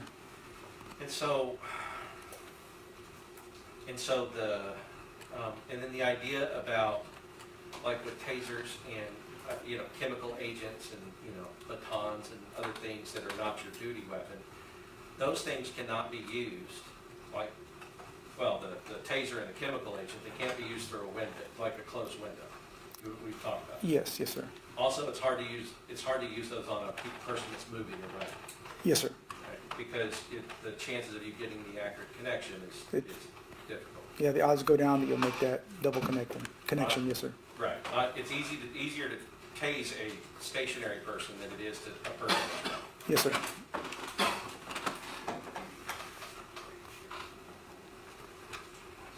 Were you able, at the grand jury, were you present, inside? Were you able to watch other people testify at the grand jury? Or were you I was there this one day, and not even for I don't know how long I was there actually, but I was there.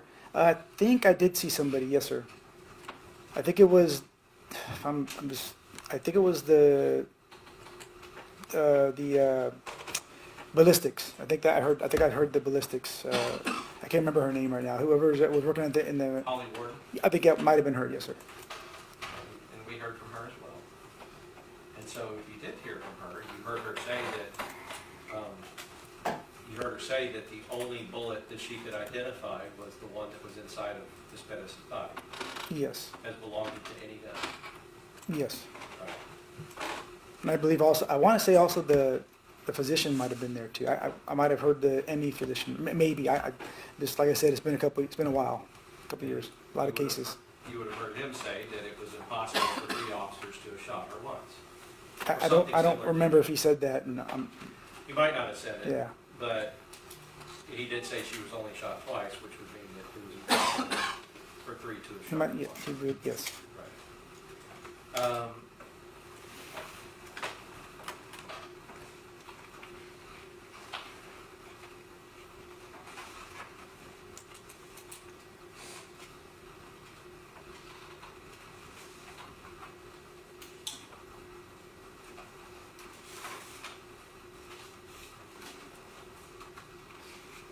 I think you mentioned, she has a hammer, that Sergeant Flores said she has a hammer, we gotta do what we gotta do. I think he said something like that. Yeah, that's what I heard him say on there. But what he's identifying is, look, this is an armed suspect with a weapon, if you kill him, right?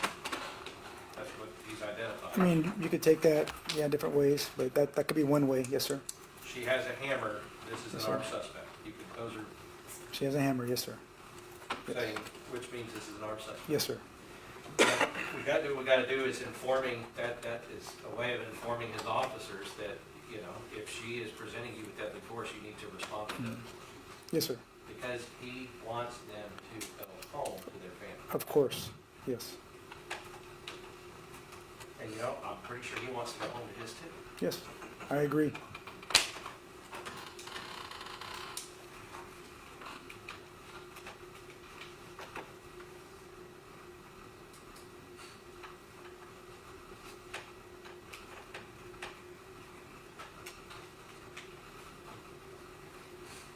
Judge, I'll pass it. Your and I do want to get started today if the jurors do wish to, but I'd like to take a break. All right. It's 5 o'clock. You jurors want to go a little bit longer? All good? All right, let's take a short break. All right, for the jury?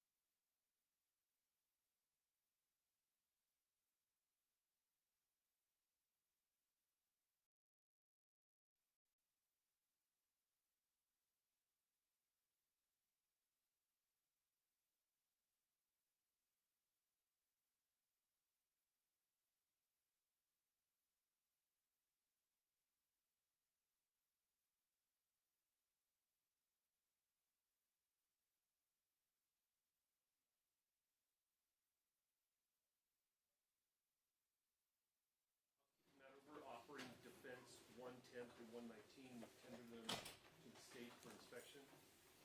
No objection, Your Honor. Right, they're admitted? Can I proceed, Your Honor? Yes. Detective Soto, I'm gonna go a little bit out of order, because I'm not sure how late we're gonna go. Okay, sir. But I'll probably revert to my normal order in the morning. Okay, sir. Would you agree with me that you failed to make a transcript of any of the body worn camera video? Yes, I did not make any notes or nothing on those. All right, so we on the acts on the body transcripts. I hope you can agree with me that the transcripts are accurate. If not, we'll have to show to you if you disagree. That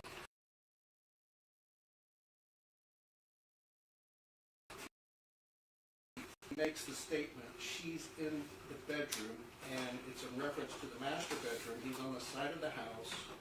Your Honor, I'm gonna object, this is a long speaking. I haven't finished my question. I should be allowed to finish my question. All right, let's hear the question. You agree that Officer Jonathan Salinas' body-worn camera depicts at 1:37:55 the statement, she's in the bedroom, correct? I believe that's what he says. All right. And he's on the side of the house when he makes that statement, correct? Your Honor, again, he's asked the question, I would object to the premise that everything counsel is reading and saying is accurate. If he has a transcript that he wants the detective to look at, that might be the appropriate way. But to just give a blanket agreement. He can answer if he knows. Counsel's mouth, may I He can answer if he knows. He He's said- Let's hear the objection. And he has said it up, answer if he knows, and that's how it should be presented to the detective. All right, and I'll just instruct the detective, only answer if you have personal knowledge.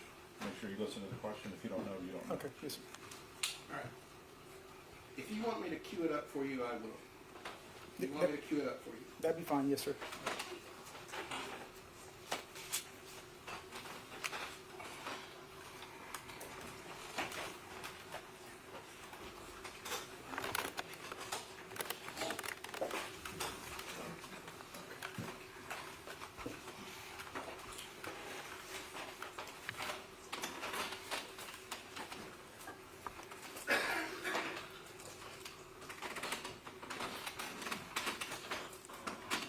Trying to poke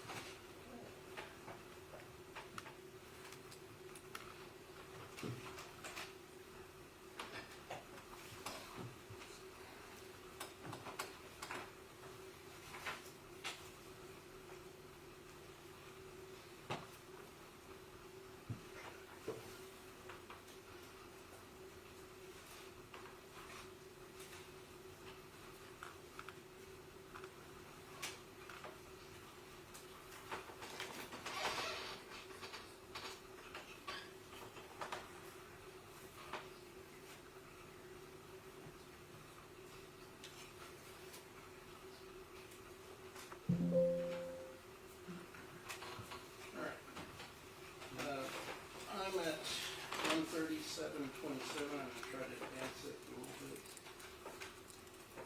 All right, let's see. It's 137. It's 137:49, I'm gonna hit play. Melissa, can you go open the door? She's in the bedroom. Okay. Alright, so did you hear Officer Salinas say she's in the bedroom, and did you hear Officer Rojas say shortly thereafter, yeah, I see her, she's laying down? Can you play it again one more time?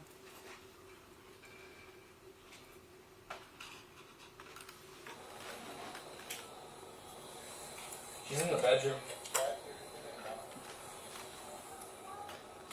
Alright, you agree that you heard Officer Jonathan Salinas say she's in the bedroom? Yes, sir. And would you agree that when he makes that statement, on the body camera video footage, we cannot see her in the bedroom? Would you agree? Yes. And so when Officer Salinas makes that statement, she's in the bedroom, you believe he's telling the truth, correct? Yes. And so just because we can't see it on the body camera doesn't mean that what he's narrating is not true. Would you agree? Yes. And you also agree that what we heard in the background was Officer Rojas, Jesus Ramos, say at 137:56, yeah, I see her, she's laying down, correct? Yes, sir. And you agree that Officer Rojas was telling the truth, that in fact he could see her laying down, correct? I have no reason not to believe him. Yes, sir. I'm sorry? I have no reason not to believe him. And you told this jury that you reviewed all of the body worn camera, so you saw this part of the body worn camera footage, correct? Yes. So when you answered questions of Mr. Goss, that because you couldn't see something on the body camera, you didn't believe it happened, that's not necessarily true, is it? It was just in that instance, like we saw that I can see from the body My camera. answer is, it's not necessarily true just because you can't see it on the body camera that it didn't happen, right? What I'm trying to say is that. Answer my question. Can you say it again? You would agree that just because you can't see it on the body camera doesn't mean that what the officer described was in fact happening. Right. All right. So, it's just an assumption on your part that since you could not see it on the body camera, it didn't happen, correct? I'm basing on. Are we talking about the other incident or just this right here? On the other incident. Right. It's your assumption. From the body worn camera, it's all I have. You're assuming, correct? Yeah, that's all I have, sir. You're assuming, correct? That's all I have. That's all I'm telling you. That's the Answer my only. question. That's You're the only way I assuming. can see it. Yes, You're sir. assuming, aren't you? Sir, It's an assumption. I'm assuming yes. All right. And an assumption isn't enough proof for probable cause, correct? I'm going by what I can see on the footage, sir. All right. Now, would you agree with me that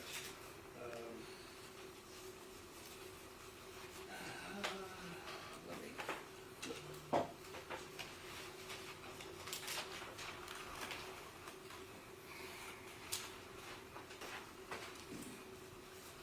you remember that you met with Alexis Tovar and Melissa Perez's family at approximately 12:10 that morning, correct? Yes, sir. And you recorded it on body camera, correct? Yes, sir. And you didn't make a transcript of it, did you? No, sir. All right. Do I need to show you the footage, or would you agree that you were told, that you told the family you don't know what happened? You agree you told them? Your Honor, this is a matter that is not in evidence. All right, can you make a copy of it?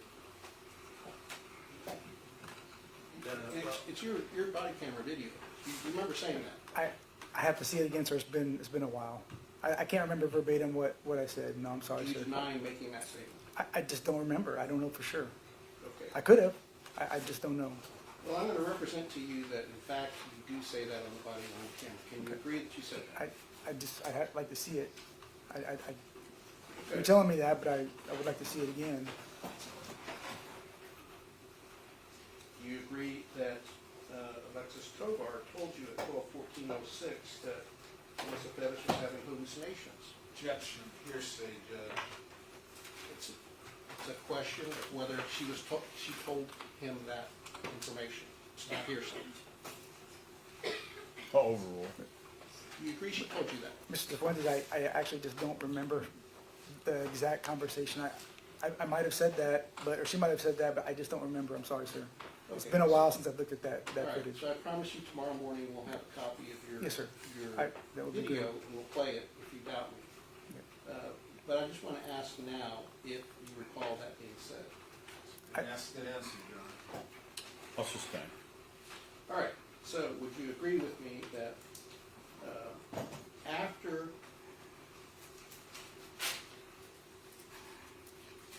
after 12:14:06, you didn't make any notes or make any efforts to obtain Melissa Pettis's psychiatric records, correct?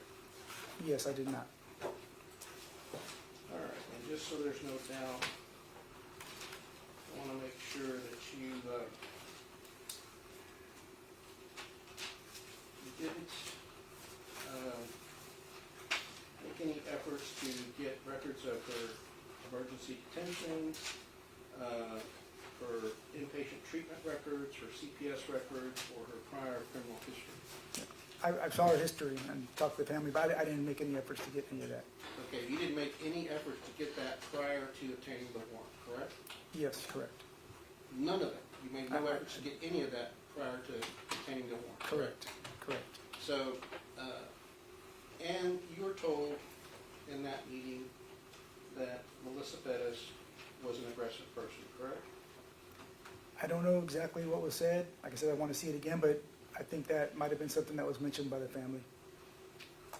All right, and you were told that she had been seeing a psychiatrist and was prescribed Risperdal, correct? I believe a discussion to that, maybe she wasn't taking medication or something like that. I don't know exactly what she was told. They told me she was taking, I don't know. Okay, but you were told by the family that she had been prescribed medication by a psychiatrist, correct? I remember that, yes, sir. All right, and you didn't make any efforts to get that information from her psychiatrist, any of her medical records from the psychiatrist, No, correct? I did not, sir. All right, and when you were told that she was an aggressive person, you didn't make any efforts to get the history to corroborate that she had been aggressive, correct? I did not, sir. And did you make any efforts to obtain, before getting the warrant, prior key cards where officers were called on Melissa Pettis? I might have looked at some stuff, but I did not, sir. No. Did you obtain the key card of May 20th, 2022, where she threatened to burn down an apartment complex? No, sir. All right. You would agree that that would be important to know when deciding whether or not the officers needed to make entry to protect Mr. Santos de la Rosa. It would be something I'd want to consider. All right. But you didn't do that, did you? I did not, sir. All right. And you would agree with me that at 12/18/41, you were told by the family that she was using methamphetamines, correct? I do recall that, yes, sir. And you didn't get any information prior to presenting this case to the magistrate judge for a warrant that she was a meth user, correct? Correct. All right, and you would agree with me that at 12/21/58, one of the family members told you that she had a homeless man with her, correct? I don't remember for sure, but obviously there was a homeless person living there, yes, sir. All right, and they had asked questions about the homeless man at 12/27/40. Did she hurt him? They asked that question, right? They might have, yes, sir, they might have. All right, and they told you that neighbors had called concerned about Melissa's own safety because she was bringing strange men into the house Judge, from the I'm street. gonna check this to hearsay, and again, the object not in evidence. Well, it goes to whether or not, I promise we'll connect it up tomorrow. We'll introduce the video. Okay, you get tomorrow. You were told that, right? Your Honor, he just said he's gonna act it up tomorrow, counsel's going back to the same question. I'll sustain. All right.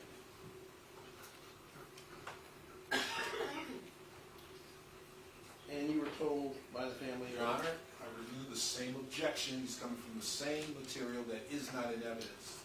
Let me finish my question. Let me hear the question. You were told by the family in your meeting, if you remember, that Melissa Perez was delusional. I don't remember that specifically. All right. And you were told by the family that she had been emergency detained previously, correct? I believe, yes, I believe that came up, yes, sir. All right, so we'll play all the video tomorrow of all the things that you were told, and we'll ask you again after looking at the video and the transcript. But would you agree with me that you didn't take any steps to determine whether Melissa was a rational person at the time that these events happened?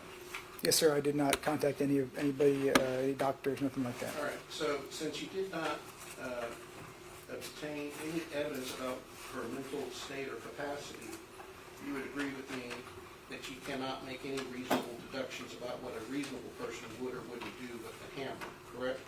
No, I can see it on body cam. I saw the way she was acting. It was. Would you agree with me that because you didn't have records about her psychiatric history, her mental state, you can only make assumptions about her state of mind, correct? Making assumptions, yes, sir. All right, so an assumption isn't the same thing as a fact, correct? Correct. All right, so you have no facts that you could rely upon, just assumptions that you did not believe that she was going to let go of the hammer. Correct. All right. Yes. Do you have the hammer somewhere? Hammer?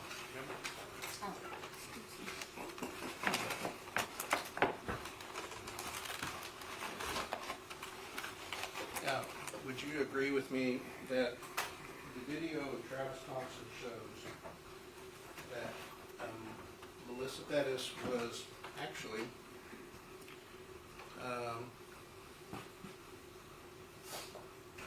tell me how close or far away I need to be 6 feet away. Probably a little closer. Tell me when to Maybe stop. right there, maybe. Okay. Now, I'm going to keep this hand empty, but would you agree with me that at 2:02:04, we see on the video, and assuming that actually, tell me 3 to 5 feet. Do I 3 to need 5 get- feet? Yeah. Do I need Oh, to get- yeah, you need to get closer. Okay. Maybe right there. Okay. Yeah. So, you would agree with me that we see Alfred Flores go over the railing. He goes over it like he's mounting a horse, and he turns counterclockwise. And when he has both feet on the ground, he's at the corner of the screen that nobody collected, correct? I can't remember exactly, but yeah, he's right there in the corner, right into the corner of the railing, I think, right there. He's in front of the window, isn't he? He's to the right of the window, yes, sir. He's in front of the window, isn't he? He's to the right, if I recall. Well, he's in... I mean, he's in front, but he's to the right of it. Okay. So if we divide the window up into thirds, he's in front of the last third of the window if we go left to right. Yes, he's right closest to that, yes. So, but he is in front of the window. He's in front, but to the right. Yes, All sir. He's not directly in front of it. Well, he's not to the side of the window. Right. You To would the agree. right, he was to the right of Alejandro. He's in front of the window, no matter what. Okay, sir. He may not be in the center of the He's window. on the front right side of it. Okay. And we agree with that. All right. So, this distance, right? Around here, I'm just. You'd guessing. agree that when he is standing on... I don't think he's this close, though, no. I want to say he's a little farther. Okay, well, I have to you would see it, agree see with it me, again. the crime scene diagram,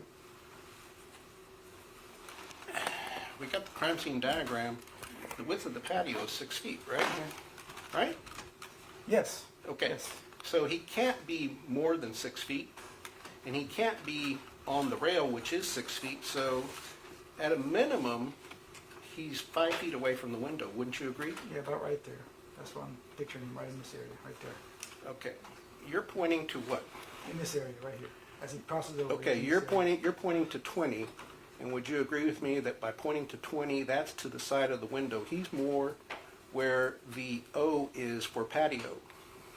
No, I don't think so. Unless I'm just Okay, mistaken. all right. Yeah. So if, in fact, he's standing where the O in patio is, then your perception and recollection of the video is wrong. Wouldn't you agree?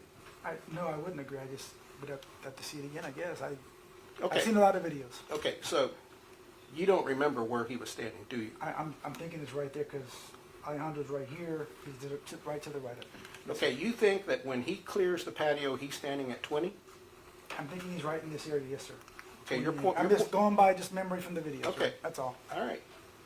I'm not trying to give you a hard time. I promise. Oh, I'm glad Yeah. you're pointing incorrectly to 20, because we're going to show you that you're wrong. Okay. So, but you're saying that he was standing where 20 is. That's what I believe, yes, sir. All right. So, would you agree that if he was standing where 20 is, he's not standing in front of the window? Yeah, because this is the window here. Okay. So, by what you're saying now, you admit that you were wrong by saying he was at 20. Well, this is to the right of the window, sir. That's Okay. what I was trying to tell you. That's the way I recollect it. Wait a minute. I thought you said he was in front of the window To the right. 1/3 of the way.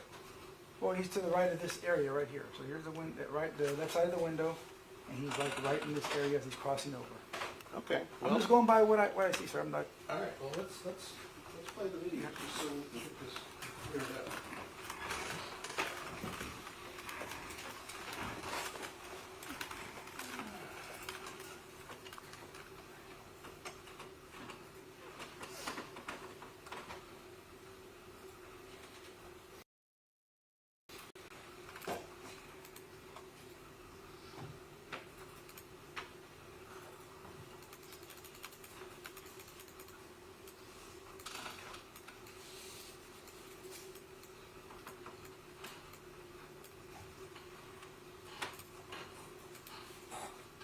I need to go listen up, see if I have a copy of it. I'll be here in. Okay. 5 minutes.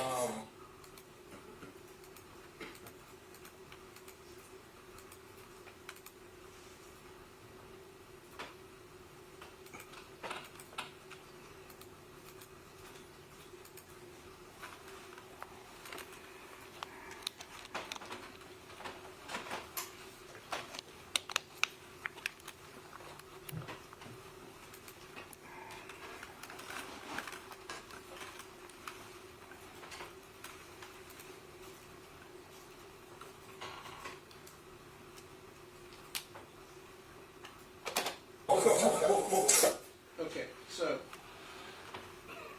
I've stopped this at 2:02:03. This is Alfred Flores' video. The person that has just gone over and is standing is Nathaniel Villalobos, correct? Yes, sir. He's not even standing where you indicated the 20 is he? Where he's at, it looks like it would be kind of in that area, like maybe just a little bit to the left, right, around 20, possibly. To the left of 20, right? Yeah, right in that. Yeah, Okay. pretty close. All right, so let's play a little bit more. And you notice where the screen is here on the ground, right? Yes, sir. Okay, you see where the cursor is, where it's in the bottom corner closest to the railing on the right side, What was that again? Say it again. The curvature you said? where the cursor is. Oh, the cursor. Right there, the corner, right there. Yes. Yes, sir. You see that right corner closest to the railing? Yes. All right, I want you to focus on that.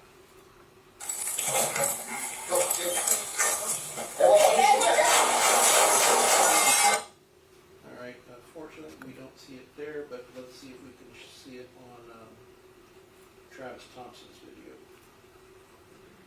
And by the way, if I were to tell you that you didn't pull his, Travis Thompson's body-worn camera until November 6th, based upon the audit trails, would you agree with me? Yes. Yes, sir. All right. So if you didn't pull his video until November 6th, you didn't see his body worn camera before you obtained the warrant, No, correct? I did watch it, yes, sir. Okay, but I didn't watch it on mine. all right. Let's just talk about that. You would agree with me that you locked the videos you locked some of the videos at 10 o'clock that day, correct? Or 10:20? On that day? Yes. I'm not sure. I remember being instructed by my sergeant to make sure to lock everything down. Okay, but if we go to the body worn camera audit logs and we do a search term for restricted in the PDF, we can find where restricted pops up and who locked that video and what date and time they locked it, correct? Yes, sir.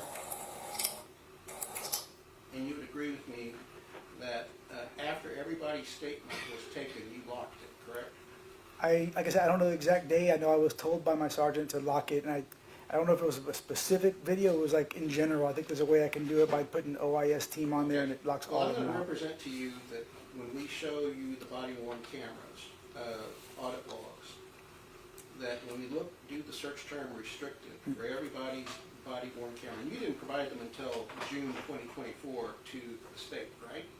Oh, the body worn camera? The footage? logs, the audit logs. Whenever they asked for it, sir. I that honestly didn't even know about the audit logs. I You didn't know didn't about it. No, sir. Okay, so, you'd agree with the proposition that if you don't document, it didn't happen? No, that's not true. Okay, so, the custodian of records wouldn't be telling the truth? Objection, relevance, this witness has no knowledge of what custodian records is saying. I'll sustain. Do you have any reason to believe the custodian of records is an untruthful person? Objection saying, the same objection, Your Honor, counsel is going about trying to circumvent the court's ruling. It's a different witness, a different question. He's asking the witness's opinion on the truthfulness of another department of SAPD employee. It is not relevant to anything this jury's heard. You can rephrase the question. Would you agree with me that Axon, Evidence.com has a user agreement with the city of San Antonio? Yes. And that user agreement states that you cannot log in onto someone else's account, correct? I don't know for sure. I don't know that agreement. Yes, sir. And you would agree with me that city policy, administrative directives, say that you cannot log in onto someone else's computer account, correct? I never logged in on anybody else's account. All right, and you would agree with me that nowhere in your prosecution guide do you say you watched anyone's video on someone else's login? I can agree with you on that. Yes, I did not put that in my And cross guide. you asked all of the detectives to write a supplement of the statements that they took, correct? Yes. And you would agree with me that none of the detectives said in their statements that, in their supplements, that they watched body-worn cameras with you. No, yes, I can agree with that. Yes. All right, and you would agree with me that the Axon system has what's called multi-cam capabilities, correct? Yes. And you know what multi-cam capabilities is, I right? don't. I guess like another camera, the camera can look, I don't know, what do you mean, multicam? Okay. Like I thought dual you said- dual I thought- cameras, I listen- guess? Listen to my question. Okay. I thought you said you understood what multi-cam view was. Am I mistaken? Can you explain it to me? I don't know, I'm sorry. Okay, so you don't know what multi-cam view is? No. All right.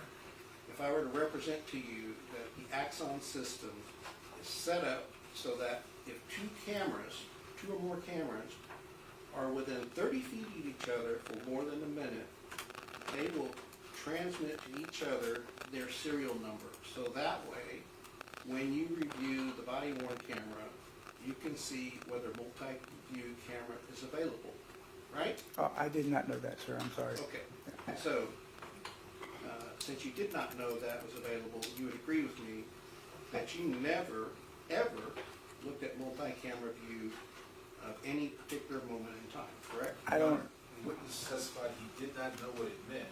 He can't answer that question as counsel is asking. He may have done it, he didn't know. Well, he can answer it if he knows. And if you don't know, just say you don't know. I don't know, sir. Okay. if you had viewed multi-camera view, or had you had another detective viewed multi-camera view, you would agree that all of those body cameras would have populated. Again, Your Honor, as counsel has even explained, the multi-camera view, it depends on the distance of the individual body cameras to each other, not the result of a report.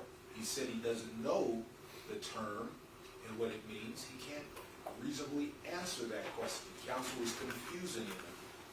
Judge, this is not a legal objection. He can answer if he knows. Only answer if you know, if you don't know, just say. I don't know, sir. Okay, would you agree with me that when we take a look at the body cameras in this case, that we see that several officers are within 30 feet of each other for more than a minute? Yes, right in that area, you mean? Yes. Yes. And so if that capability existed, where if cameras are within 30 feet of each other for more than a minute, there were several opportunities to see multi-camera view, correct? I'm still confused about the multi-camera thing, sir. I'm sorry. Okay. I just don't know. So the first time that Melissa Perez almost whacked Jonathan Salinas at 140, 51 or so, you did not look at multi-camera view for Jonathan Salinas, Robert Ramos, or Jesus Rojas, correct? I just don't know. I'm still confused about the multi-camera. I don't know what it is. View. I don't know what that is. Did you look at all three of those body cameras at 141 or 140, 51 for that incident? Yes. Yes. Okay, so you know that she swung the hammer twice, right? Yes, she did swing it. Yes. And you know that Rojas yelled, "Watch out, watch out, watch out," correct? Yes.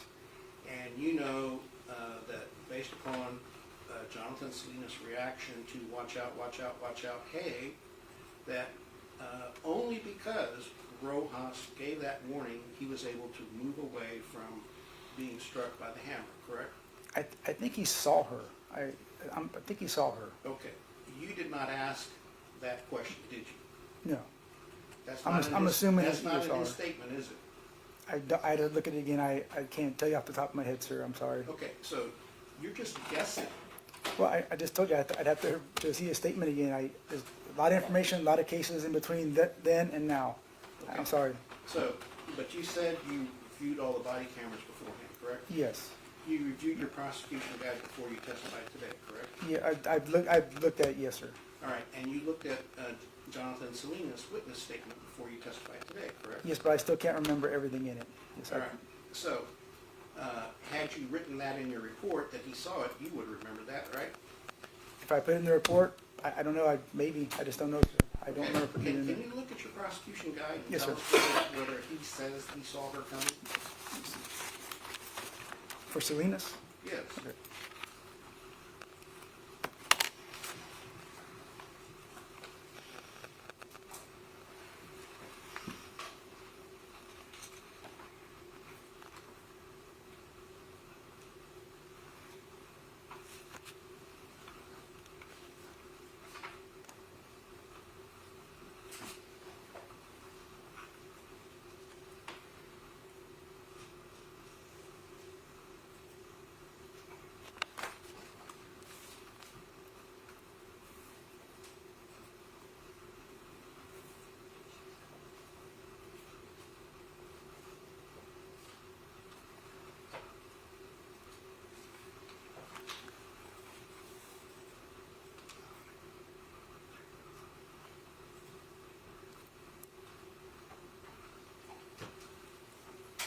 It just says he backed out. Didn't say he saw her. Okay, so can you agree with me that since you did not document that he made the statement, that he saw that, he never made that statement? He never made that statement. He didn't put that in the statement. They didn't put it in the statement. So can you agree that your memory is poor because you didn't remember that detail? There's a lot of information, sir. I'm not going to agree my memory's poor, but there's a lot of Okay, stuff in can we here. at least agree that your memory is in error? I'm sorry? Can we at least agree that your memory was in error on that point? Yes, I can agree with you on that. Yes, sir. Okay. Now, we do agree that based upon what we saw in the video, based upon what we saw in Ramos' video, that Melissa Perez almost hit him in the head, correct? She had a chance to hit him, yes. If he wouldn't have pulled out, she would have hit him, yes, sir. All right. And you would agree with me that totality of the circumstances is something that you, as an investigator, determining whether or not someone was justified, should address the totality of the circumstances, correct? Yes, sir. All right. And you would agree with me that when Melissa Perez almost struck Jonathan Salinas in the head, which could have been fatal, but that's part of the totality of the circumstances in this case, correct? Yes. All right. And you would agree with me that you did not include that important fact in the affidavit for arrest, correct? Yes. All right. So, did you forget, or did you just think that the totality of the circumstances didn't matter for justification? Nope, I just didn't put it in there, sir. Okay. You didn't put it in there, but you should have, right? Yes. All Yes, right. I should have. You should have. And why should you have put it in There's there? a lot of things I could have done differently on this case. Okay, but I know you could have done things differently, but tell the jury why you should have put it in there. It's just the overall, it's part of the totality. I could have put it in there. I just didn't Not think could it. have, but why I you just should didn't think put it it was. in there. Can I talk? Can you answer Yeah. the question? I just why don't think you it should was- have put it in there. At the time, I'm focusing on the events that happened when the shooting occurred. That's why I didn't put it in there. To me, it didn't play that big of a part on that, the part where she was shot. That's why I didn't put it in. Okay, but you agree that it was part of the totality of the circumstances. Yes, because that's part of why they were there. Yes, sir. And the totality of the circumstances, you know, based upon federal court decisions, Supreme Court of the United States, that is a factor that people take into account in deciding whether an officer acted reasonably, correct? Yes. All right. So there's a factor that a judge who signed the arrest warrant should have taken into account when deciding whether or not these gentlemen sitting behind me acted reasonably, that you wholly failed to include in the affidavit, correct? Like I said, I didn't put it in there, yes. All right, and you would agree with me that an officer in your position should be fair to these gentlemen sitting behind me, correct? Of course. And to be fair, your reports, your affidavits should be accurate and complete, correct? Yes. And so you've admitted that with respect to that one factor and the totality of the circumstances, you omitted it, correct? Yes, I did not put it in the affidavit. All right, now, and an E-tone went out, correct? Correct. And that's a factor that officers can rely upon under the totality of the circumstances, correct? Correct. And you did not say that an E-tone went out and reasonable officers could rely upon that as part of the totality of the circumstances when considering whether the use of force was reasonable. You didn't put that in there, did you?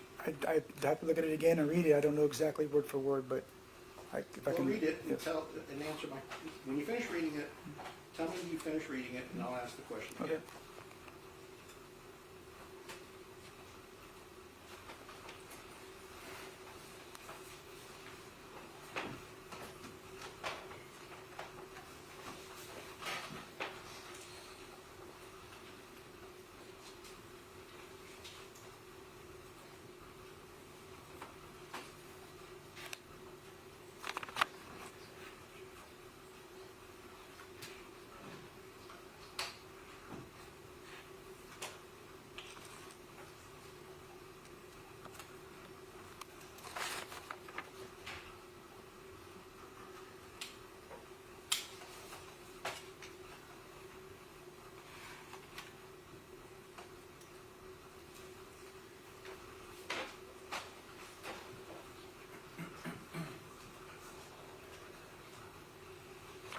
Yes, sir. I just talked about the assault on Salinas, but I did not put the E-tone in there.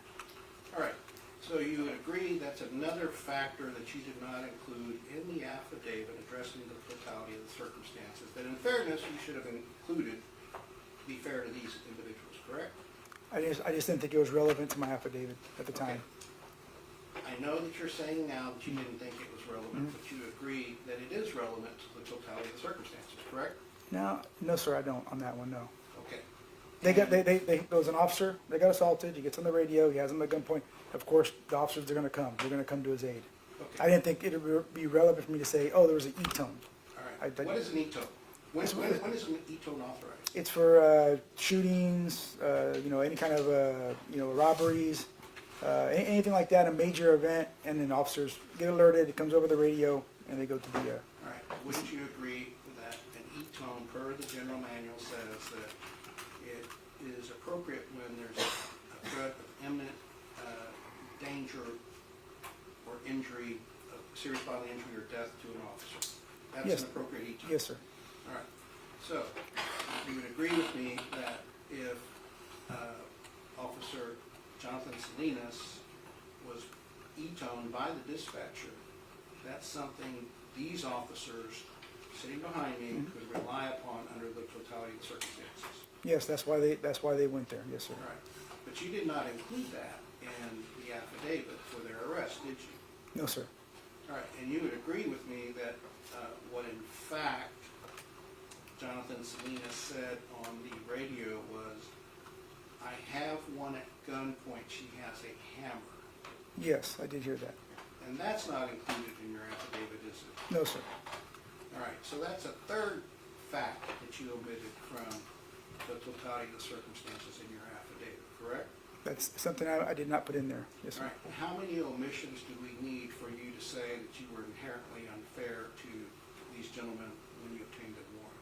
I put in what I believe I needed for the affidavit, sir. That's not my question. How many omissions do you have to have before it becomes egregious? I'm just telling you, I put in what I needed for the affidavit. That's not my question. Okay. How many omissions? I don't know, sir. I can't answer that. Would you agree that there are more omissions that we haven't gotten to? Oh, this is going to be something that I'm sure that you think are omissions. Yes, sir. All right. And would you agree with me that since you agreed that Jonathan Salinas could see Melissa Perez in her bedroom, but not see it on the body-worn camera, that just because you failed to see that Maria Salinas said Melissa Perez came this close, that she indicated with her thumb and fingers. I think it was like this, maybe she said. I can't remember. I think it was Gomez that said like this. I think she said like that. I'm going to tell Yeah. you that you're wrong, Okay. and I'm going to ask you to trust me, Okay. because Okay, I'm sir. going to No, waste a lot of time if I'm I going to have to I show trust you, sir. Yes, sir. All right? Well, they did make a gesture. I'm not sure which one. All right. You have no reason to doubt that it was Maria Salinas that used the gesture with her finger, thumb, and Okay. index finger, and we saw that on Robert Ramos's body camera, we saw Right. it on Eleazar's body camera, we saw it on not Neary, but Vince Gomez's body camera, and Maria Salinas' body camera. Yes, You sir. would agree that? Yes, sir. I would agree. And if I'm not mistaken, it was at 1:57:38, around there, right? When she was describing that Yes. around that time, yes, sir. It was after it happened. Yes, sir. And when that was happening, Vince Gomez was talking about how Maria Salinas almost shot her. Yes. And I believe he used a couple of swear words. I believe he used a couple of F words that she almost effing shot and so forth, right? Yes, sir. All right. So, and when Vince Gomez was making that statement about how close she came, Maria Salinas made this gesture with her thumb and finger, correct? Okay. Yes, sir. I think I recall that. Yes. And you did not put that in the affidavit, did you? No, sir. And would you agree with me that that's part of the totality of the circumstances? But in my viewpoint, sir, it wasn't as close as she's described Okay. it. Is it part of the totality of the circumstances, yes or no? Sir, it wasn't, from my viewpoint, that wasn't accurate, so that's why I didn't put it in there. Okay, but you know that your assumption was wrong. You admitted you made an assumption. I did, yes, because All right. you can't see All right. behind. So since you made an assumption, in fairness to these gentlemen, you didn't put that witnesses said she came close to striking Nathan Villalobos with a hammer. You didn't put Objection that in is there. argumentative, Your Honor. It's not argumentative. I'm asking, did he put it in there, yes or no? Raise the question. You can ask them that. You did not put anywhere in your affidavit that Melissa Perez came close to striking Nathan Villalobos at 151, 54, 53, 55, or somewhere around there. I did not put that in there. All right. And if in fact that happened, you would agree, if in fact that happened, that would be part of the totality of the circumstances. If in fact, yes. All right. And you never followed up and asked Maria Salinas, why did you make this gesture that you came this close when Vince Gomez said you almost effing shot her? Yes, I didn't talk to her, no. Okay. But you're the lead investigator, right? Yes, sir. Yes, she gave a statement, yes, sir. And if you're the lead investigator, and if we believe what you're saying, that you saw all the body-worn camera videos, if we believe that, then you should have asked that question, shouldn't you? But I did not. I did not have a chance to talk to her, no, sir. I relied on the detective. Okay, that's not my to question. talk to her. My question is, if you had seen that video, as you claim, you should have asked her that question for clarification, right? I could have, yes, sir. You should have, not could have, Could you should have. have, but I didn't. You should Yes, have, sir. yes? Yes, sir. I did not ask her that. So you should have, yes. I'm not going to say I should have. I did not. Okay, so if the jury believes you should have, then you're not willing to admit that you made a mistake, are you? Objection, Your Honor.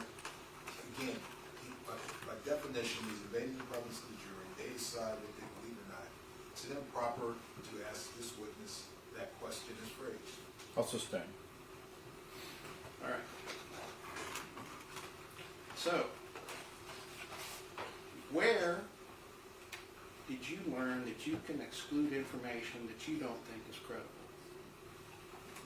I didn't learn that anywhere, sir. I just put in what I thought was relevant to the affidavit.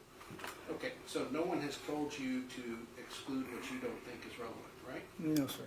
All right, you would agree with me that the San Antonio Police Department teaches that any exculpatory information should be included in an investigation, correct? Yes. All right. And so whether something's exculpatory is not for you to decide, it's for a jury to decide, correct? Can you repeat that question? You know what exculpatory is, right? Can you tell me? Can you give me the definition?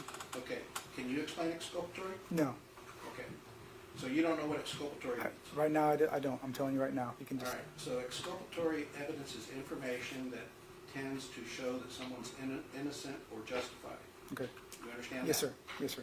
You would agree with me that you should include in your investigative report whether someone believes they were justified and why. Yes. All right. You didn't include the exculpatory information that Maria Salinas said that Melissa Perez came this close to striking. I did not, sir. Yeah.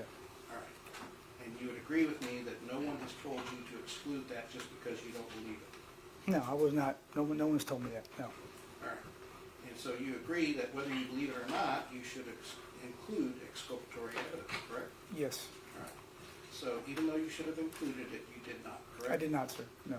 And you would agree with me that that goes to the totality of the circumstances? It's part of the totality, yes, sir. How they got there. And you did not include another example, but exculpatory evidence, totality of the circumstances, correct? Well, you're talking about yes, of hers, yes. All right. What she said. I did not think it was relevant to my affidavit. No, sir. All right. So Vince Gomez showed Andrew Lamb and Ricardo Miri that Melissa Perez came this close, and he shook his hands in front of his face, palms apart about 5 to 7 inches, correct? Yes. All right. And you never asked him what he based that perception upon, did you? No, sir. All right. And you could have done so, correct? Yes, sir. And you did not include that in your prosecution guide? You did not include that in your affidavit for arrest? Correct. Correct, sir. I did not. And you would agree that when Maria Salinas made the statement that Melissa Perez came this close, that was said to Eleazar Alejandro, correct? Yes. And you would agree that fellow officers can rely upon information relayed to them because people are required to relay information in times of danger to their fellow officers, correct? Of course, yes, sir. And so Eleazar Alejandro could have relied upon that properly in deciding under the totality of the circumstances whether Melissa Perez was a danger at the time that she swung the hammer at 2:02:07. Yes, correct? another officer tells him he can rely on that, yes. All right. And you did not include that anywhere in the affidavit that Eleazar Alejandro had been conveyed information that under the totality of the circumstances would have caused him to believe that he believed that Officer, or actually Sergeant Alfred Flores, was in danger of serious bodily injury or death. I You did didn't not, include that in your I did not affidavit? include it, no, sir. All right. And you would agree that that's part of the totality of the circumstances? Yes, it would be. And you agree that you should... Didn't include it because after watching video, that's not Okay, an accurate That's not my depiction. question. You should have included that in your affidavit, correct? But why would I put that in if I'm looking at it and it doesn't, it's not really, in my view, what happened? It's, you know, yeah, they think that, but as you can see, that's not how close they were. All right, so we can, 6 o'clock, and I don't know if you want us to continue on, but I can show you on a video in the morning that in fact, when the hammer hit the window at 2:02:07, that the back of Alfred Flores's head was 3 to 5 feet away. And we'll discuss that tomorrow morning. Yes, sir. Right, members of the jury, it's a good time to break. It's 6:04. Tomorrow, we're gonna go 8 to noon. That way you have your schedule, 8 to noon. We'll be done by noon, but try to please be here by 8. Thursday, I anticipate 10:30 through the end of the day. All right, we'll see you tomorrow at 8. All right, for the jury.